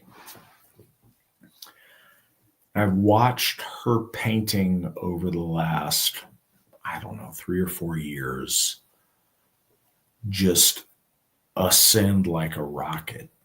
And her skill is literally awe-inspiring. And I'm so excited to see where it goes. So, yes, art is inspirational. We need more of it. I would love to see it. There's a lot of room for it. And the answer is all of the above in what's going to inspire our people to come home to our gods. But art is a big part of it. Go ahead, Nick. I find this so very interesting that y'all answered a totally different question than what I read when I read Finn's question. I blame it on the Malibu rum that you both did it. That I am chasing my Chianti with. You both did it. You both focused, beautifully so, on art and Asatru.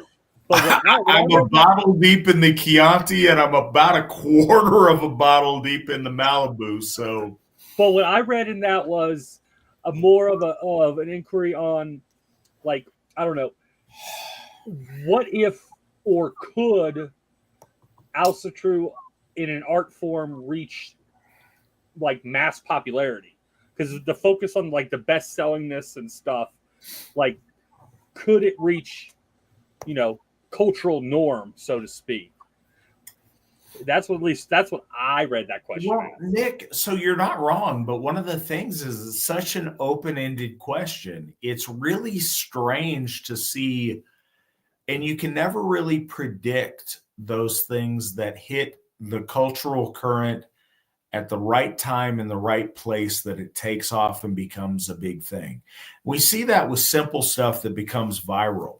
And this is, I don't mean to cheapen it using the terms of social media, but it's honest. I remember a number of years ago when the AFA was just, kind of dipping our feet in the social media. We had a member that posted he dressed up a really pretty picture of a Thor's hammer, one that Gothi Bodhi Mayo forged. And he did it with some snow on top of a wreath that he had constructed. And it just said Happy Yule. And it got thousands. I think it got tens of thousands of shares. It caught on and got viral, and it was this big deal. You never know what's going to hit at the right time in the right place with the right people. It's really hard. I don't think there's any accurate way of predicting that. I think if there was a solid, accurate way to always predict it, we'd have a lot of millionaires that were able to place their bets at the right time in the right place.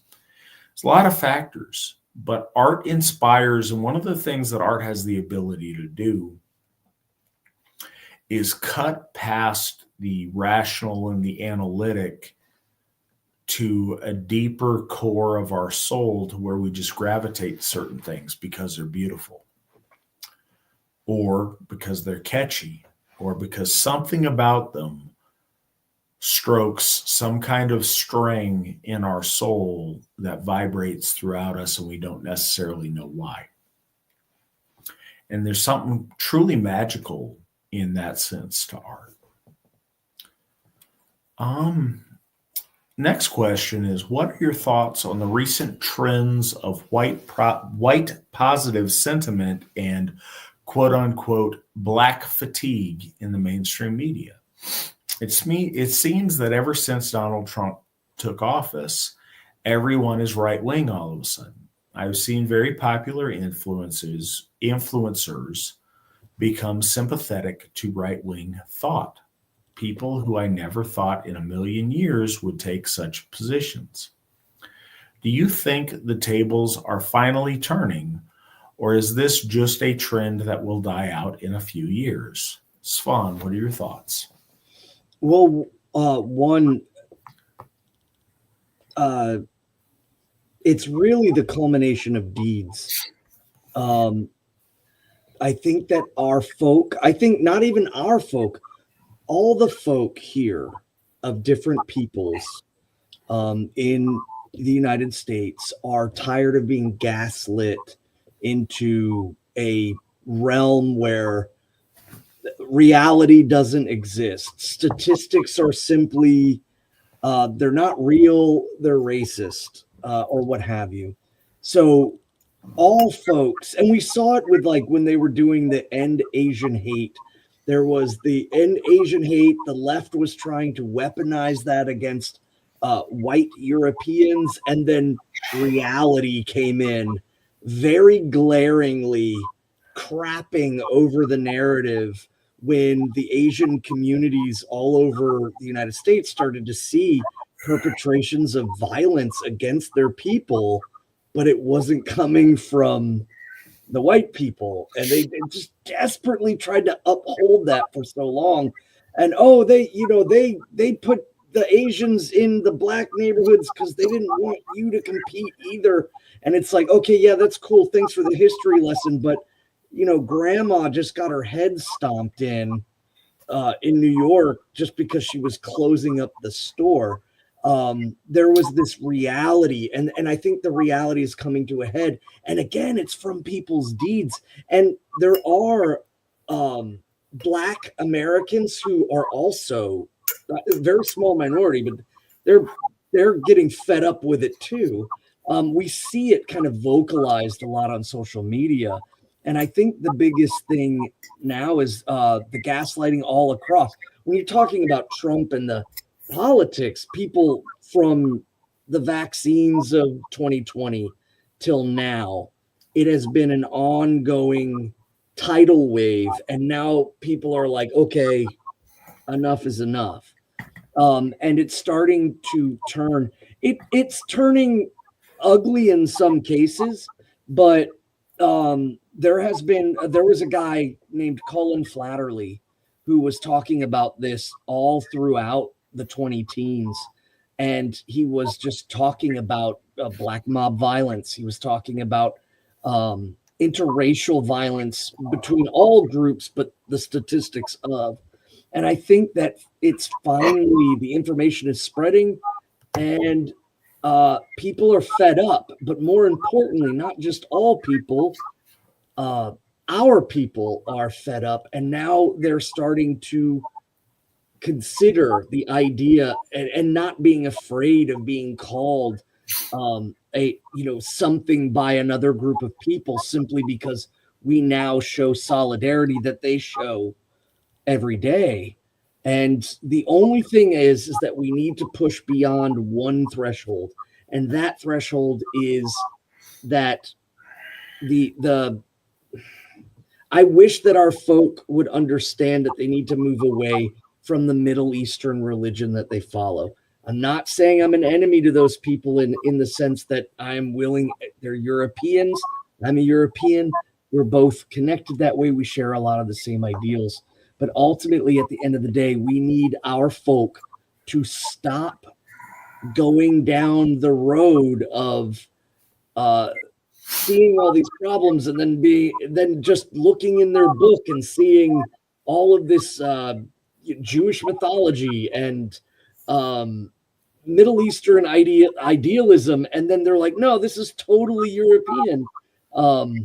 It doesn't make sense to me, but that's a little too further up the road than I think we're at right now. I think it is just gaining solidarity again after having such tumultuous history in the United States. I came to the United States from Europe, and it kind of shockingly experienced the racist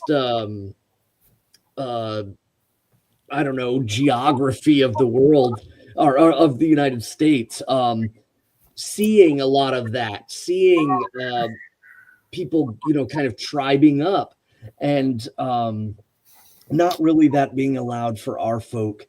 And now I think our folk are like, you know what? We're done with that.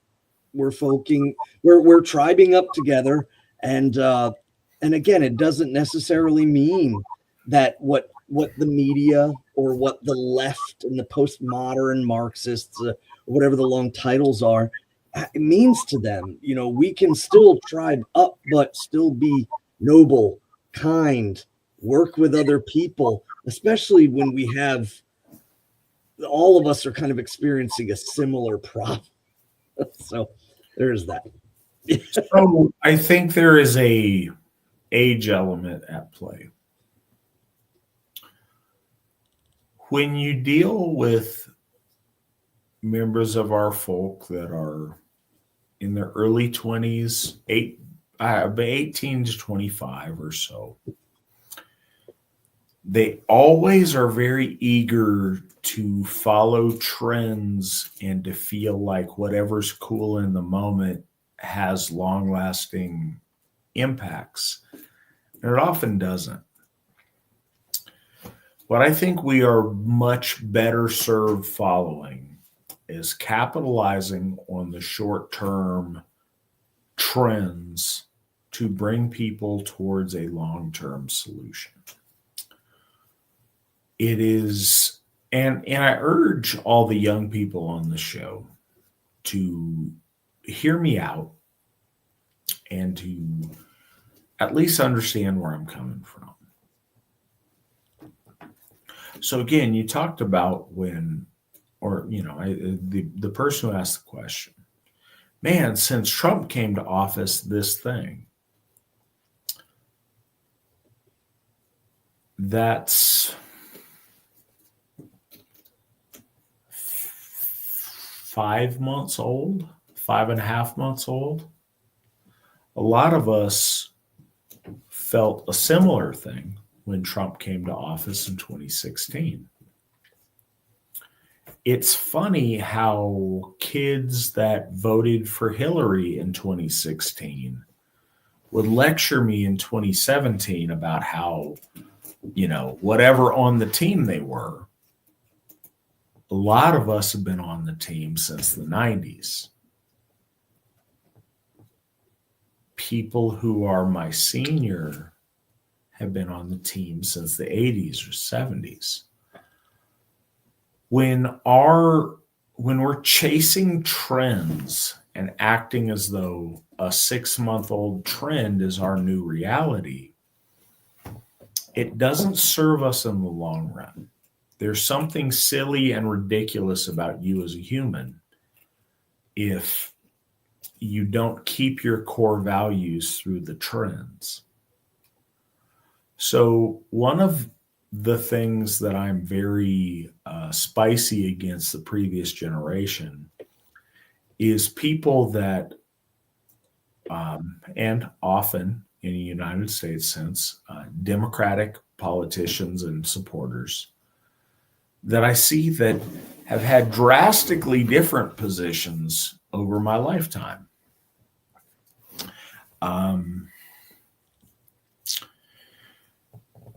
core values should be core values, and they get expressed differently in different circumstances, certainly.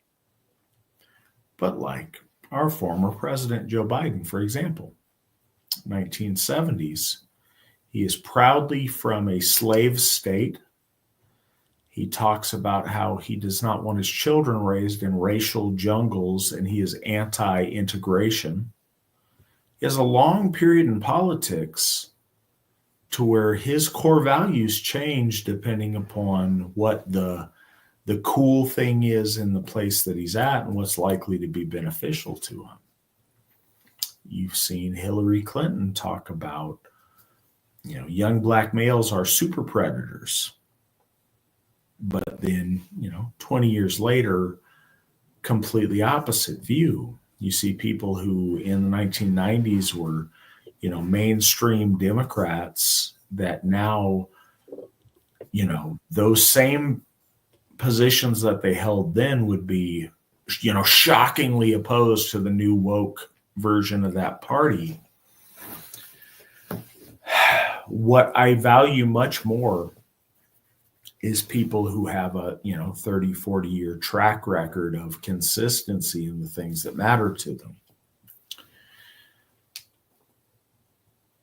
Values don't change or shouldn't. We should all evolve in our values in a consistent directionality, but socially, we don't ever want to be at the whim of what's cool and what's not. Yeah, we should take advantage of things that are cool to bring people back home to trough with their gods. But we shouldn't be so caught up in it that we are elated when things move slightly in something we perceive as our failure or as our favor, and are deflated and demoralized when things move slightly away from us. The moving of the pendulum of political correctness, certainly in the United States, is rapid and absurd. We see it this month with the whole gay pride thing in June. Under the past 4 years, everybody is turbo rainbow gay. And now all of a sudden, the same corporations that are like turbo gay are like, nah, we're not really that gay, based on the political climate. And I don't think we can trust either the far degenerate position or the far conservative position as being honest. Their position is what's going to make them the most money in the current circumstance. And I say that when it becomes popular to agree with us, a lot of people will come to our side. A lot of people will leave when it is popular to be against our core values. What we want to try to do slowly over the course of years is to gather the people when they are inspired to come home to tradition and to their gods, and to keep and hold on to them when that becomes less exciting or less new or less trendy. It's a slower process, but it's one that when you, and again, I talk like I'm this old man. I'm not. I'm in my 40s. Hopefully I got 40 more years left in me or so. That said, I've seen this ebb and flow throughout my life, and I imagine it will continue to do so. So being able to capitalize on trends and keep those that we're able to bring home when those trends change is a challenge. And we always want to be well positioned to get the best out of surges and to retain the most when we have, ebbs or dearths of popular support. What is truly the test of time is when our faith and our values endure through both of those extremes, to where we stay with a consistent moral narrative, regardless of what's popular or what's unpopular. And that's what really speaks to the genuineness of conviction. That's displayed over years and over decades and not over months. So, by all means, I am happy when trends are in our favor. But I also stay the course and am not dismayed when trends aren't. There's opportunities in both scenarios, and we need to be wise enough to find those in both ends of the pendulum swinging. So the next question, Matt, is your tie that shiny, or is that my screen bugging out? Also, does the AFA sell that beautiful Mjolnir? So thank you for saying my Mjolnir is beautiful, and it is, and I'm excited about it. It is silver. It was once gold overlaid, but that's kind of worn off over the years on some of the details. But it's the same pattern as the very first Mjolnir I had. And I found the very first one I had at the museum store in the mall, at the Fifth Avenue Mall in Anchorage, Alaska. Malls used to be a thing, kids. And in those malls, we used to have a store called the Museum Store. And it had cool little historical oddities. And one of them was it had Mjolnir pendants. And it had one in brass. And it's the same pattern this is based off of. And I gave it to my daughter, and she still has it. But no, the AFA does not sell this pattern of hammer currently. My tie is, in fact, shiny. What appears to be white is actually like silvered thread. It really is shiny. And that's kind of cool. So I think it's equal parts my tie being shiny and your resolution on your computer playing tricks on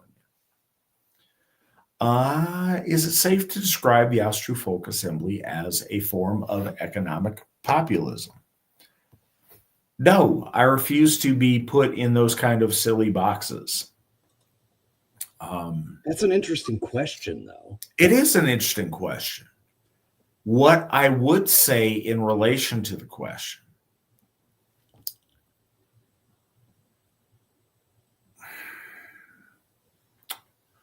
so the term nation, it means a people with a common point of origin or a common shared birth, a shared navel, a shared beginning of their source of existence. It implies a connectivity that we don't have in the multicultural West.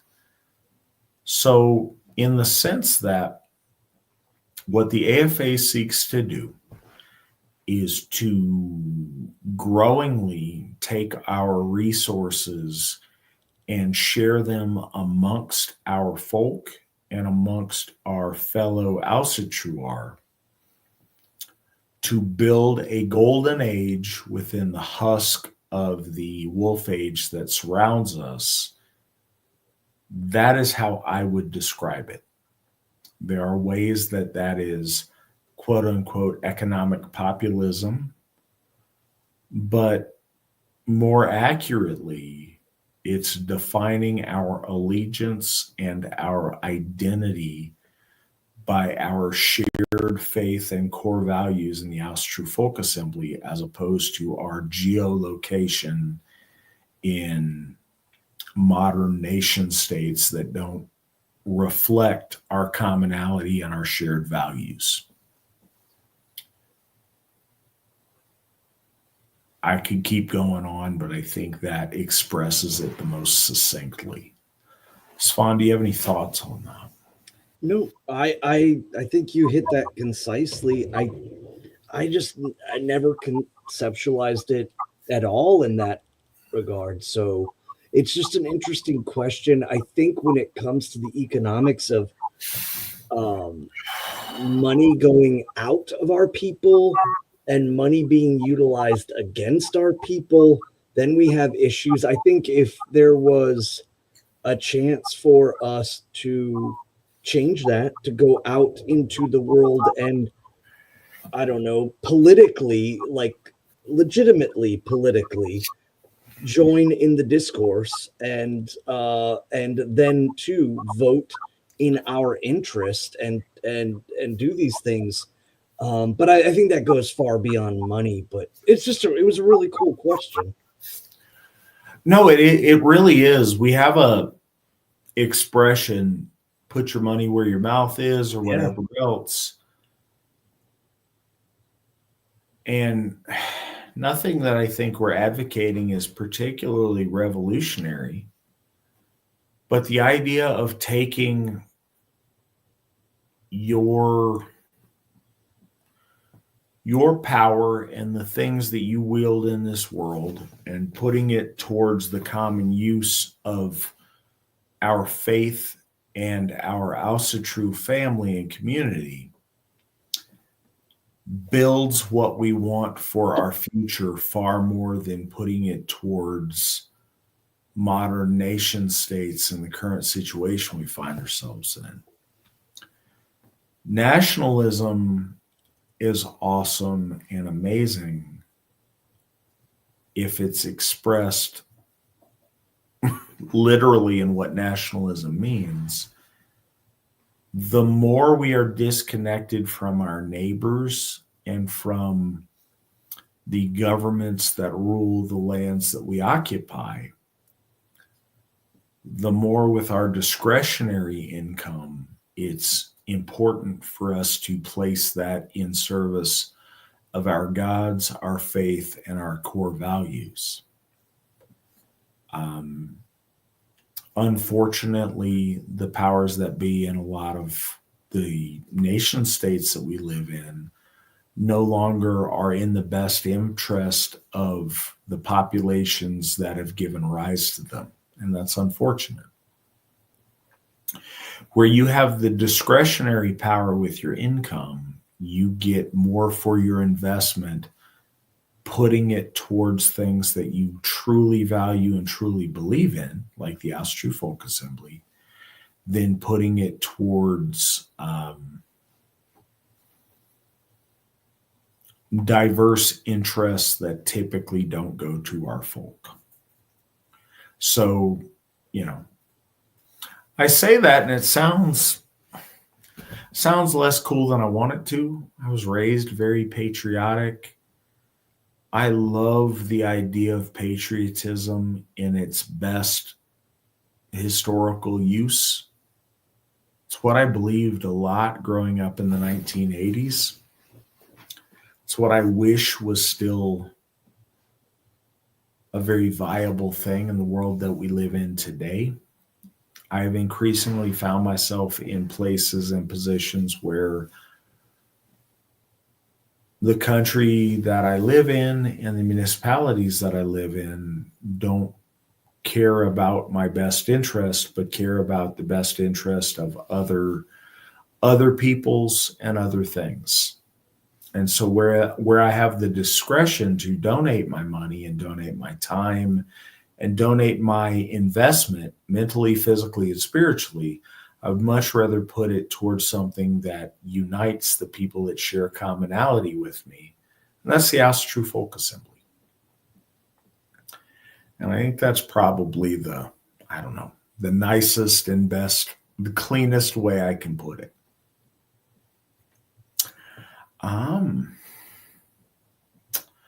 Do the American pagan community, quote unquote pagan communities, ever have a conference, or are they too different? Just curious. I do know about the we were talking in the chat a little bit. I just had a little placement on that. I know that the Universalist Norse pagan and the eclectic pagan circles gather together. I think sometimes once a year. The last one I heard about was in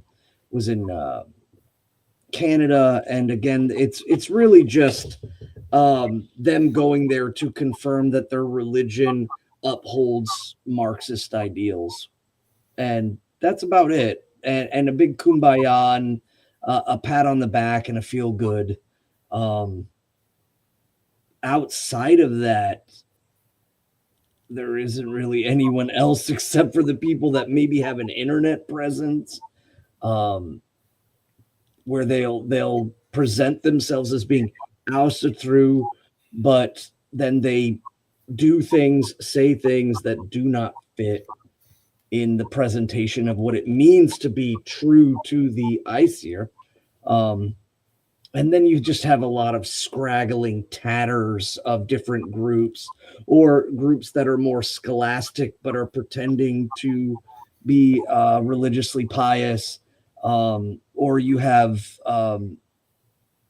Viking show people who like to wear furry shoulder pelts and have mohawk ponytails, and adorn their face with soot and smut and whatever they're putting on their faces. Again, to stroke their egos, because they don't really view the gods as real. They're not. This isn't a religion to them. The gods are not part of a gift cycle that we're attempting to broach and step forward. Instead, again, it's just History Channel, cool music, Viking go bonk, drink mead, and they eventually fail away. Those, again, some of those people have transferred over. Very few, but some of them have come in and suddenly realized, like, whoa, and it changed their whole outlook of life and what they were doing. But most of them were never religious to begin with. And we find ourselves in that middle ground, Christians thinking that we're, evil satanic pagans that are going to burn churches down, and we have no morals. And then we have Marxist leftists and atheists who are thinking that we're part of their whole miniature revolution against Western society. And we are neither. So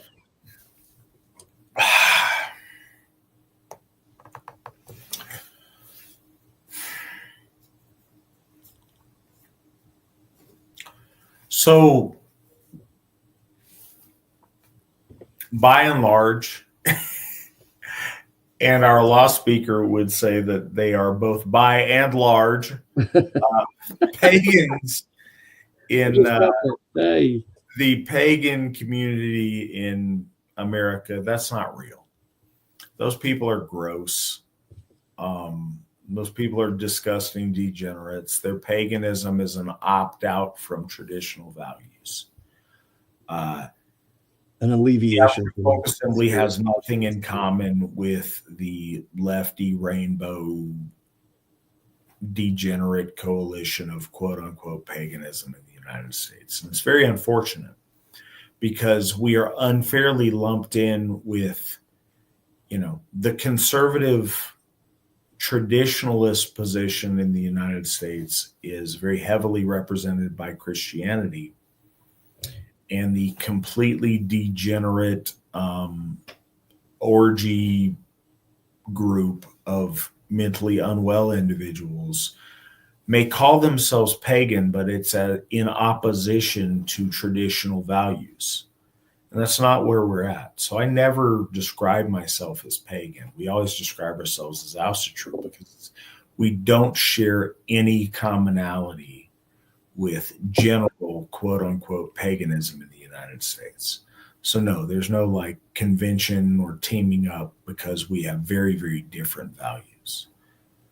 We are much more aligned in terms of values with conservative Christianity in the United States than we are with quote unquote paganism, because most pagans in the United States don't really believe in anything. They are just anti-tradition and anti-Christian values. So it leaves us in a very strange spot, where we support a lot of traditional Western values that the Christian community supports, but we don't agree with them in any way theologically. We also don't agree theologically with the quote unquote pagans because they're not sincere people. But we greatly differ with them with any kind of political or social values. So it puts us in a strange third position that's not represented by either of those two groups. But no, the American pagan circles are very different and divergent than anything that we would describe as our core values or common belief. Even if you were to remove the current or quotations paganness from the question and substitute in folkish Norse gods people, I would also say no, there's no convention because that's either what the Narena or the Odinic Rite, and they're either academics who know nothing about spirituality or they're people who don't actually do anything. So right, they're either existent or they're falling, they're dissidents against us. Yeah, those people don't really exist. The AFA, one of the interesting challenges to the Asatru Folk Assembly, and I'll put this out there, is finding something to measure ourselves against. There was a time 20 years ago when there were a number of different Asatru national organizations that all had a certain amount of equivalency. That's no longer the case. The other, alternatives to the AFA don't exist in the real world. They have pulled far back on their real world existence. In the meantime, the AFA has established 4 Hofs. We get together dozens of times every week and exist very much in the real world. So any of those other groups don't, say what they will, they don't matter and they don't count. The only thing that they do is sometimes they siphon off people that should be with us that choose to not be. But they don't offer any actual real world alternative. So the only thing we have to compare to, and this is a challenge, and this isn't really to the question, it's just to put there to our audience. We have the numbers to be a very big church in a town, but we're spread out over the world. So our closest comparisons are things like Jehovah's Witnesses or the Catholics or the Muslims or the Mormons, and we're not numerically large enough to make those comparisons. So we occupy a strange area that we don't have anything similar to compare ourselves to. So we're pioneering a new space in the world that presents its own benefits and its own challenges to figure out. But any of the other quote unquote pagan things, and that's not real. Those are largely online concerns. And unfortunately, their real world existence is very, very lacking. Has the AFA been tracking the private town movement where groups are buying land and creating private communities? So, sort of. We've heard about a lot of that. We have not seen a lot of that manifest in the real world, but we do hear about a lot of that. And one of the things that we're trying to do along those lines, and we've been working towards for a while, is to get our membership to, one, move to Jackson County, Tennessee. My family is going to move there. Hopefully Svan's family is going to move there. A number of AFA leadership families are planning to move there and get as many of our members who would like to. And our producer, Nick, has already moved there to get to Jackson County, Tennessee, to build the AFA's capital and to build a community within that relatively small population-wise county. That's our current goal in those regards. The second thing is, if we have people that are unable or unwilling to do that, to get them to move closer to a Hof near them. Eventually, we will get a Hoff close to everybody, but that is dramatically accelerated when we're able to build based on people moving towards our existent Hoffs. There's various things that I've seen a lot of people talk about intentional communities and moving closer together. And what I've always felt and continue to feel is that can take a lot of different forms. There are a lot of us that sit back and one of these days, one of these things happens, we'll jump. One of these days never comes. Intentional community can be, hey, you and a bunch of other people that share your core values get houses next to one another in a neighborhood. Get apartments in the same building in a completely urban conception. If we had a whole bunch of people that all were AFA members and they all got apartments in the same building, that would be amazing. Imagine an apartment building with, 200 rooms and you had 50 of those were AFA members. They could do amazing stuff there. They could gather around by the pool or by the hot tub or by the grill or whatever. You could build amazing community that way. You could also do that in a rural setting with everybody having property next to one another. There are a lot of ways you can do it. But I think too often our folk wait for the perfect way to do it. Man, one of these days when there's an intentional AFA town and everybody is, then I'll move there. Well, one of these, well, when it's a whole county, then one of these days, and that never happens. When somebody else does it for me. When several somebody else's do it for me, then I'll come in and we'll make it happen. The truth of this is every place that we have a Hoff, every place that we have members that get together regularly, all has the exact same origin story. Somebody was once there by themselves and emailed the AFA and say, hey, I apply for membership. How do I make stuff happen where I am? Is there anybody near me? The AFA, whoever, quote unquote, the AFA is at the time, says, no, there's nobody close to you, but we'd love to support you if you want to build something. Here are the closest people in neighboring areas. Let's make it happen. And one person steps up and says, cool, I'll host it. Let's go to my favorite restaurant. Let's go to my favorite park. Let's go to my house. And then another person joins and sees that person's there and they go. And then two guys hang out by themselves and look odd at a park or at a restaurant. Like, man, wish there was more of us. Cool. I'll see you next month. Then eventually, if you do it for a few months, there's somebody else. Maybe one of those guys brings his wife or his girlfriend.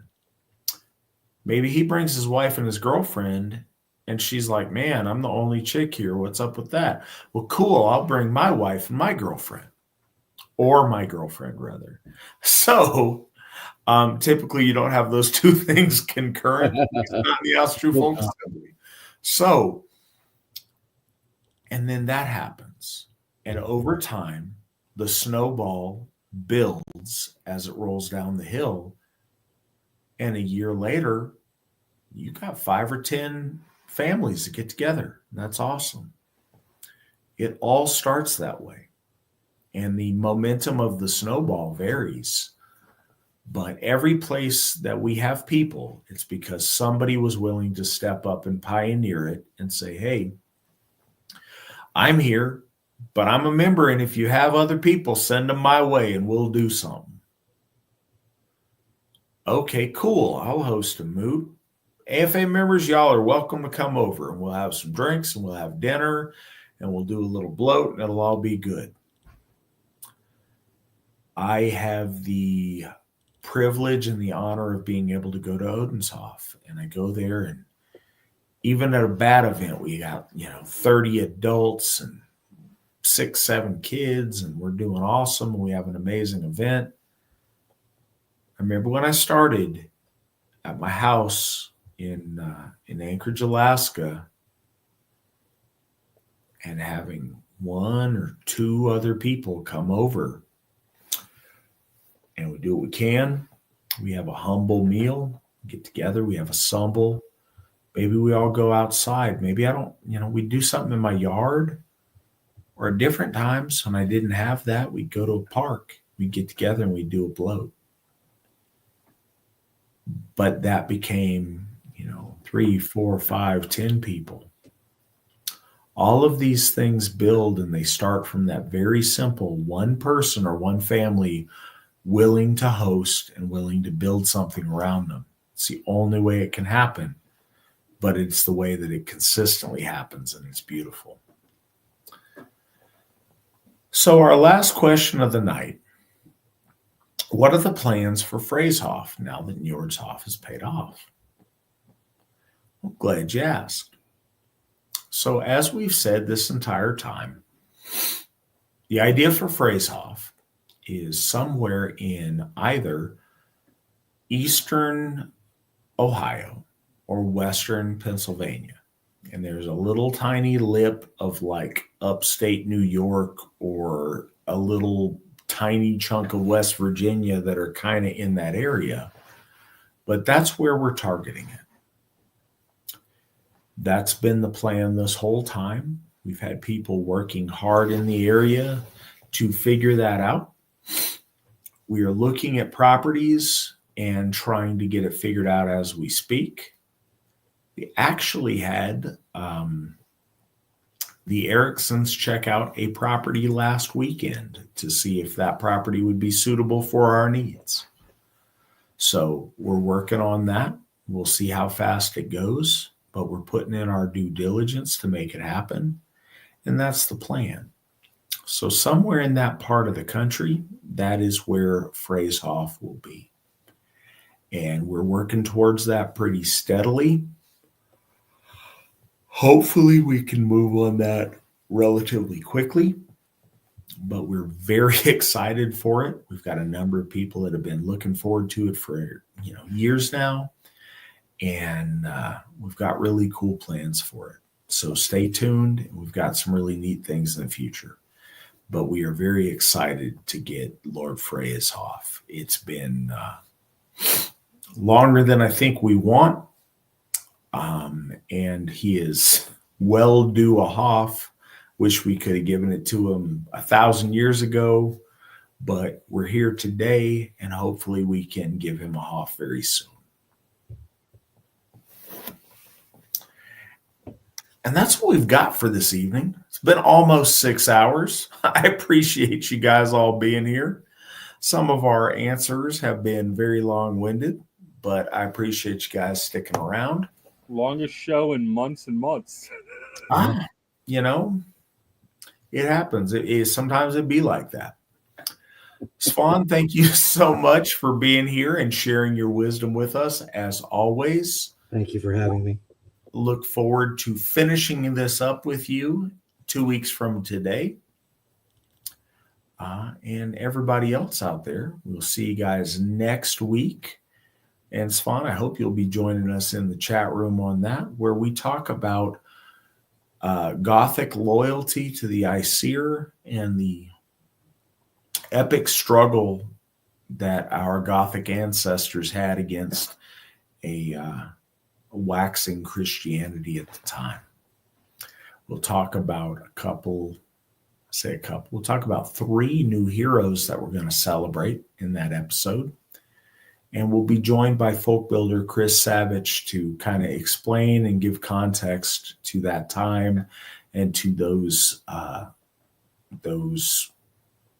standout men who champion the Aesir in the face of adversity. Till next time, hail the Aesir, hail the folk, hail the AFA.